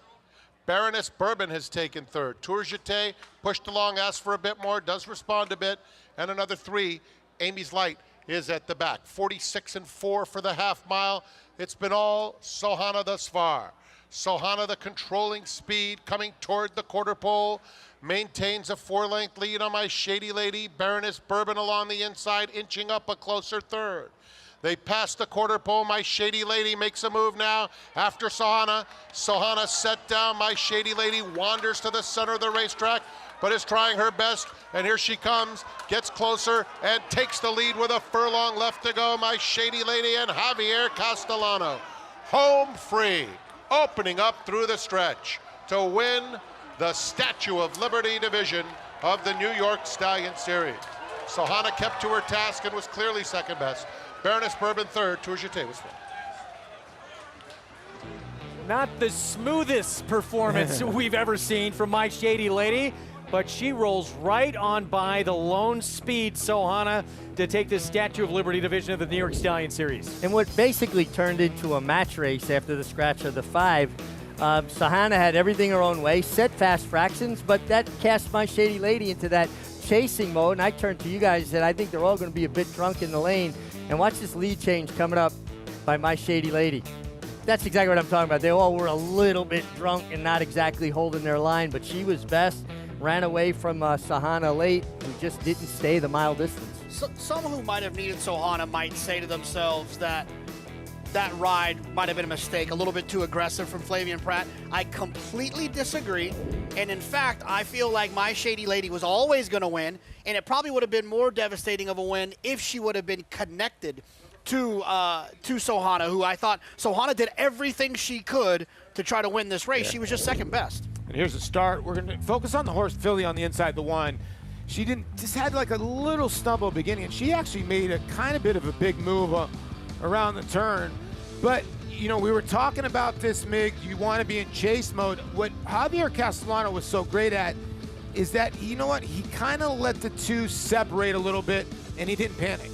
No, he didn't. And you could see there from that head-on where Flavian really was intent on the lead. He rode his filly for about 60, 70 yards to make sure that she was going to discourage anybody else from trying to take him on early. And Javier's filly broke alertly, gave her a chance to find her stride. And look, she's winning with her ears flicking back and forth. I think she just relished the mile more than Sohana. This is going to play big in the pick 5, Greg. Now with horse getting scratched, Cap Farah.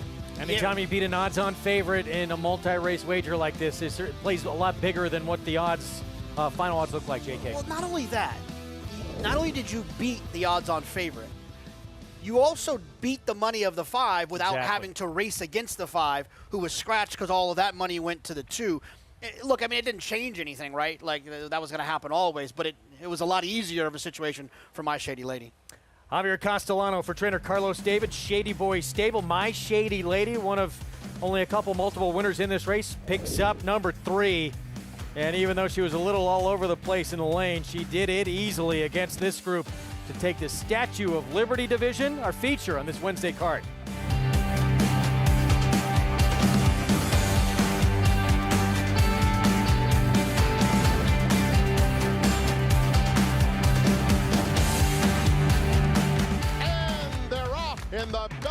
Stakes at Saratoga. Here's Dornock, headstrong in the early going. Mind Frame is 4 deep, but up and on the pace, and Antiquarian is in the field. Turns for home. Mind Frame on the outside is coming after Dornock. Dornock in an absolute thriller. Dornock and Mind Frame. It will be Dornock and Luis Saez to win the Belmont Stakes at Saratoga. There's a big, bold, beautiful world waiting to be explored by you and your friends, of course. But not just any friends, the best of friends. The kind of friends who let you do you. Because in this world, it's positive vibes only. And when you get in the zone here, you stay a while. These aren't just good times, they're the best of times. And your time is now. So come explore. Resorts World.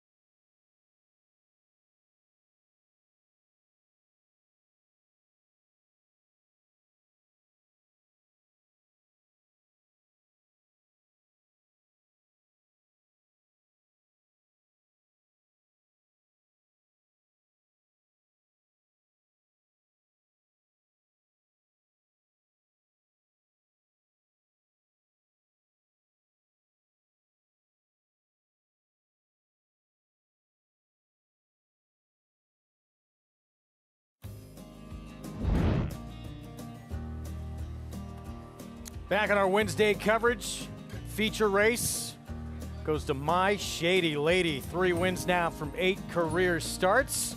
Program brought to you in part by Hillendale at Alapa, where the obscure becomes obvious.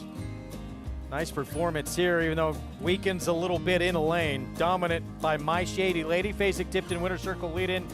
Brought to you by the 103rd Saratoga sale of selected yearlings, August 5th and 6th. Where will you be?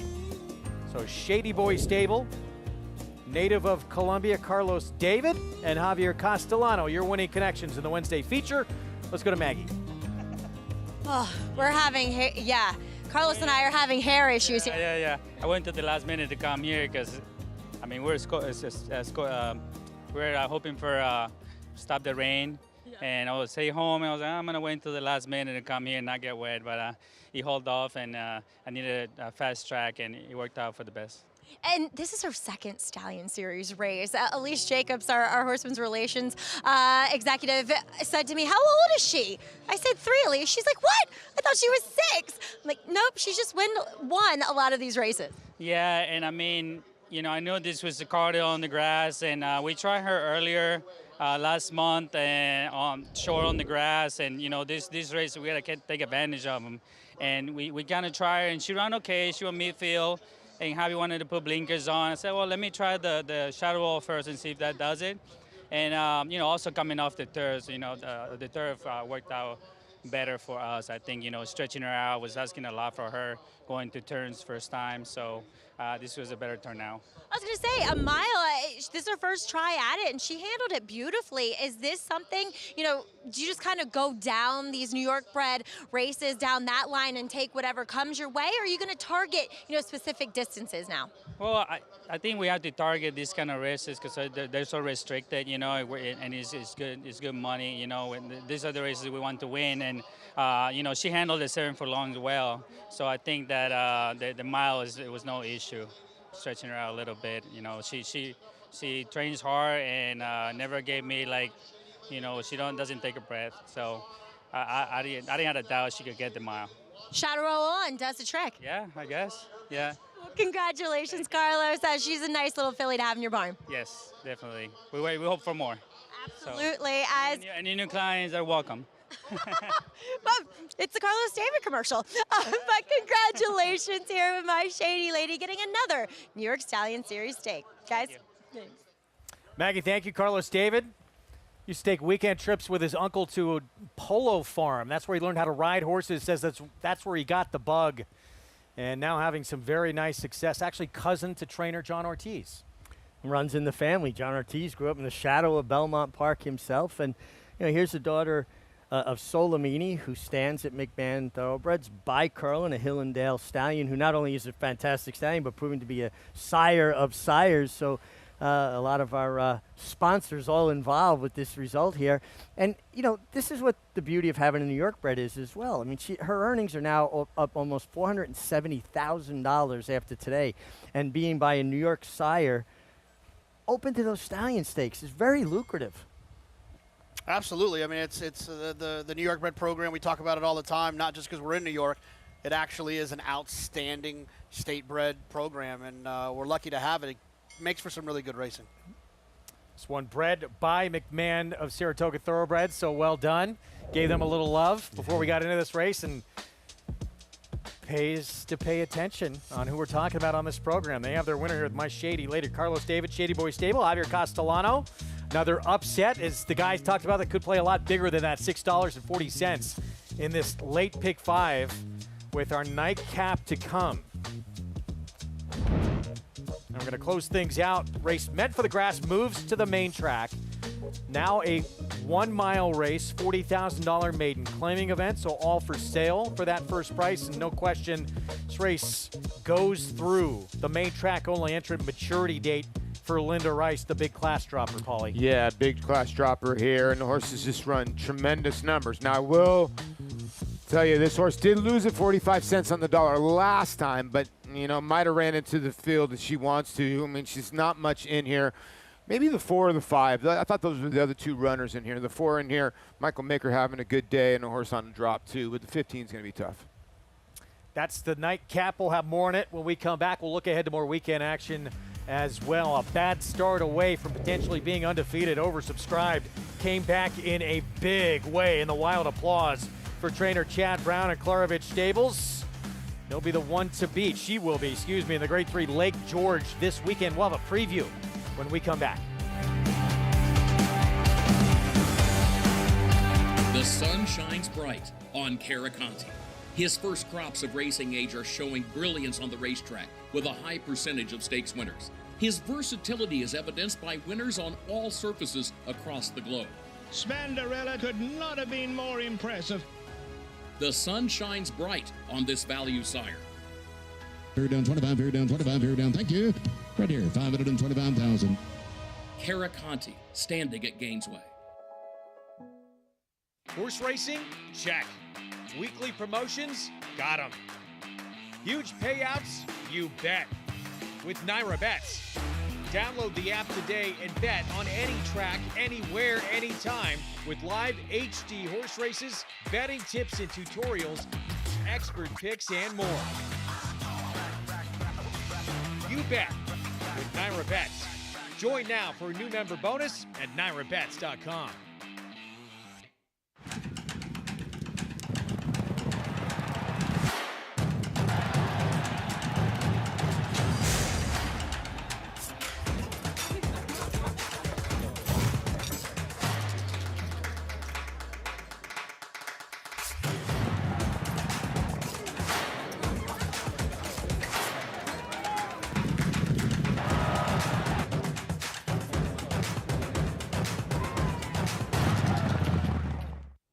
Good afternoon, ladies and gentlemen. On behalf of the management and staff of Keeneland, I would like to welcome you to the September yearling sale. Good to have you back with us.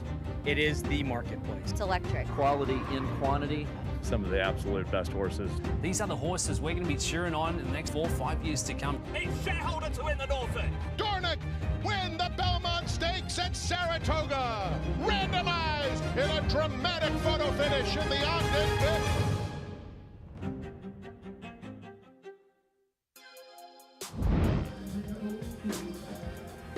Back with you on our Fox Sports 2 coverage.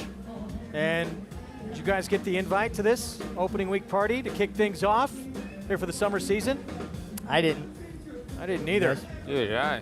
Fans having a fun time out on Broadway, taking it all in. One person who did get the invite got VIP access, Maggie Wolfendale.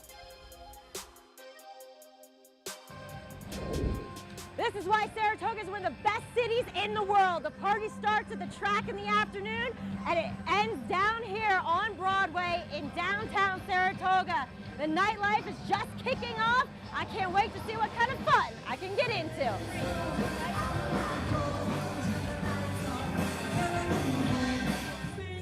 Every little thing is gonna be alright. Woo! You at the track today? No, I'm going tomorrow. I haven't been online. So you're partying before actually going to the track. Is that a good idea? That'll work. Melody pure and true. Come on, sing it. This is my message to you. Yeah, girl. Where do you ride? I'm actually from Connecticut, but I was on the Skidmore riding team when I was here at school. Yeah. Awesome. I gotta work tomorrow too. Sweet little bird. Stay around my doorstep. I rode my horse. We just ate at Cantina, and now I'm here. Oh my God! Hi. I'm a little camera shy. Yeah, right. Let me see some moves. I don't got to move.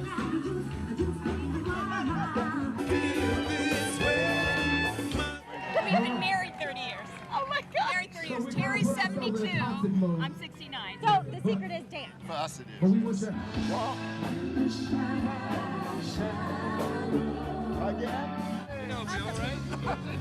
Hi, Bill. Good to see you again. Singing sweet song.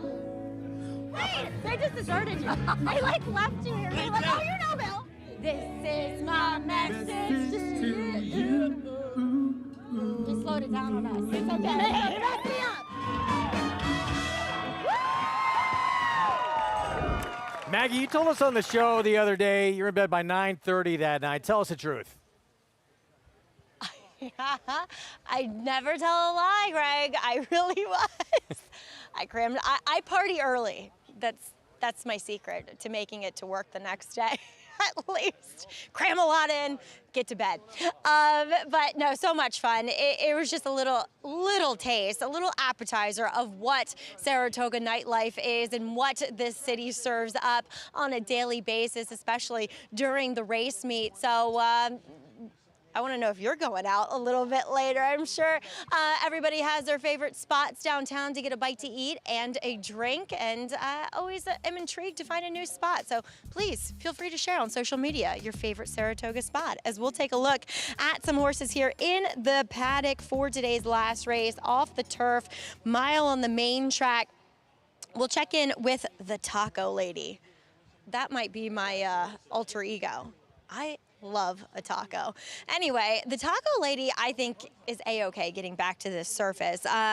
She's kind of run the same race on any surface that she's been on. And two, in that debut, in which it was her lone dry track race, it was going 6.5 furlongs. I thought she wanted to go longer, and I thought she needed to strengthen. Well, now she's had 3 races after that, this being her 5th career start, and she's so much stronger behind, throughout her shoulder, everywhere. So I think she makes a great deal of sense here. She sits at 4-1 as Mike Maker looks to win his 3rd win on this card. Number 5, looking for Ginny. She's another one that I like getting back to this surface. She doesn't really look turf meant, and I think this is the right spot, though I worry because she isn't one that has much early speed. She's kind of a big galloping, you know, that will come with a late run, but really needs to be encouraged to display that. We'll see what she does here. I'm a little worried that she's going to get outfooted here, and the race isn't really going to come back to her, though she looks fine here in the paddock, and she is fairly aggressive as she drops back down in class, Greg. All right, Maggie, thank you. 4-5 favorite. Main track only runner from that outside post here for Linda Rice. Maturity date. Get to the post parade here. Coming up in a few moments. Going to break. We talked about some Saturday action coming up. 3-year-old fillies, grade 3, Lake George. Mile on the inner turf and oversubscribed. Chad Brown, Klarovich. They'll have Joel Rosario aboard the dominant winner of the Wild Applause last time out, Megan. Yeah, listen, she was very unlucky in her only loss. And even more so than the poor beginning was when she had to check and lose all her position around the far turn and then still came with a run. She lost position, Jonathan, at a critical juncture of the race. Yeah, I mean, look, she ran extremely well in both of her starts, but I do want to say that they ran in front of her here. She got pace. She got pace to close into. She's definitely the best horse in here. She's probably been the most tested. Her race a couple back, the trouble she had there was just serious trouble. But she's going to be a short price, Paulie, and that's why I'm going to try to look elsewhere. It's nothing against her. It's against her price. Yeah, because she's, you're right. She probably should be undefeated going into this race. And you're going to get Joel Rosario aboard, so Flavian Pratt will not be aboard. That's the 4th different rider on a pretty talented horse. But I think Manama Gold will probably improve for Todd Pletcher. Tougher field, but she's definitely the one to beat. In this race here, Sweet Rebecca, I thought this was a good race too. These two horses ran well. Sweet Rebecca, this was back when she went 50 cents on the dollar. Then she's kind of like disappointed a little bit. Now, Viv Bouv was 3rd in here as well, beat a length for Jack Sisterton. She'd come in off back-to-back wins, Mick. Yeah, listen, I think this is a really solid quality field. Sweet Rebecca last time lost her footing around the far turn at Aqueduct. No wonder again. I mean, she slipped, bobbled, and I think it cost her dearly that day, and I don't think that was indicative or a true barometer of her ability. I really like Manama Gold. She's a half to Overcharge, who was 5 for 5 on turf. A full sister to Overcharge, 15 for 18 overall, and a huge turf work here on June 28th. I think she's going to really take to the turf. They were thinking about a much tougher spot for that States debut. They were thinking Kentucky Oaks for a little while. Yeah, and listen, they probably had to regroup. It's not easy to make a race of that caliber, but she's already proven to be a very talented kind of runner, and the mare has thrown nothing but runners, and especially, like I say, Overcharged being a full sister, 5 for 5 on turf, over 470,000 earnings just on turf alone. That is coming up on Saturday. Lake George, 3-year-old fillies, mile on the grass, 5:38 Eastern start time. Part of our Saturday coverage on Saratoga Live as we get a look here at the call to post for our finale coming up on this Wednesday afternoon. Any of you guys play an instrument? Here's the 1A remaining. I could not have done that. A lot of pressure to do that. Johnny V on the remaining half of the entry. First-time starter. Yeah, the 1A here, first-time starter by Always Dreaming of Philly for George Weaver. The rail to the 2, Luna Love. Yeah, no early speed, but if they somehow go too quick in here, I could see this one coming from out of it. Kenner Carmouche, Mr. Gumbo himself on the Taco Lady for Mike Maker. Yeah, it does have some speed, but it's not the kind of speed that I feel like they'll be able to take advantage of the pace in here. Looking for Ginny. That race 2 back. Could that contend here? Yeah, 100%. And the horse needs to break a little bit better. Jose Ortiz will be aboard. This horse will be picking up some pieces here late, and I think it's the one that you're going to have to hold off. Big price with Jose Gomez on Don't Touch Me at 26-1. Yeah, it gets Lasix for the first time. Did not run at all first time out, so that's why you're getting that big price. Coquito getting easier, hasn't shown much though on dirt. Yeah, Rudy Rod and Flavian Pratt. They're actually pretty good combo here at 15-1. Blind Speed was not quick at all on the debut. No, this one for Nick Zito was bet 12-1 though. A little antsy in the gate. Hopefully this horse will be a little bit better today. Maybe a little better than looked for a 21-1 shot. Here's the main track only heavy favorite, maturity date for Linda Rice. Yeah, you got to decide whether this horse is going backwards or not. She's definitely the horse to beat when it comes to any kind of metrics you're using. Do you want to take 4 to 5? So 4 minutes to post. That is the filly to beat, no question. Let's go back to April 21st. 3 starts ago at Keeneland. for 50 maiden claiming when she was with Chad Brown. She just missed. Yeah, under a hard drive here by Tyler Gaffleone. You can see she wants to lay in a little bit. Tyler was going to left-handed crop, changed to a right hand. And she's just grinding away. Almost looks like she was hanging with that group until this outside horse came. And then it got her interested. But by the time she regained her momentum, the other filly had gotten the drop on her. And if she runs that race, she's not losing here. The question is, she's kind of gone backwards a little bit on numbers, but she's still probably fast enough. I wish she was a little bit quicker early so that she could kind of dictate what's going to happen here. I worry that she's going to be a little bit of a victim from the outside of what others do in here. But she's by far the best horse in here. There's no question about that. She does draw. The 1A draws the complete outside in here, by the way. So, I mean, who's the other speed in here, guys? It's the Taco Lady, no? And she's not what you'd call, really fast. No, she's just the de facto speed in here. Right. She's not a speed horse. She just happens to be the fastest one. But I think the way that, I'm sure Kendrick will send her away from there. Kendrick, of all the riders in that room, I feel like he pays a lot of attention to what's going on with where you want to be on the racetrack, maybe from some of his old days. I think the 9. I mean, Flavian likes to push. It's Rudy Rod. I know the horse hasn't showed much, but and you never know what horses like the 7, just caught a muddy racetrack, whether she's going to show some hidden speed. But then you look at the Taco Lady and you wonder, okay, is Kendrick going to take no prisoners? There is the 9 Coquito. Flavian aboard, sometimes he just reads the form a lot better than everybody else. Could a first-timer surprise here in the nightcap? Let's go to Maggie. Yeah, and a first-timer that's entered MTO for 40 grand. First time out, that's the 1A. The dream continues as she actually does have a pretty lovely pedigree to be offered up for 40,000 first time out. I mean, always dreaming. Maybe not. But on the bottom side, the Dam, she went 9 for 32 in her career. She actually ran a 102 buyer at one point, sprinting on the dirt. And this one is half to competitive edge. Won the Grade 1 Champagne for instance. So I don't know what to think of her. She's not bad looking, though it's taken her a while to get to the races at 4 years old. She's big, kind of bulky type of filly. It leads me to believe that she'll probably need a start. We'll see what she does here, kind of taking the wait and see approach. There's some intangibles that I just can't quite make sense of for her to get to the races, to get to the winner's circle. So we'll take a look at number 9, though, Conquito, who's... I didn't really pay attention to her in the paddock, I'll be honest. Didn't really love her on form, but once she hit the racetrack, I've loved what I've seen here with Flavian Pratt aboard, as she was entered for turf, but the pedigree is a little more tilted to the dirt. And I will say the one time she ran on the dirt, it was at Laurel, and she was stuck down on the inside.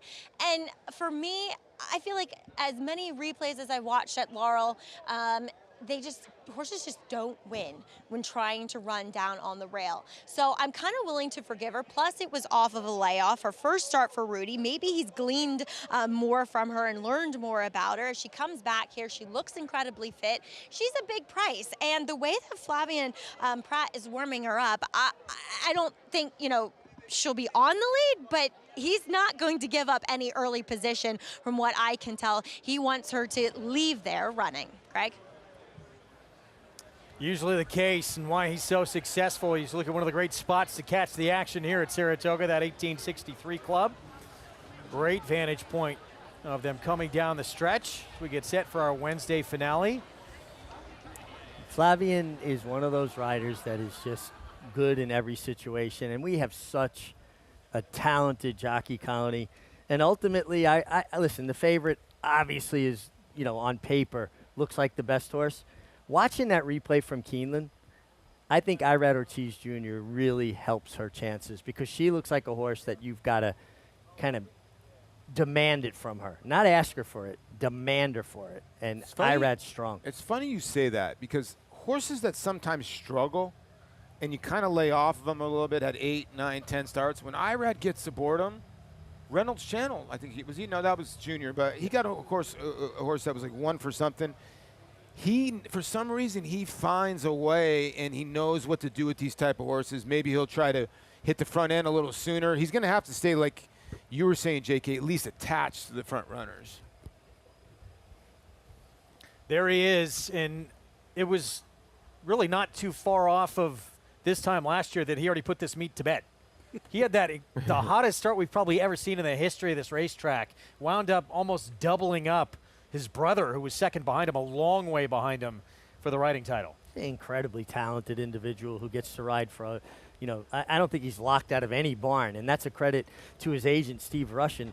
When you get so popular, your biggest problem is not getting people upset with you when you can't ride for them. You're telling Todd Pletcher, well, I got to ride one for Chad Brown, and they were telling Chad Brown, I got to ride one for Todd Pletcher, whoever it may be, and keeping them satisfied and coming back to you and not punishing you for not riding a particular horse on a particular day. I root for Irad, I root for Jose, I root for Flavian, I root for all of them.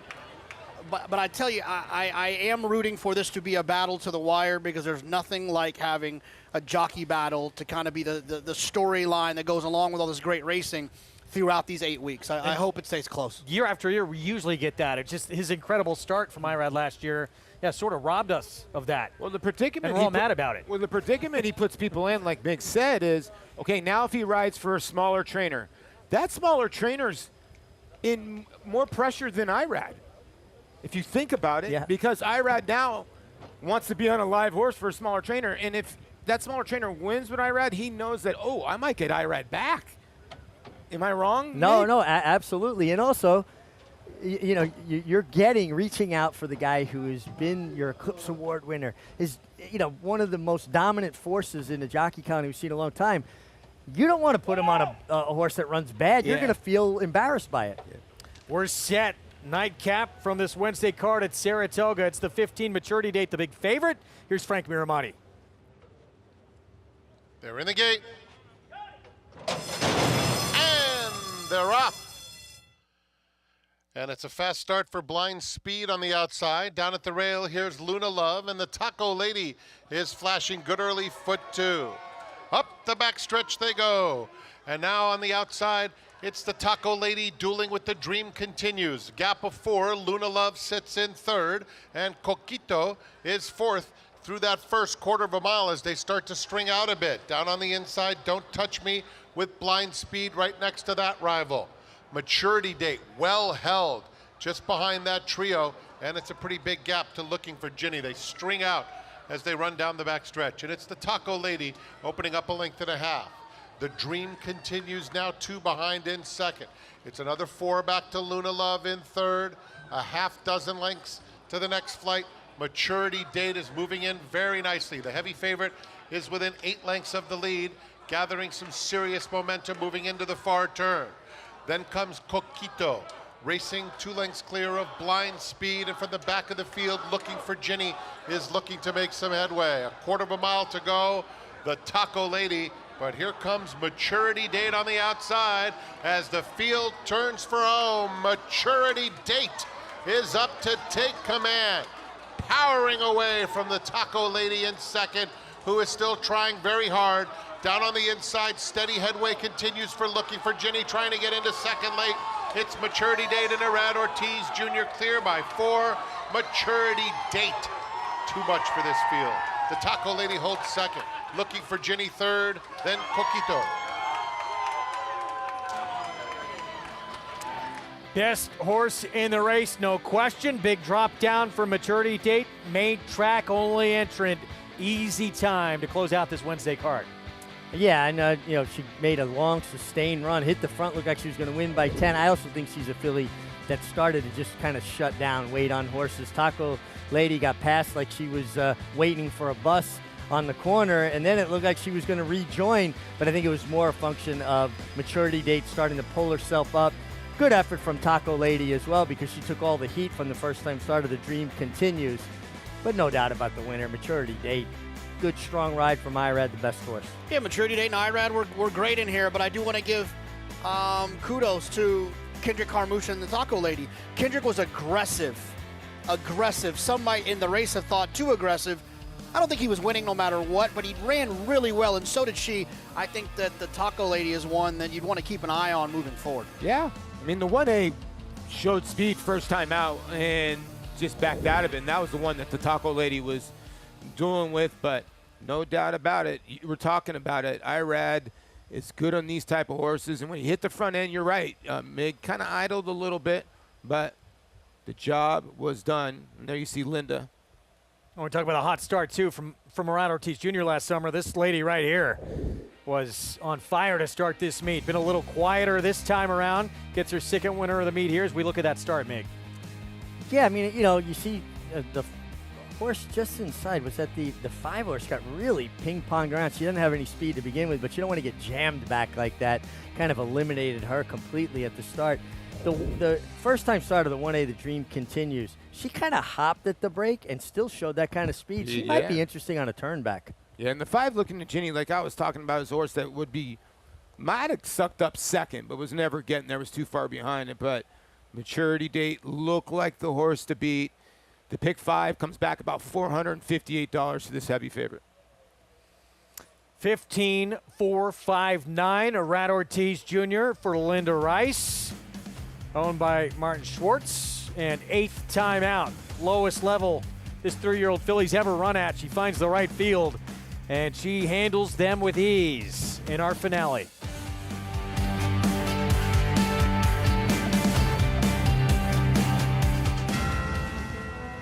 It's amazing. I mean, we're used to having horses in claiming races, and here we're at the undercard of the Belmont.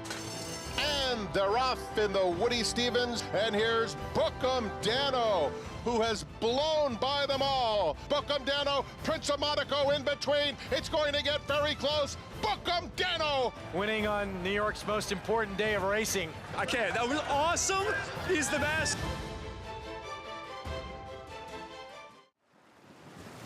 You have to be here to feel the rumble from 40,000 race fans. Mixed with the Pacific breeze, you have to be here to taste extravagance and witness greatness, race after race after race.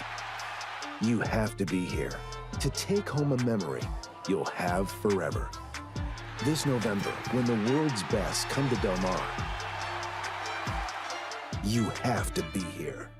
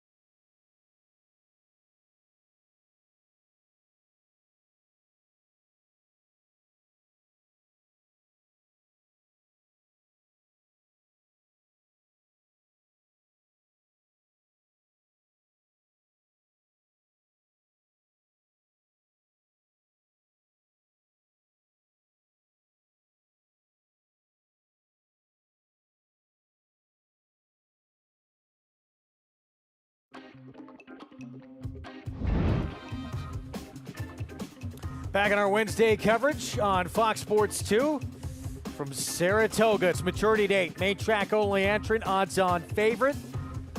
And the big drop down here for Linda Rice with Irad Ortiz Jr. Gets the money, mid-career start number 8. Yeah, nice patient ride by Irad. He sensed there was a pretty quick pace going on. At least visually it looked like a quick pace. And he allowed her to start looming up from the outside around the turn, and she sustained that run all the way to the wire. Well placed. One thing Linda Rice does good, listen, she's a tremendous horsewoman. but she's an incredible manager of horses, and she takes advantage of situations like this and off the turfers.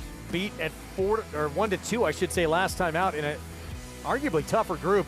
Wins at 4-5 here as you see the pick six, pick five payoffs. Let's go to Maggie. Here with winning owners, Audrey and Martin Short. Guys, she was much the best today. I know you expressed some concern about how far back she was early. I was thinking the same thing. Well, they were going pretty quick up front, so in an Irad I trust. A lot of people seem to do that. Martin, we don't often see you go in to claim horses, but you did with her. Talk a little bit about that decision to do so with Linda. Linda for 25 years, and I wanted action because the other ones that I spend too much money on are going to the hospital all the time.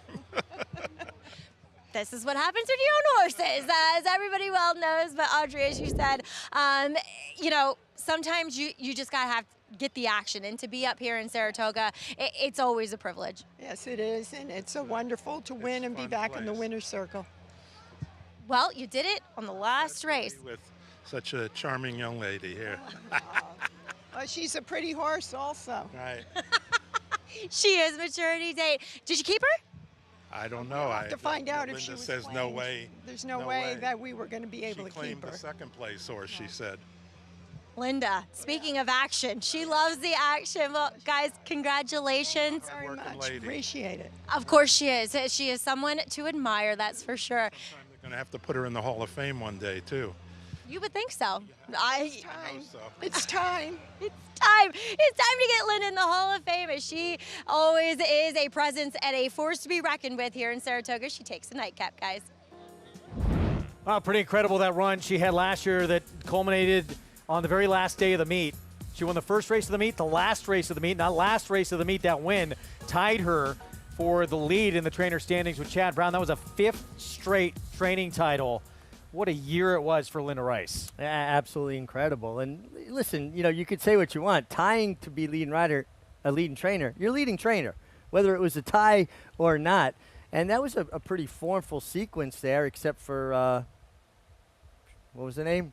Deck of cards. Deck of cards. She reshuffled the deck. Indeed. And yeah, another one of these Kentucky claims. That's how Linda had so much success, well, really for the last couple of years. Yeah, Kentucky really has really kind of raised their purses. And so I think what happened is a lot of people were running horses kind of under where they should be running them in order to take those. They could justify it by those big purses. And I think Linda was very smart in saying, well, I'm going to claim these horses that are running where they shouldn't be running, and then I'm going to take them to New York and win a bunch of races. And it worked. We kind of previewed a little bit earlier on in the show. We know about some of these big 3-year-olds out there. The 6th year in a row, we've had 3 different winners in the Triple Crown. How excited are you to see Unmatched Wisdom on Friday? I'm excited to see the race because I actually think that, you know, there's a couple other horses in there that have a good shot. I think a couple, you know, 2 other horses in there I think got some talent. So I think it's going to be not just him. I think there's some other horses that can be moving forward. Curlin, Naira Bethaskell, and then the following week, Jim Dandy, and we're going to pretty much know what our field looks like for the Travers, JK. Yeah, I'm excited about the Travers. I'm excited about the Travers every year, but especially this year because I think who wins the Travers is the leader in the clubhouse for 3-year-old champion. We'll see you back here tomorrow, 1 Eastern start time on FS2. It was My Shady Lady, little green in the stretch, but much the best. Stretching out in that New York Stallion Series Statue of Liberty division. Fans taking in all the action. It's just going to get bigger and bigger as we get closer to the weekend. As we get set to see the best 3-year-old filly in the game right now, Torpedo Anna, going for a 3rd consecutive Grade 1 win. The Coaching Club American Oaks this weekend. New York's leading turf sire is on fire at the Big A with Dancing Buck wire-to-wire in the elusive quality. Dancing Buck is almost there. Dancing Buck. Power Attack with back-to-back wire-to-wire wins. It's going to be Power Attack. As well as 26 Black. 26 Black almost there. 26 Black. And Roos. Torrigo trying to catch them both. Roos to the inside of the red blinkers. Roos gets the victory. The breeding shed is still open. Breed to a winner. War Dancer, proud to stand in New York. New York breds. Race them. Respect them. Bet them. Respect them. Breed them. Respect them. Buy them. Respect them. Train them for a second career. Respect them. Join us in respecting thoroughbreds at every stage of life. Learn more at nybreds.com. It's America's original sport, and no one covers it better than americasbestracing.net. From the sport to the lifestyle, the best races, horses, and destination venues, cocktails, gambling, fashion, and more. americasbestracing.net is a sport for you.